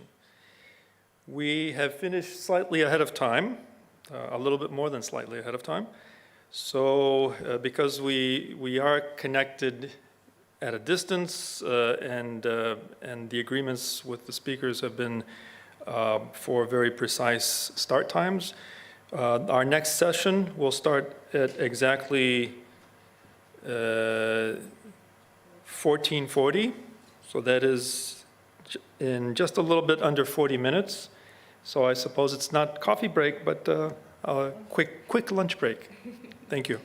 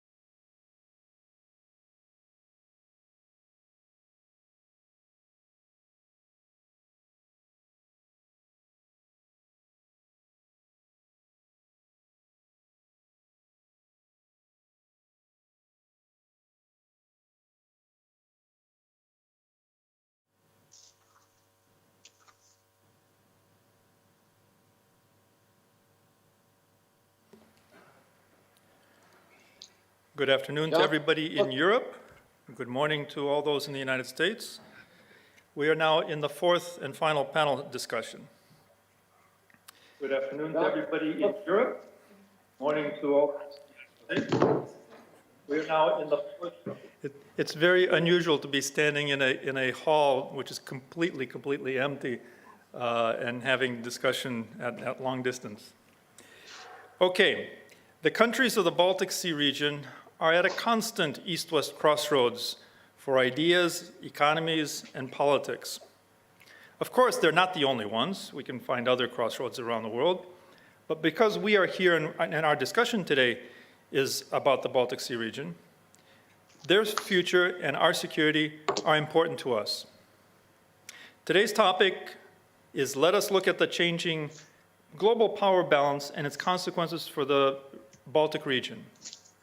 Today's moderator, and it's a pleasure to be introducing him, although Dutch-born, Dr. Hans Benedict served in numerous impressive senior positions in the U.S. government, in the U.S. Senate Foreign Relations Committee, in the National Security Council, and at the State Department. He is a distinguished fellow at the Atlantic Council. In academia, he was director of the Institute for the Study of Diplomacy at Georgetown University and the director of studies of London's International Institute for Strategic Studies. Dr. Benedict is author, co-author, or editor of about 20 books and has written over 200 articles, editorials, and reports. His most recent book is Friends, Foes, and Future Directions, published by the RAND Corporation. It is a great pleasure to be introducing the moderator for this next panel discussion. Please, Dr. Hans Benedict. Well, good afternoon, everyone. I'm in Washington, D.C., so it is still early morning here, and I noticed that Congressman Bacon is even in an earlier morning situation than I am. As was just indicated, the topic of this panel is the changing global power balance. That will focus primarily, I suspect, on Russia, but I'd also like to bring in China as much as possible, because these two great powers are drawing closer and closer together. And there are consequences in that for the alliance, for the United States, and in particular for the Baltic states. So as we proceed, let's weave that in. I'm going to make the introductions short, if I might. The bios are all available, but we have a fantastic panel for you. We're going to start with Ambassador Zygimantas Pavlionis, who in the United States, we all know him as the former Lithuanian ambassador to Washington. He is currently the chair of the Foreign Affairs Committee of the Lithuanian Parliament. We're going to ask him to sort of set the stage. What is the nature of the great power challenge? What are the consequences of this changing global power balance? So we'll start there. We'll move from that to Congressman Don Bacon, who is in Omaha now. He is a retired brigadier general in the Air Force, so he brings that military experience to the table. He serves with the House Armed Services Committee and is co-chair of the House Baltic Caucus. We're going to ask the congressman to focus on how is the U.S. responding to these various challenges? How will they likely respond over the next decade? Is that going to change? How will the growth of the Chinese power affect that? We'll move from that to my friend, General Henner Braus, who is currently in Potsdam. He is with the German Council on Foreign Affairs. We had worked together a lot when he served as the Assistant Secretary General at NATO for policy, defense policy, and force planning. And many of the tremendous developments within the alliance over the past 6 or 7 years, the adaptation that has strengthened deterrence, we can thank Heiner for that.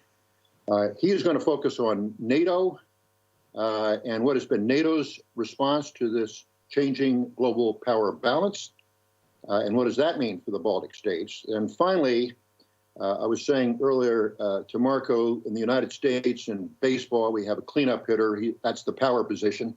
He's going to be the cleanup hitter. Marco is chairman of the Foreign Affairs Committee of the Estonian Parliament, and he has also previously served in many other positions, but I just note also on the National Defense Commission. So we're going to ask him, listening to the first three presenters, given the nature of the challenge, given the American response, the NATO response, is that enough? What are the Baltic states doing to defend themselves and help deter? But what should others be doing in addition to what we've heard about the U.S. and the NATO position? So I think that will flow nicely. And with that introduction, I would ask the speakers to try to keep it to 10 minutes if you can, so we'll have plenty of time for discussion. Hopefully I'll be able to read the chat room. If not, I may ask for some support from the hosts to do that. But Ambassador Pavlionis, would you, I don't see you on the screen. You may be there in person. May I turn the mic over to you. Thank you so much. I hope you see me now. Thank you really, Hans, for nice introduction. Hello, Marco, Don, friends. It's a pleasure to speak with you. Well, from the heart of Lithuanian Parliament, where freedom was defended 30 years ago. We were first to revolt against the Soviets. From this place, this freedom march started. And, well, we've been quite successful for some time, as you very well know. EU accession, NATO accession, freedom was all around, Rose Revolution, Orange Revolution, all those successes. But in 2008, that was something that we still, we still name as a mistake. It was a Bucharest NATO summit where we were unable to defend democracies in Ukraine and Georgia. And democracy backlash, the global one, started more or less on the same year. Russia's invasion into Georgia, then following invasion into Ukraine. We've been able to kind of contain it at some level. We had Magnitsky legislation in US, and then EU and Baltics and other countries followed. We had first sanctions finally introduced to Russia, though we were not able to do it after intervention into Georgia, and it was our big mistake. We had Lithuanian presidency in EU when association agreements were signed with 3 countries, Ukraine, Georgia, and Moldova, Ukraine with some variations, as you very well know. And during Trump administration, US troops moved into the region.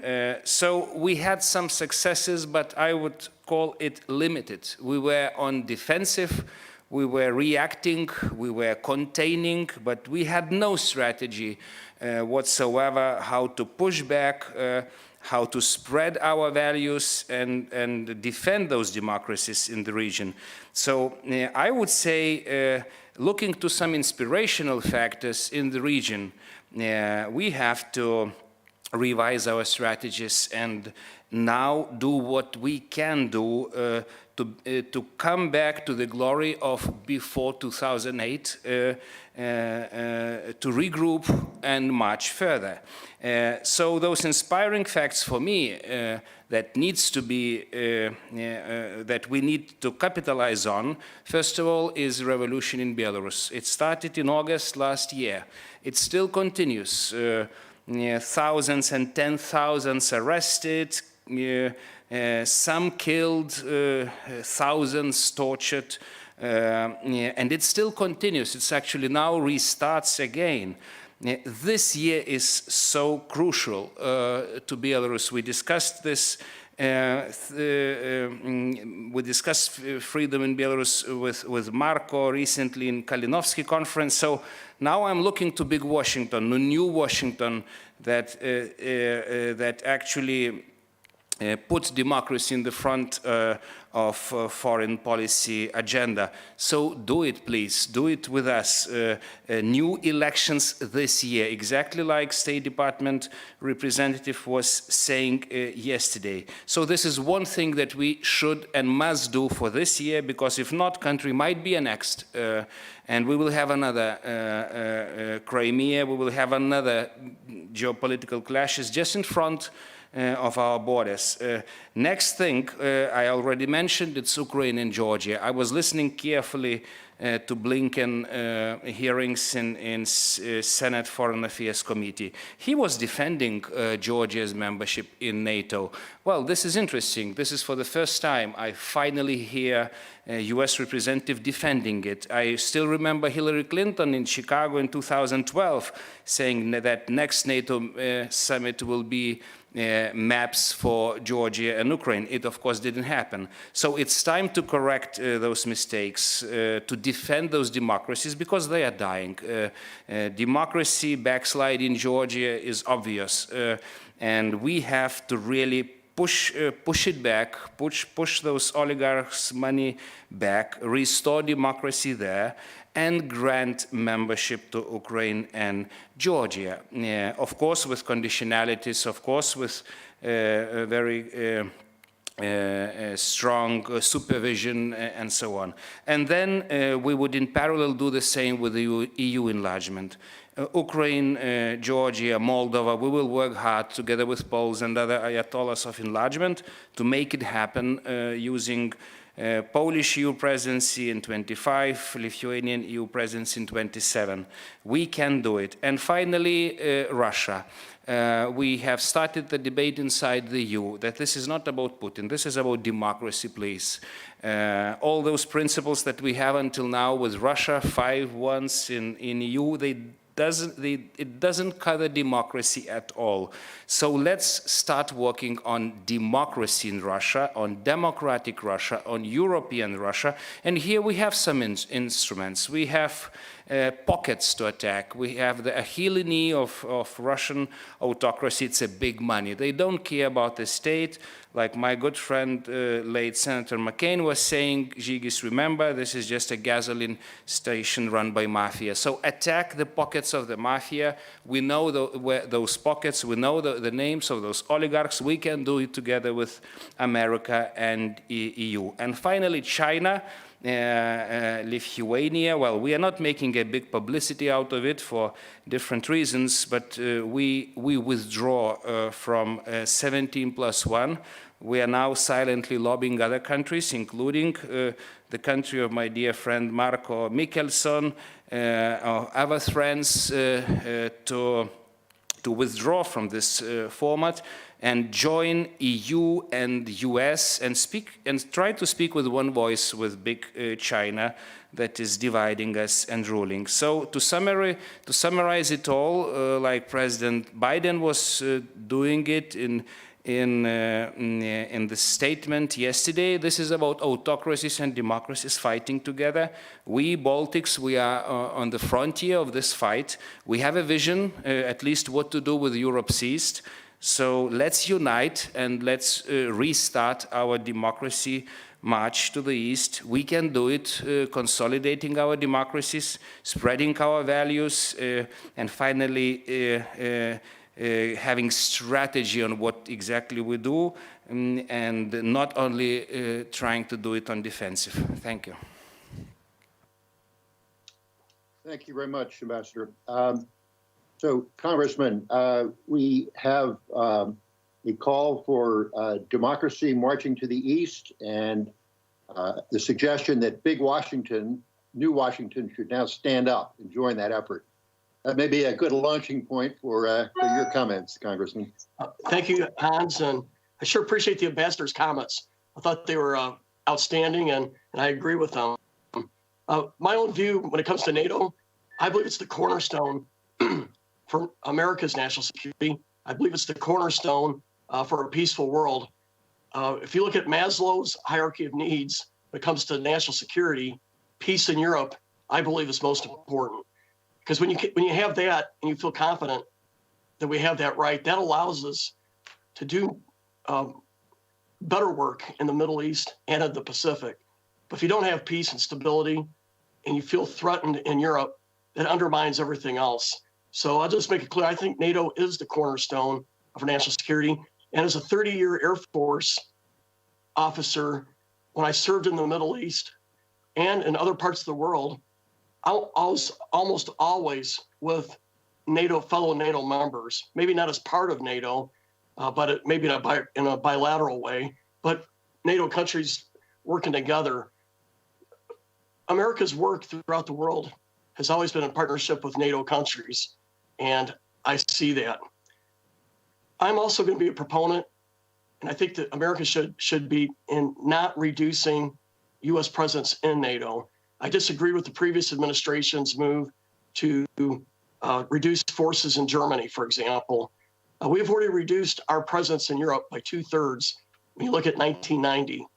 I don't think it's good for stability and deterrence to see any other reductions. In fact, I think it would be all right to see some increases. I support the presence in Poland, and turning to the Baltic countries, it is clear to me, and I think it's clear to most people, that the most threatened part of NATO is our Baltic allies, and in regards to Russia. And it's very important that we remove any ambiguity with the Russians when it comes to our commitment to the Baltic states, which means we have to ensure there's always a NATO presence in our three allies' territory. And I think it would be very wise, and I would surely support it, having a U.S. presence, a permanent presence, assuming the Baltic states agree, maybe air defense units, something along this line. I think it's very clear that Russia needs to know that U.S. servicemen and women are operating in the Baltic states, because I think that does best to secure deterrence, and that's what we want to do here. We don't want war. We want deterrence, but we have to remove any ambiguity. I also think as part of this, you can't just worry about the borders of the Baltics. You have to look farther out. As the ambassador said, what's happening in Belarus is so important to the future of our Baltic allies. A democratic Belarus that's peaceful does much to guarantee the peace for our Baltic friends. And so we should have our eyes there. We need to be a voice encouraging the Belarus to embrace democracy and the rule of law. Also, I think we need to be doing more with our Ukrainian friends. One of the things that the previous administration did right was provide lethal weapons to Ukraine. The Obama administration did not do that. And I think we need to help Ukraine defend itself and to increasingly put them into the Western orbit. I think that's good for Ukraine. I think it would be good for NATO. The most pro-Russian areas of Ukraine are now under Russian control, which makes Ukraine more pro-Western. We should take advantage of that. And we should also do the same with Georgia and remove ambiguity there as well. When it comes to our allies in the Baltics, we should be doing more to integrate with our military, but also our economy. I think what our friends in the Baltic states have done to gain independence from Russian gas is incredible. It was costly, but it was so wise, because they're now not dependent on Russia for their energy sources. And so I think America, as well as our European friends, should do what we can to build on that, but also not just there, but in Germany and the rest of Europe. I'm very troubled that some of the U.S. bases rely on Russian gas, right? The Russians just turn it off, and that will hurt. Our bases are there because of Russia. They shouldn't be using Russian energy. I was asked to just talk briefly about the strengths and weaknesses of the previous president and the current one when it comes to NATO. I found that President Trump did some harm with correcting and being overly critical of NATO in public. It's better to treat your friends if you have disagreements in private and work out differences in private. And it's better to be more public with your adversaries. So I feel like there was damage done there with the cohesion of our NATO friends. But on the other side, President Trump did increase our military spending.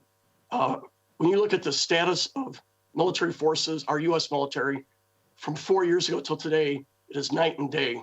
We had the lowest readiness rates in our military since 1977, back in 2016. And our modernization was broken. In 4 years, we've largely turned that around. And I think that's important for NATO. It's important for deterrence. So let's say there's a strength there as well. And I must point out, too, that I commend NATO for increasing military spending by $130 billion over the last 4 years. The current president, you're going to find him more so verbally supportive of NATO, but there's going to be pressures in his administration to reduce the military spending. And so you're going to see it's sort of the inverse of what we had under President Trump. And so you're going to have a positive, but you're going to have a negative here with portions of his administration and many Democrats on the Hill wanting significant cuts to the U.S. military.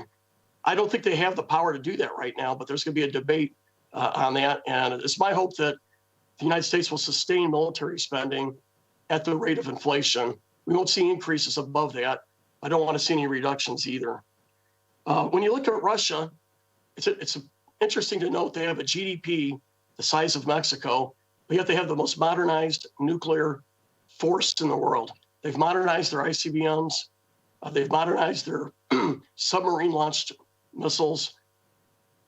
Their bombers are not quite as current, but the point being is they've made them a first-world threat with the investments they've made in their military. And there is no doubt that they have aggressive attitudes and they will take advantage of weakness where they see it. That's why we have to take the threat to the Baltics very seriously.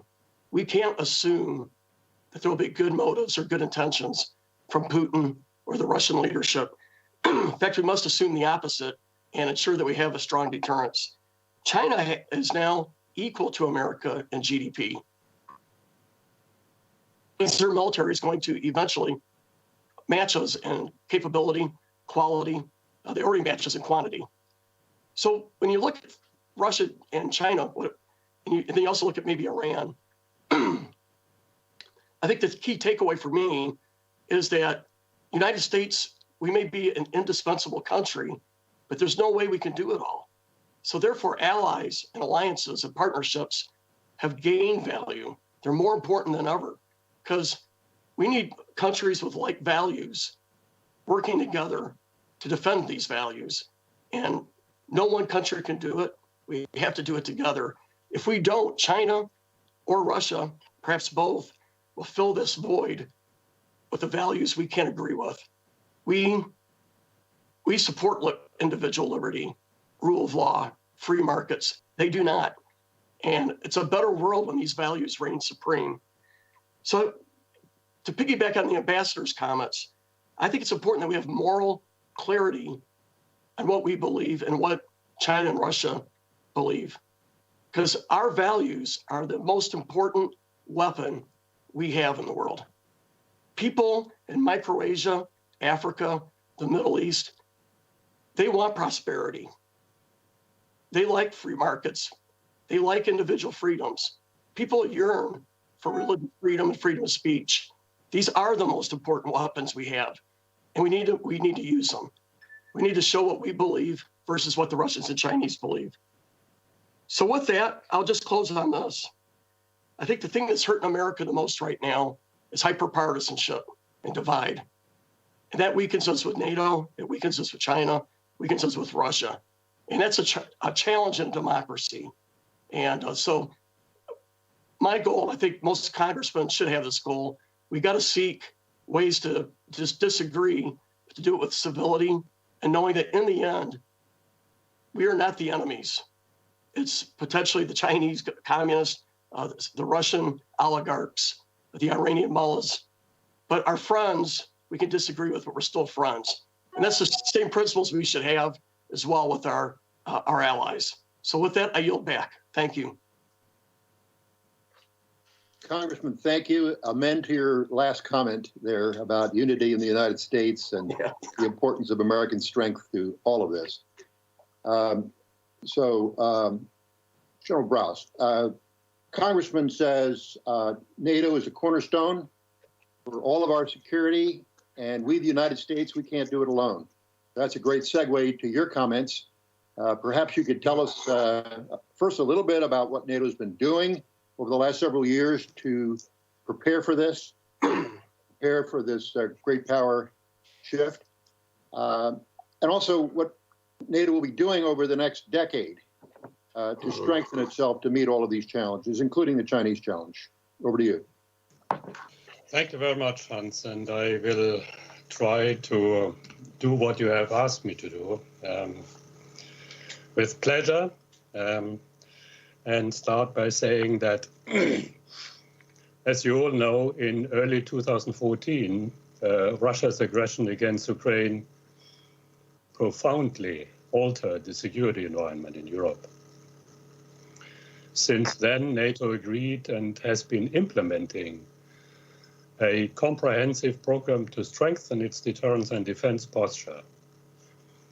It has not been completed yet, by far not, but NATO has made progress.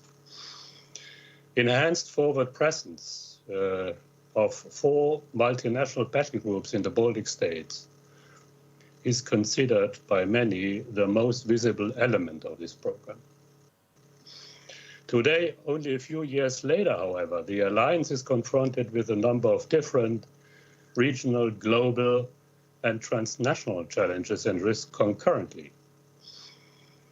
Russia's destabilizing behavior continues, the rise of China, the enduring threat of terrorism in the south of Europe, instability along NATO's southern periphery, the proliferation of cyber and hybrid threats, emerging and disruptive technologies, and the manifold security implications of climate change. All these developments have given rise to diverging threat perceptions, strategic priorities, and also disputes among allies in the recent past. Think of the many critical comments made by former President Trump about NATO and individual allies, but also President Macron's statement of NATO being brain dead because of unilateral actions by some allies without coordination. Or the dispute between Turkey, Greece, and France lately about access to oil and gas reserves in the Eastern Mediterranean Sea.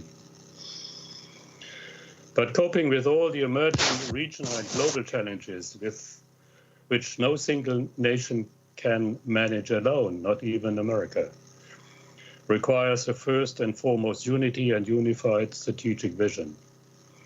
Therefore, enhancing NATO's cohesion by a renewed convergence of allies' political and strategic priorities through establishing a culture of consultation is a strategic requirement. What matters is to redefine NATO's political strategic role to deal with regional and global challenges in the coming decade and to fulfill its core function, which is protection and security for all its members. In particular in the Baltic region, I would add, because this region is most exposed to a potential direct military threat by Russia. With this in mind, at their London meeting in December 2019, the NATO's political leaders invited NATO Secretary General Stoltenberg to present a proposal for a forward-looking reflection process to further strengthen NATO's political dimension, including consultation. Stoltenberg appointed an independent expert group to inform the reflection process and to present recommendations on how to develop NATO towards 2030. The group presented its report with 138 substantial proposals end of last year. Now NATO is working on a set of proposals to be submitted to the political leaders for their decision later this year on how to further develop and adapt the alliance for the coming decade towards NATO 2030. Secretary General Stoltenberg summarized this challenge into 3 imperatives. NATO must A, stay strong militarily, be more united politically, and take a broader approach globally. tasking to the Secretary General to lead the work on a new strategic concept is expected to be part of the envisaged summit's decisions. Against this background, determining the impact of the changing global balance of power in the Baltic region requires looking more closely at the evolving strategic challenges and risks that will likely bear on the security and the stability of the whole of the transatlantic community. First, there is China's rise to great power status in political, economic, and technological, and increasingly military terms. It is the most significant strategic development of our time, leading to geopolitical competition at a global scale. The United States considers China as their full-spectrum strategic rival and is shifting, to my observation, its strategic center of gravity to the Indo-Pacific region. Therefore, China will be a defining issue for the transatlantic community in the coming years. Moreover, there are growing indications of a Russian-Chinese, should I say, entente, which could imply a fundamental shift of the global balance of power to the benefit of autocratic regimes that challenge the democratic West as a whole, and has the potential of confronting it with two concurrent strategic challenges in the Euro-Atlantic area and in the Asia-Pacific area. At the same time, balancing Russia's policy of constant confrontation, its aggressive posture, and growing conventional and nuclear potential directed against Europe requires the America's extended nuclear deterrence and enduring military presence in Europe. But even America has not the capacity to deter Russia, protect the global commons, and deal with China at the same time. Washington is currently undertaking a review of its global force posture and will likely strengthen its military presence in the Asia-Pacific region. At least this is my expectation. Therefore, the Europeans need to do much more for their own security in Europe, for deterrence and defense in Europe, for crisis management in Europe's south, and for supporting the United States in protecting freedom of navigation. That being said, NATO will remain responsible for the security of the Euro-Atlantic area in the first place. The NATO 2030 report of the expert groups clearly states, and I quote, "Russia is likely to remain a chief threat facing NATO over the coming decade. Therefore, the alliance must focus on strengthening its deterrence and defense posture in full and without delay, in my view." As I already mentioned, since 2014, the alliance has implemented a comprehensive adaptation program. It is geared to significantly enhancing NATO's capacity to respond to potential threats in a number of regions at risk, stretching from the Norwegian Sea through the Baltic region, Black Sea region, and the Mediterranean, to North Africa and the Middle East. Significant progress has been achieved, but the implementation of NATO's posture is not yet complete. I could also say far from being completed. Let me mention 7 measures that I believe should be undertaken in the years to come. Number 1, societal and system resilience against malicious cyber activities and disinformation, as well as protection of critical transport infrastructure, energy supplies, power grids, and digital communications are NATO's first line of deterrence and defense. NATO should therefore set national resilience targets to ensure a common standard. Second, the multinational battle groups deployed in the Baltic states and Poland demonstrate that even in the event of a limited incursion, Moscow would immediately find itself in a military conflict with the whole of NATO, including the 3 nuclear powers, the United States, France, and the United Kingdom. But the combat readiness of the battle groups should be further strengthened. First, by adding combat support units and enablers. And second, and I ask my American colleagues to listen carefully, by US combat units to be added to each of the battle groups in the Baltic states, as these would further increase significantly, I guess, the deterrent value of these forces.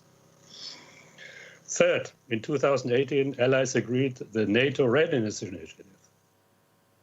They committed to and achieved by 2020, and this has been achieved, providing 30 battalions, 30 air squadrons, and 30 combat vessels, requiring no more than 30 days to be employed in theater. It was also agreed that these forces must be developed into several land combat brigades, maritime task groups, and enhanced air wings at very high readiness, thereby greatly improving NATO's rapid reinforcement capability.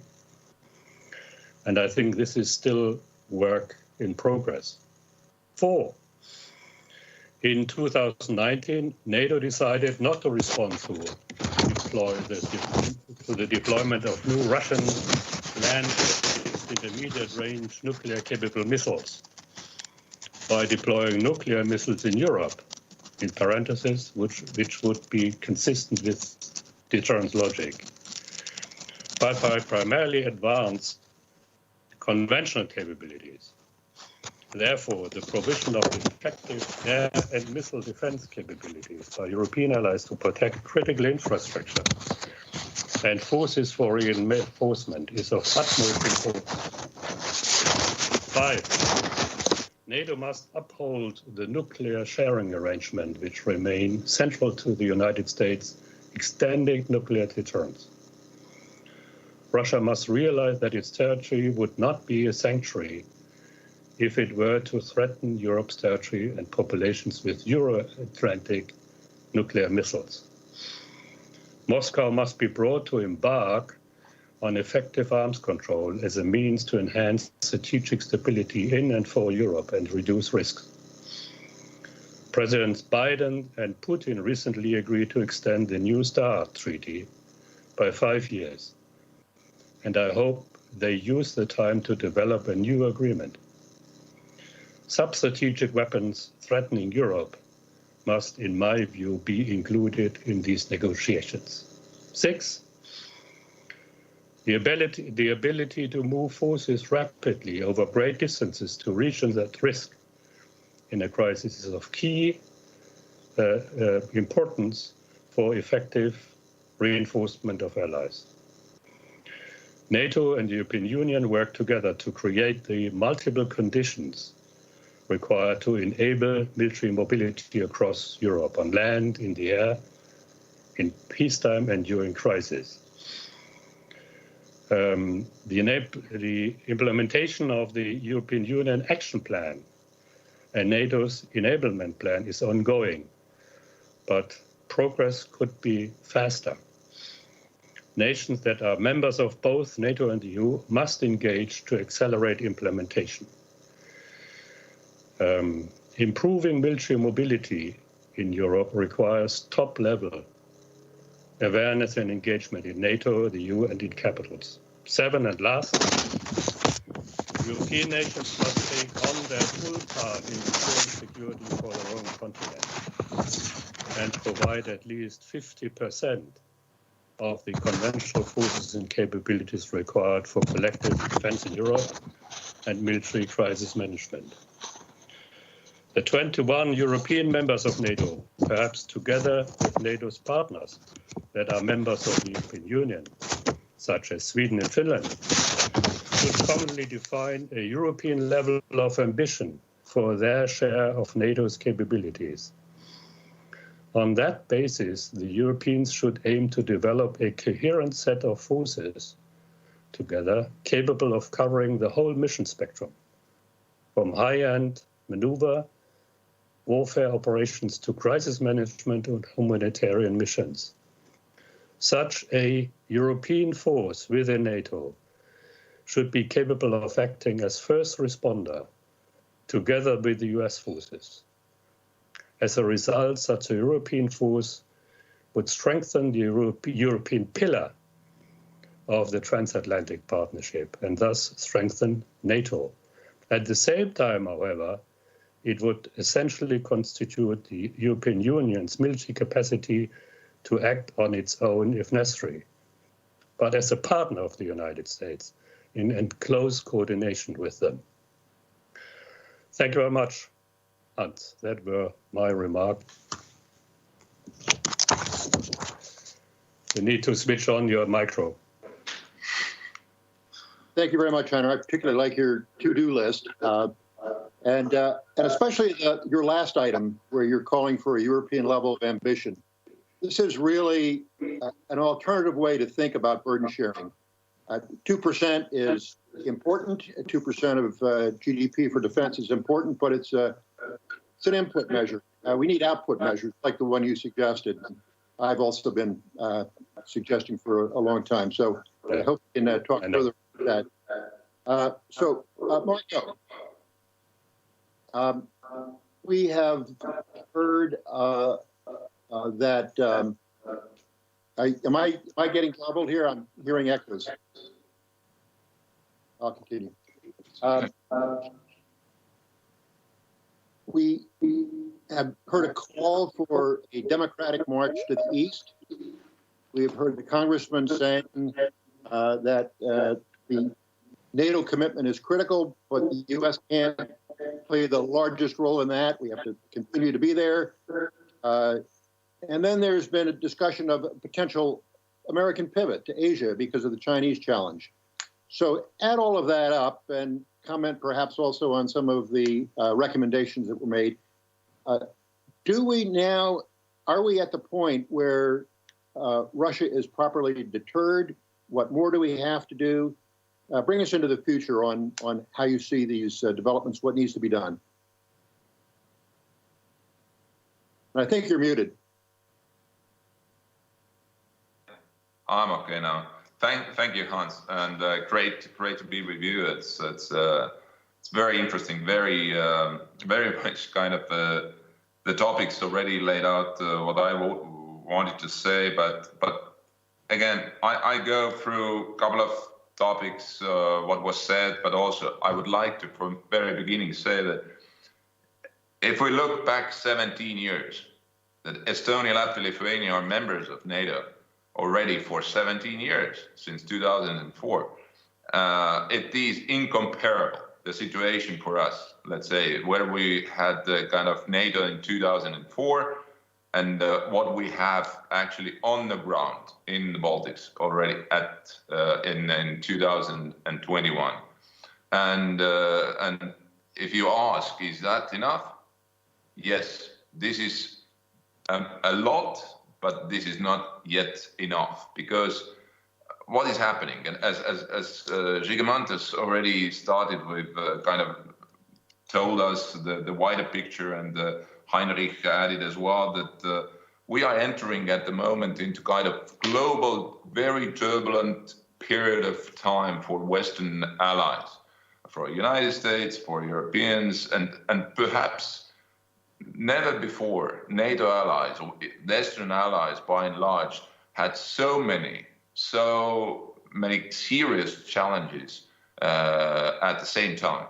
And they are not only kind of how to handle asymmetric threats in the Middle East or in a kind of terrorist groups doing this and that, but this is kind of state actors which are extremely powerful, like China.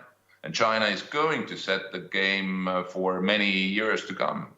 And at the same time, of course, Russia is not kind of fading away. Yes, it might be, as Don said, it could be kind of their economy size of Mexico, but they are a serious threat specifically for smaller nations of NATO like we are here in the Baltics. And this is why when we starting to focus on those multiple challenges, and this is very natural and understandable that Indo-Pacific is getting more and more attention, and not only because US with their his allies in Southeast Asia is dealing with those threats, and more European nations are looking forward also how to be there present as well as allies. We should not forget that another authoritarian state, which is Russia, could try to use the moment, and then the struggle is up for new kind of rules of the game in the world. And as we saw during Alaska meeting recently, that this game is on and fully on. Then Russia has shown already, not only in 2014, then they occupied and annexed Crimea, but in 2008, then they launched the war against Georgia just to put brakes on NATO enlargement to South Caucasus, or even earlier. We shouldn't forget what Russia did in the 90s during Chechen wars, because this was sort of kind of signal to everybody that Russia is fully ready to use conventional forces to achieve their geopolitical aims and goals. And this is why Baltic states must be today and for the future on the radars of allies in terms of how to deter Russian main goal, strategic goal against Western allies. And this is not only, we're talking here about the land grab. This is probably not the primarily important question for Moscow. For them, strategic goal is to dismantle NATO. And to put, as Heinrich said perfectly, that to really, with limited effort, to gain strategic win, then suddenly we facing situation we are ready to go and deter physically, if needed, Russia or not. And this is why, to avoid any of these kind of catastrophic adventures by Russia, we have to seriously enhance deterrence, and deterrence by denial in the Baltic states. And this is, I very much support and like what Don said, and also what Heinrich here said, that there is a badly needed also additional presence of United States forces in the Baltic states, and permanently. If you ask Don, could we agree with that? Yes, I will support that. And I hope, I'm more than sure that my colleagues here, 101 members of the Estonian Parliament, will wholeheartedly support this. And where do we stand at the moment? Hans, you asked, what should we do in the Baltics? As you know, the Baltic states, we already for years stand well in terms of investments into our own defense capabilities. 2% plus of GDP is a very strongly shared position among political forces in Estonia and Latvia and Lithuania. Now the question is, we shouldn't only focus on the numbers, but really tell what we need to do next in terms of capabilities, which can increase this kind of deterrence by denial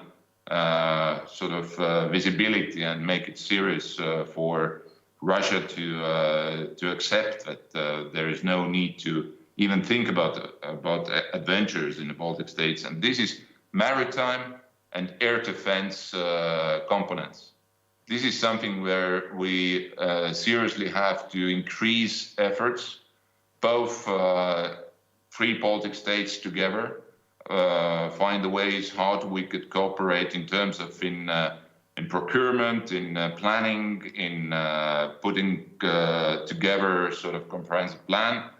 But also it is very important that we, while this is relatively expensive investment, be ready to work together with our allies. And this is, I would like to Don really appreciate and say that this is what the US Congress has done in terms of investments into Baltic defense through European Defense Initiative.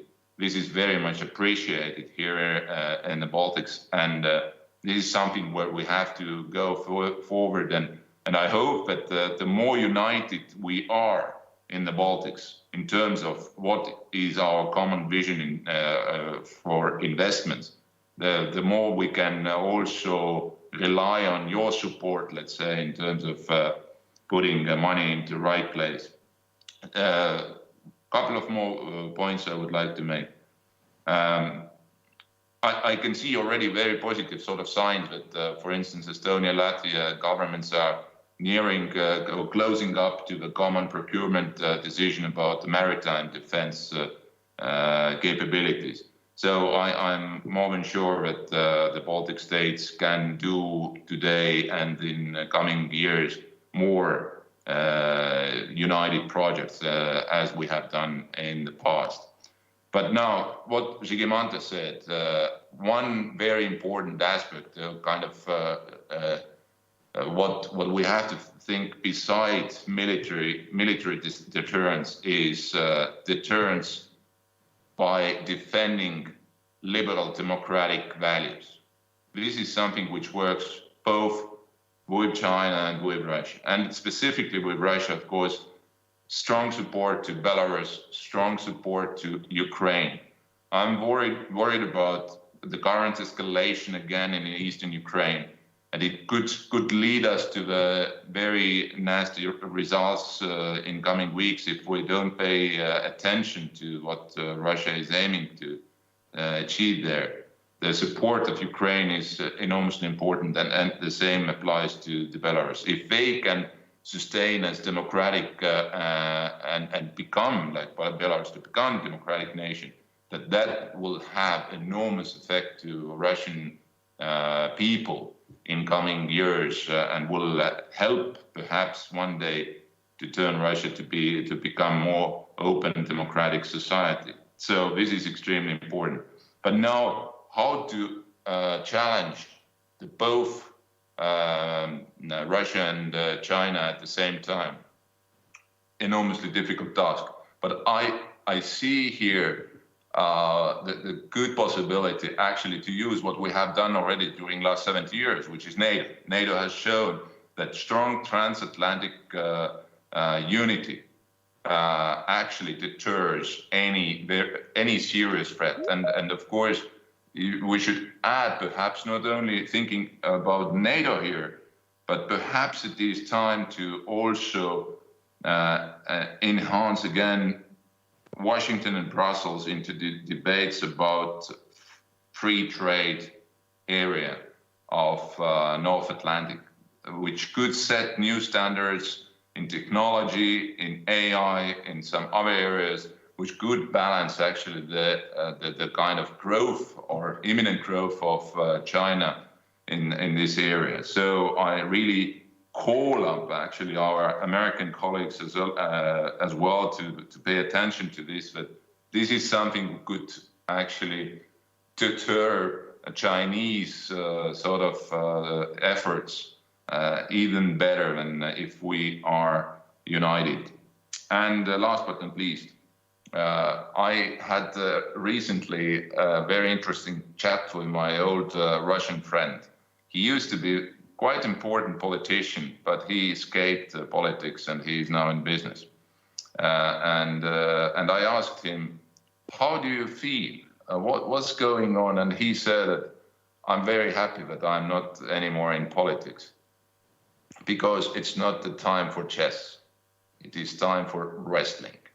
And this is something should tell us that we have to be ready for all kind of nasty surprises, and we are ready if our deterrence is high up and we are always at the same page when we talk about possible threats to our alliance. Thank you.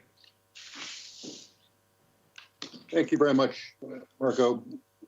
Great set of comments, cleaning up the set of discussions. I would like to take, if I might, just 2 minutes to focus a bit more on China. The discussion's already gotten into that, but there are a few elements of this that I think need to be highlighted, because it is, if we're talking about great power shifts, the new balance among great powers in the globe, around the globe, we got to focus even a bit more on China. And let me say 3 or 4 things very quickly. First, NATO and Europe has tended to focus primarily on the impact that China is having in Europe, quite naturally. There's been a focus on Chinese investments in ports and infrastructure, 17+1, political influence, China's influence in the defense supply chain and our reliance on that.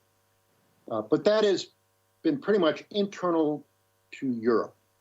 I think there are broader issues that Europe also needs to focus on. We've already talked about the Sino-Russian entente. It's not an alliance yet, might be one day. Joint military exercises are already quite evident, so there's that operational component. What we're missing a bit is that the arms sales from traditionally Russia to China have shifted. We're now into Sino-Russian defense industrial cooperation, which is a whole new level and has profound effects for the capabilities of both of these potential adversaries. And we have already mentioned if Russia feels that its sort of backdoor is covered, it could be more assertive in Europe. Next, Chinese behavior in the global commons, in cyberspace, in space, primarily freedom of the seas. This affects Europe, even though it's taking place elsewhere. It affects Europe and NATO fundamentally. And finally, just to make that point again, what happens in Asia affects Europe more today than ever. An American pivot to Asia to deal with China fundamentally affects NATO. Should, God forbid, there be a conflict, armed conflict in Asia, the consequences for NATO would be so much different than previous American conflict in Asia, Vietnam or Korea. NATO would be, I could easily envision Article 5 being triggered, but even short of that, there would be economic warfare. So this is more than just China coming to Europe, the way Secretary General Stoltenberg likes to talk about it. It's a much broader set of issues. So having gotten that off my chest, let me ask, I see a couple of questions coming in on the chat room. I encourage others to do that. Let me just, if I might ask each of you one question to get the ball rolling here.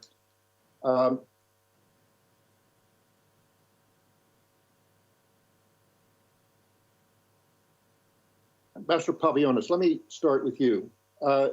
Democracy marching to the east. Russia is going to react to that. How do you think Russia will react to that, and how do we deal with that reaction?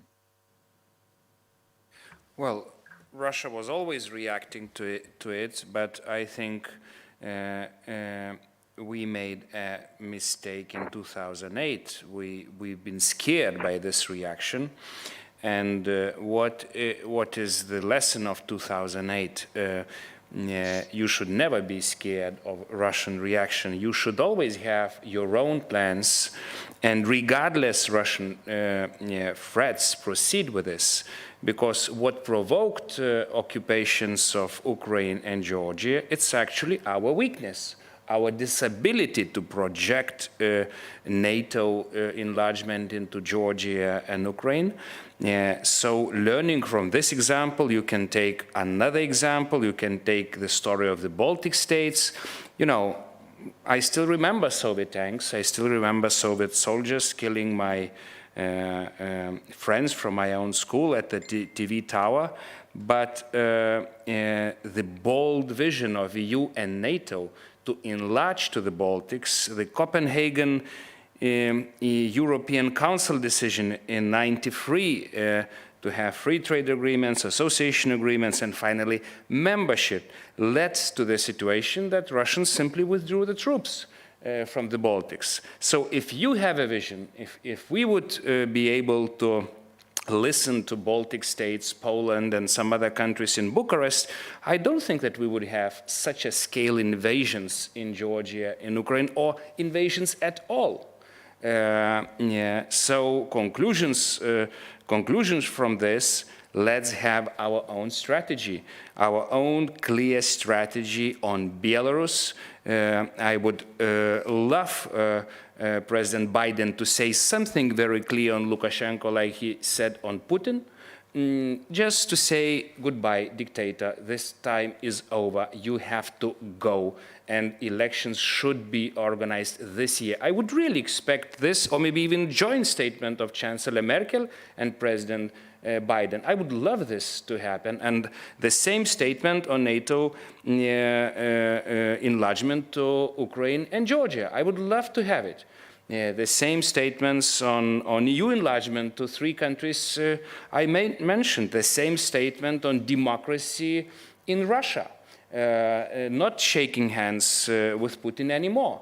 And we will see, will we be brave enough to delegitimize Putin in a way we did it with Lukashenko after 25th so-called elections? Because we all know that elections are being stolen. Let's look what happened in Russia 2 weeks ago when they imprisoned all Democrats from some kind of municipalities, calling them terrorists, and next day meeting with Hezbollah leaders and without calling them terrorists.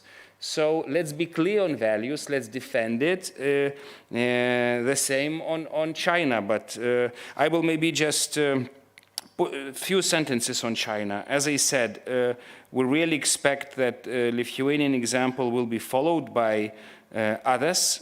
We want EU and US to work together with us, with China. And in addition, what we do in and around China, we are now building embassies and representations in all democracies around China, opening it in South Korea, soon in Singapore, representation in Taiwan, because this new democratic world, the new democratic alliances that America is building with India, Japan, and so on, this is, I think, the way to proceed for us. But we know that we will pay the price for this. And if we are leading that front on democracy, America has to be in the Baltics. And I here completely agree with Marco. If you did it in Poland, please, at the same level, do it in the Baltics. Because honestly, we are at the very much frontier of this fight. We are harboring democracies from Belarus, from Russian dissidents. We are on the front lines in Ukraine and Georgia, not so much the Central Europeans, to be honest. So you have to shield us as much as you can. Thank you very much. Congressman Bacon, let me ask you 2 related questions, if I might. First, the question of this pivot to Asia. How do we manage that? We obviously have commitments in both of these regions, as well as in the Middle East. How do we manage that? Part of that answer may well be what has now been mentioned by, I think, everybody, which is some American presence in the Baltic states. We do, as you know, we have some rotational presence now, Army. You had suggested air defense, and I've talked to commanders of all of the battle groups, the NATO battle groups. First thing they say is air defense. So I think you hit the nail on the head there. But you are a former military man, and you appreciate chain of command. There is an American reluctance to be in a chain of command that we're not on top of. How do you go about implementing this idea? How do you implement it militarily? How do you implement it politically? Well, thank you, Hans.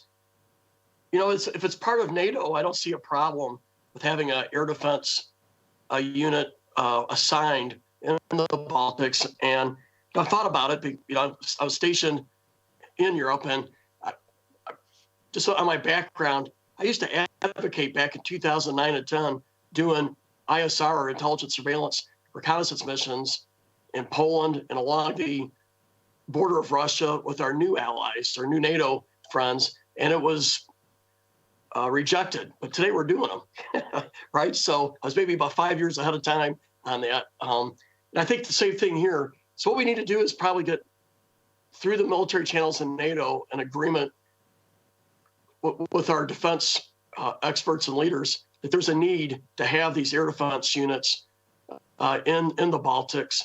And you could put a brigade headquarters in one of the three countries, batteries in each country. So I don't think it would be hard to do, and it's be part of the NATO construct. It's still, and I don't have a problem with U.S. people outside of the U.S. in the chain of command. That's part of NATO. That's the way it's supposed to work. I wanted to comment too about the pivot. I don't like that word, frankly. A pivot implies that you're taking your focus over here, you're shifting over here, and I think that's inappropriate for this. We have to have a strategy that looks at Russia and China simultaneously, and it has to be integrated. And part of that is a strong NATO. As I mentioned in my opening comments, NATO's got to be the backbone of our national security. A secure, peaceful Europe allows us to work in the Pacific and the Middle East. And so, but it takes commitment and investment from America as well. And that's the right thing to do. The only way to do this is, as we keep a strong NATO, and I believe in that, we have to do something similarly in the Pacific with Japan, Australia, and I hope India, because that building a coalition in the Pacific with NATO countries, a part of that, is the best way to secure the peace in the Pacific as well. And that allows people that share our values to team together. And that's the only way to share the burden. Nobody can take this burden on by themselves. So we got to develop a strong alliance system in the Pacific as well. I don't know if that's the best word.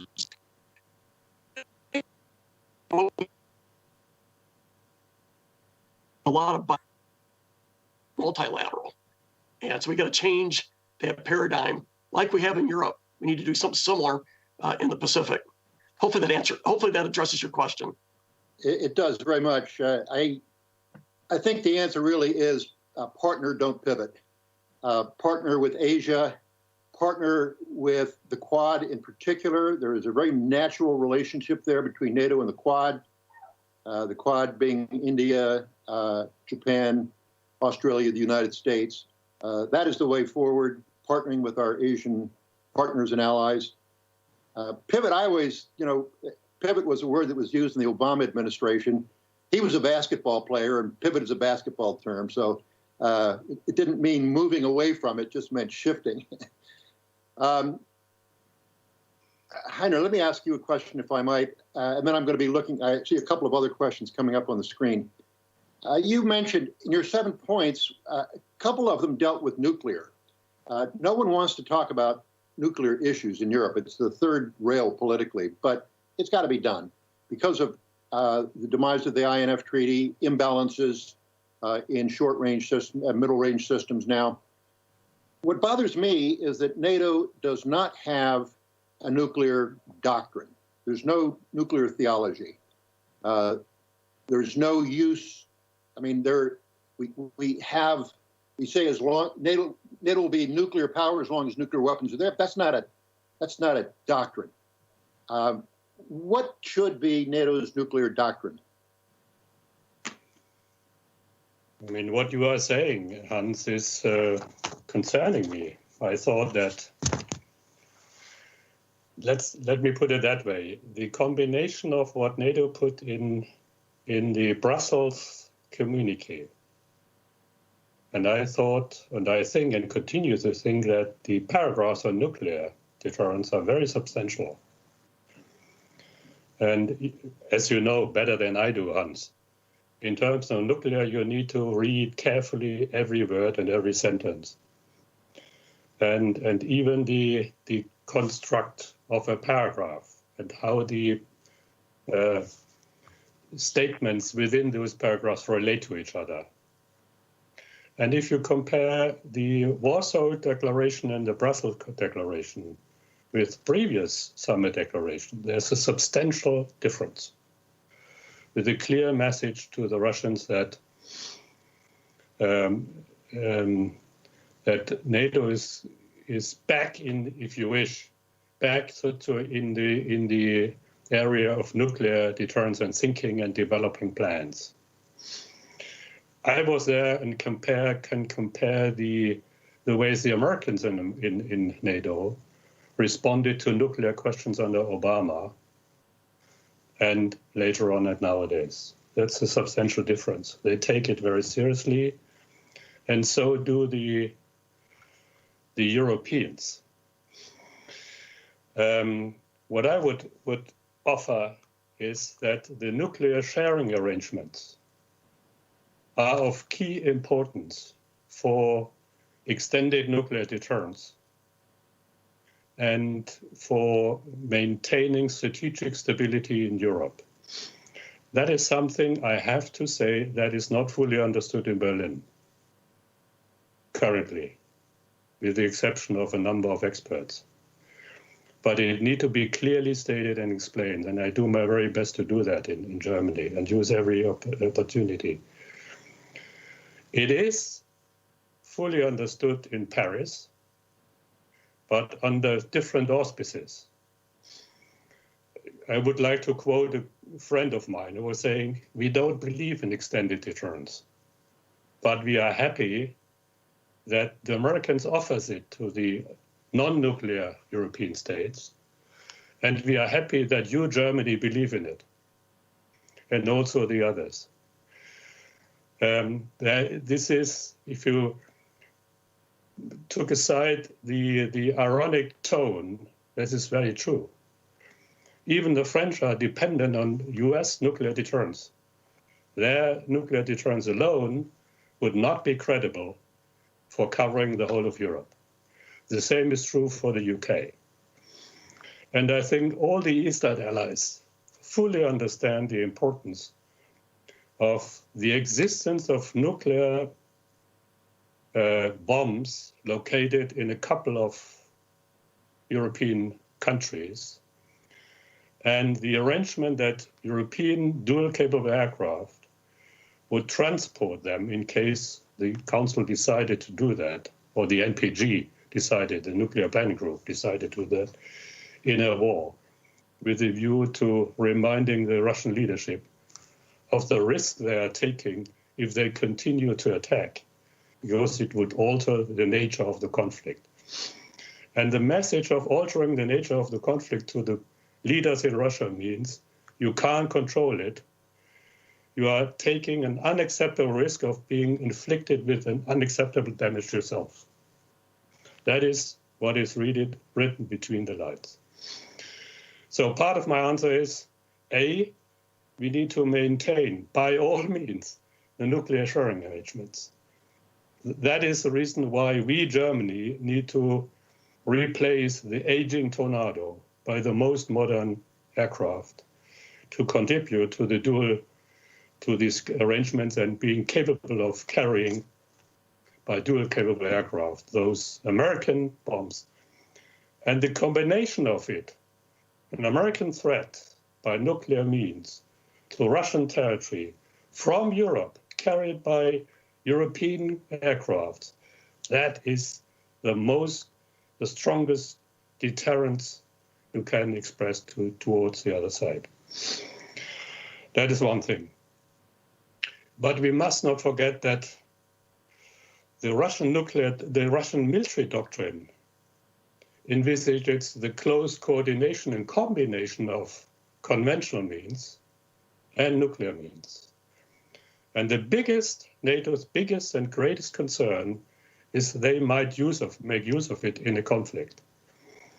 In other words, they might see an opportunity, and I will come back to the overall strategic situation, why, to conduct a limited land grab, and then it would be the Baltic region. That's very clear. They are exercising it in their Zapad exercises. And at the same time threaten the rest of Europe, but not the US, the rest of Europe, the capitals and critical infrastructure, with nuclear intermediate range missiles. That would be very, very dangerous. This combination, it would mean the possible decoupling of Europe's security from the US. And that must not happen. So we must seek to establish, to make every effort to signal to Moscow, Putin and Gerasimov, that we have the means and the resolve to deny both a conventional rapid attack and a nuclear threat only to European nations, and in doing so, creating a fait accompli by the Russians. A fait accompli would be disastrous for NATO. It would be a quick win, so to speak, strategically, without a long war. So that is why the protection of the Baltic region, the Baltic states, and Poland, and credible deterrence being established there, linked with the rest of Europe, but in particular with the United States, is of utmost importance to keep stability also in this region. Many, and Hans, you will allow me to say that, many also in America underestimate the importance of keeping that region stable and free and connected with the remainder of Europe and the remainder of the US, rather than allowing the Russians to take it and then fight back by a long conventional war. This would be devastating. We must not allow that. Therefore, we must do everything that sends the right message to Moscow that whatever they are dreaming of in this regard, they would not be successful. And in the worst case, they would inflict an unacceptable damage on themselves. Yeah. That is why we need, yeah.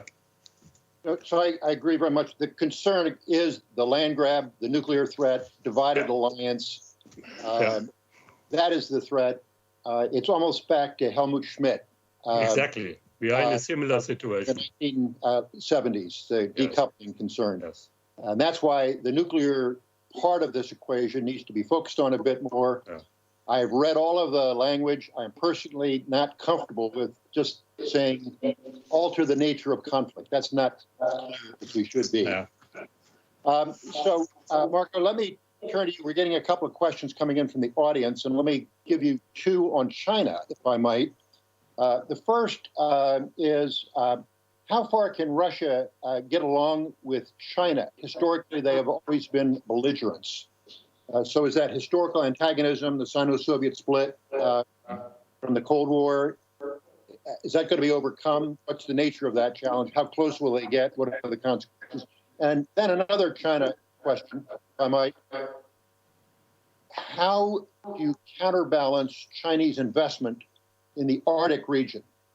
So Chinese involvement in the Arctic. So far, it's been fairly benign, but they are investing heavily in science and resources. How do you manage? Two easy questions for you. Okay, Hans, it's really two easy ones, but very interesting and very, very much kind of very topical ones. On Russia and China. I remember when I worked in Moscow in mid-90s as a journalist, I met one of Russia's top strategists in their defense circles, and he told me that okay, we have historically kind of rooted problems with the West, but real problem for us is China, and growingly, and that was already 20 plus years ago. And I don't believe that they wholeheartedly today are in this kind of tactical alliance with China, because they understand, and the Chinese, it's coming from China's history, that they won't have ever any strategic ally. They don't need, and they don't need even Russia. This is only tactical moment at the moment how to perhaps influence or kind of use Russia in their gambit to get their rules accepted, on kind of main vision about world politics and rules accepted. Of course, Russia is strategically important for China, not because of military power, but as full of resources, specifically, primarily Siberia, of course, and Arctic as a passage from east to west is increasingly important when we read all this news from Suez Canal now today, you know. So it is something where they find, of course, common language, and we have to be very careful, of course, looking at it. And Heinrich, you mentioned Zapad. In August, September, again, Zapad 21 is coming up, and we don't yet know 100%, but there are strong rumors that China will join Russia and Belarusian forces as well, first time ever for this kind of exercise. So this is something which is again, thing to look at. This is not the first time they, of course, have participated in East as well, East exercise. But on China, I see in Europe specifically, there are kind of in political environment on top level thinking that, can we handle both authoritarian regimes at the same time? Maybe it is possible to bring Russia in and kind of break it away from China. And specifically, we have heard this kind of thinking from French president, perhaps some others think as well that this is some kind of doable, but this is extremely dangerous, of course, for countries like us and Ukraine and others, if there could be kind of trade-offs. And this brings me to the point what I wanted to make as well. You said what to do in order to how to deter Russia in their assertiveness as well. This applies to China as well. But it is important that political messaging to the public is consistent in our countries, because if one of the top leaders of NATO countries says that nobody has told him why NATO is relevant, because Warsaw Pact is gone already for 30 years, and this interview was given a month ago for Financial Times, then how come we can ask our people, I mean, and the people by and large in member states, to support further investments into defense and also to really, get this wider support to the deterrence of Russia. And last but not least, on Arctic, as you said, it is vital, of course, to pay attention to Arctic, and of course, I could turn to Don and our allies who has specifically kind of direct connection and interest in Arctic. Russia is enormously investing militarily as well, building up its presence in Arctic. What we do, can it be somehow also NATO's sort of attention, and or this is only NATO countries separately do something there? Estonia is applying this May to become observer state at the Arctic Council. Of course, Arctic Council is not dealing with these kind of issues, but definitely our sort of attention is there, how to enhance international cooperation in order to really safeguard that Arctic is not going to be another big playground. Thank you. Yes, exactly. I mean, the Arctic is a key part of the global commons, and it affects us all, what happens there. Congressman, I have two questions that have come in the chat room here. Let me ask them to you quickly. We have just a few more minutes. The first is, in 2014, President Obama named Russia as a regional power. Is that still the case in 2021? What's the difference? What's the impact? That's question number one. Question number two has to do with Brexit. The UK has left the EU. Does that make the West weak? I'll give the first one a better stab than the second one. I don't see Russia as a regional power only. I mean, they have a strategic nuclear capability that matches America's. It's more modernized, I would say, and in some areas they exceed the capabilities of what we have. Hypersonic weapons, they exceed where America's at today. So they're clearly the primary threat to Europe, particularly our Baltic allies. But they create threats and issues all over the country, or all over the world, excuse me. We see it where they're involved in Venezuela, Cuba, and places in Africa as well. They're a cyber threat globally. They have the ability to target space systems. So they're clearly not just a regional threat. And I think, President Obama at the time, he mocked his opponent, Mitt Romney. But in 2016, I think President Obama and the Democratic Party changed their tune when it came to Russia. I don't think they would say that today. A lot of that was said for political reasons, and I don't think it was accurate. So to answer your question, no, it's Russia's more than a regional power. It's a global threat, primarily a threat to Europe, but it's not constrained to just Europe. And on the second question, I'd like to think no on Great Britain.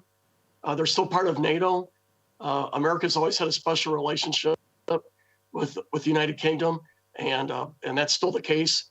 The United Kingdom has an invaluable role as part of NATO, and they've been great allies with America all over the world. And so I'm a big proponent of investing and nurturing that special relationship, and that should not change because of Brexit. Thank you.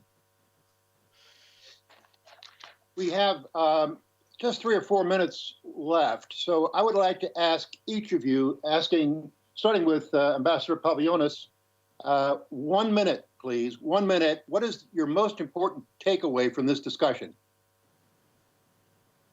Well, if US is back, so democracy should be back. And we should really fight for it. And we have quite an opportunity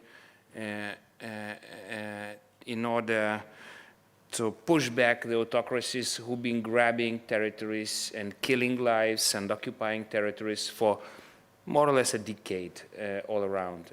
And we will win. We will, President Biden can create legacy like President Reagan did or President Bush did, but he just have to listen to the Baltics, and everything will be okay then.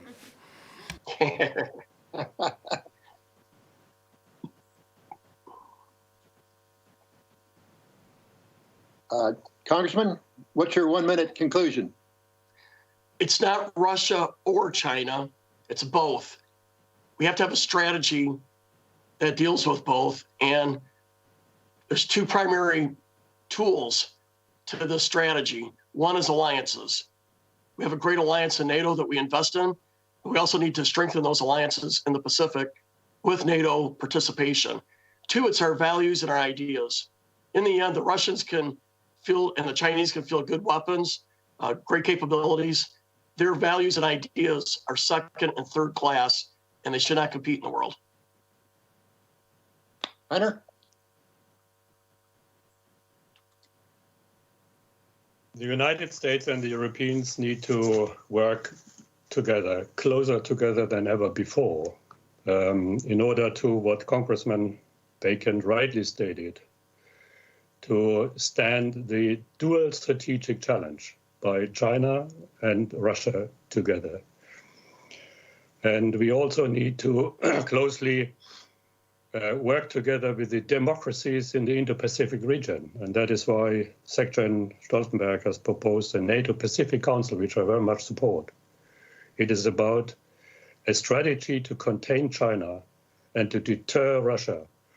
And therefore, I believe that NATO should continue to focus as an organization, primarily on deterrence and defense in Europe, to balance the Russian strategy and capabilities.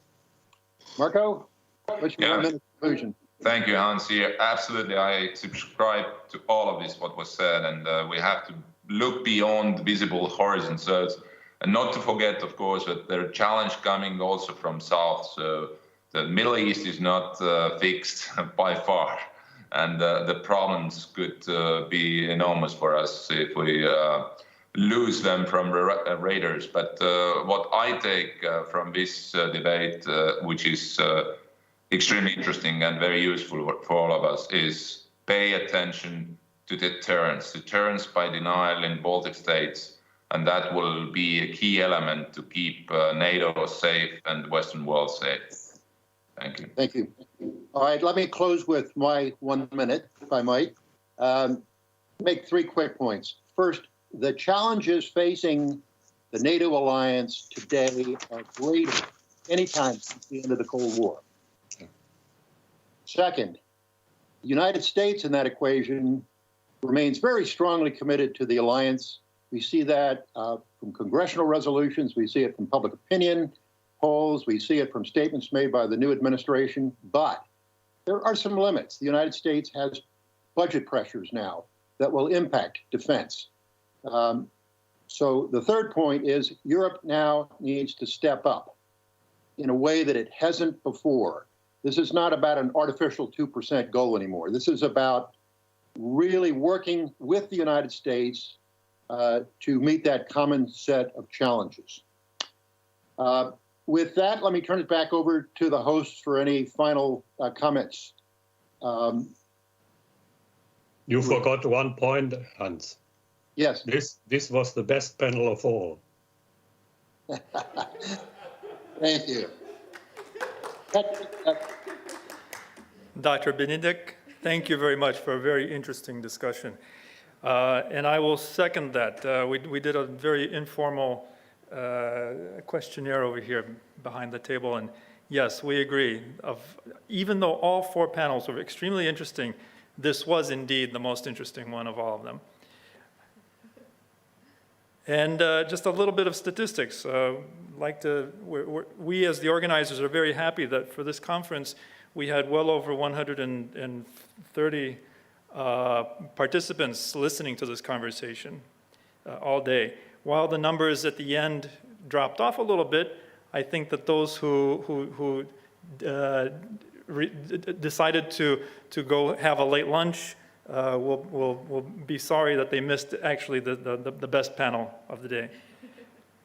And for all the listeners, if you're periodically checking the website or Facebook page of the National Defense Foundation, you will notice that the second Defense Weapons and Technologies presentation in the field, called Live Fire, is planned for the upcoming autumn. The first one was in 2019, very successful. It is done in conjunction with this conference. The decision was made because of COVID to move it to the fall. If the quarantines are actually lifted, the event should happen, so please stay tuned if you're interested in that. Also, if this virus is finally put under control by next year, we hope to see you about this time next year for the 6th conference. And in closing, many thanks to Emilia Balogita, who is the most important organizer of this conference. It would not have occurred without her. And of course, in the final thank you, a deep thank you we have to give to Reserve Major Vaidotas Marilionis, who is the founder of the National Defense Foundation and the originator of this series of conferences. And I'd like to invite Vaidotas for a closing comment.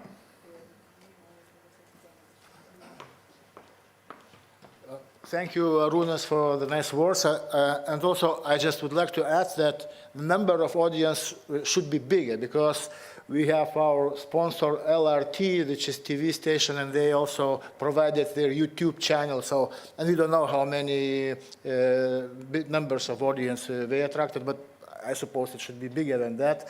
And definitely all those 4 panels were, I think, very interesting and very important, and keeping in mind that all this material will be placed on YouTube, so it is very valuable like a lecture. So I think everybody, students can use it and can listen. And of course, I would like to thank all our sponsors and supporters. You can see their logos on this wall. And especially I would like to thank Emilia. She did tremendous job, and during the last 3 weeks, she was only one who was committed for work on this conference. So really, thank you very much, Emilia. Okay, and so now I would like to announce that Vilnius Security Forum is over, and looking forward to meet you next year. Thank you.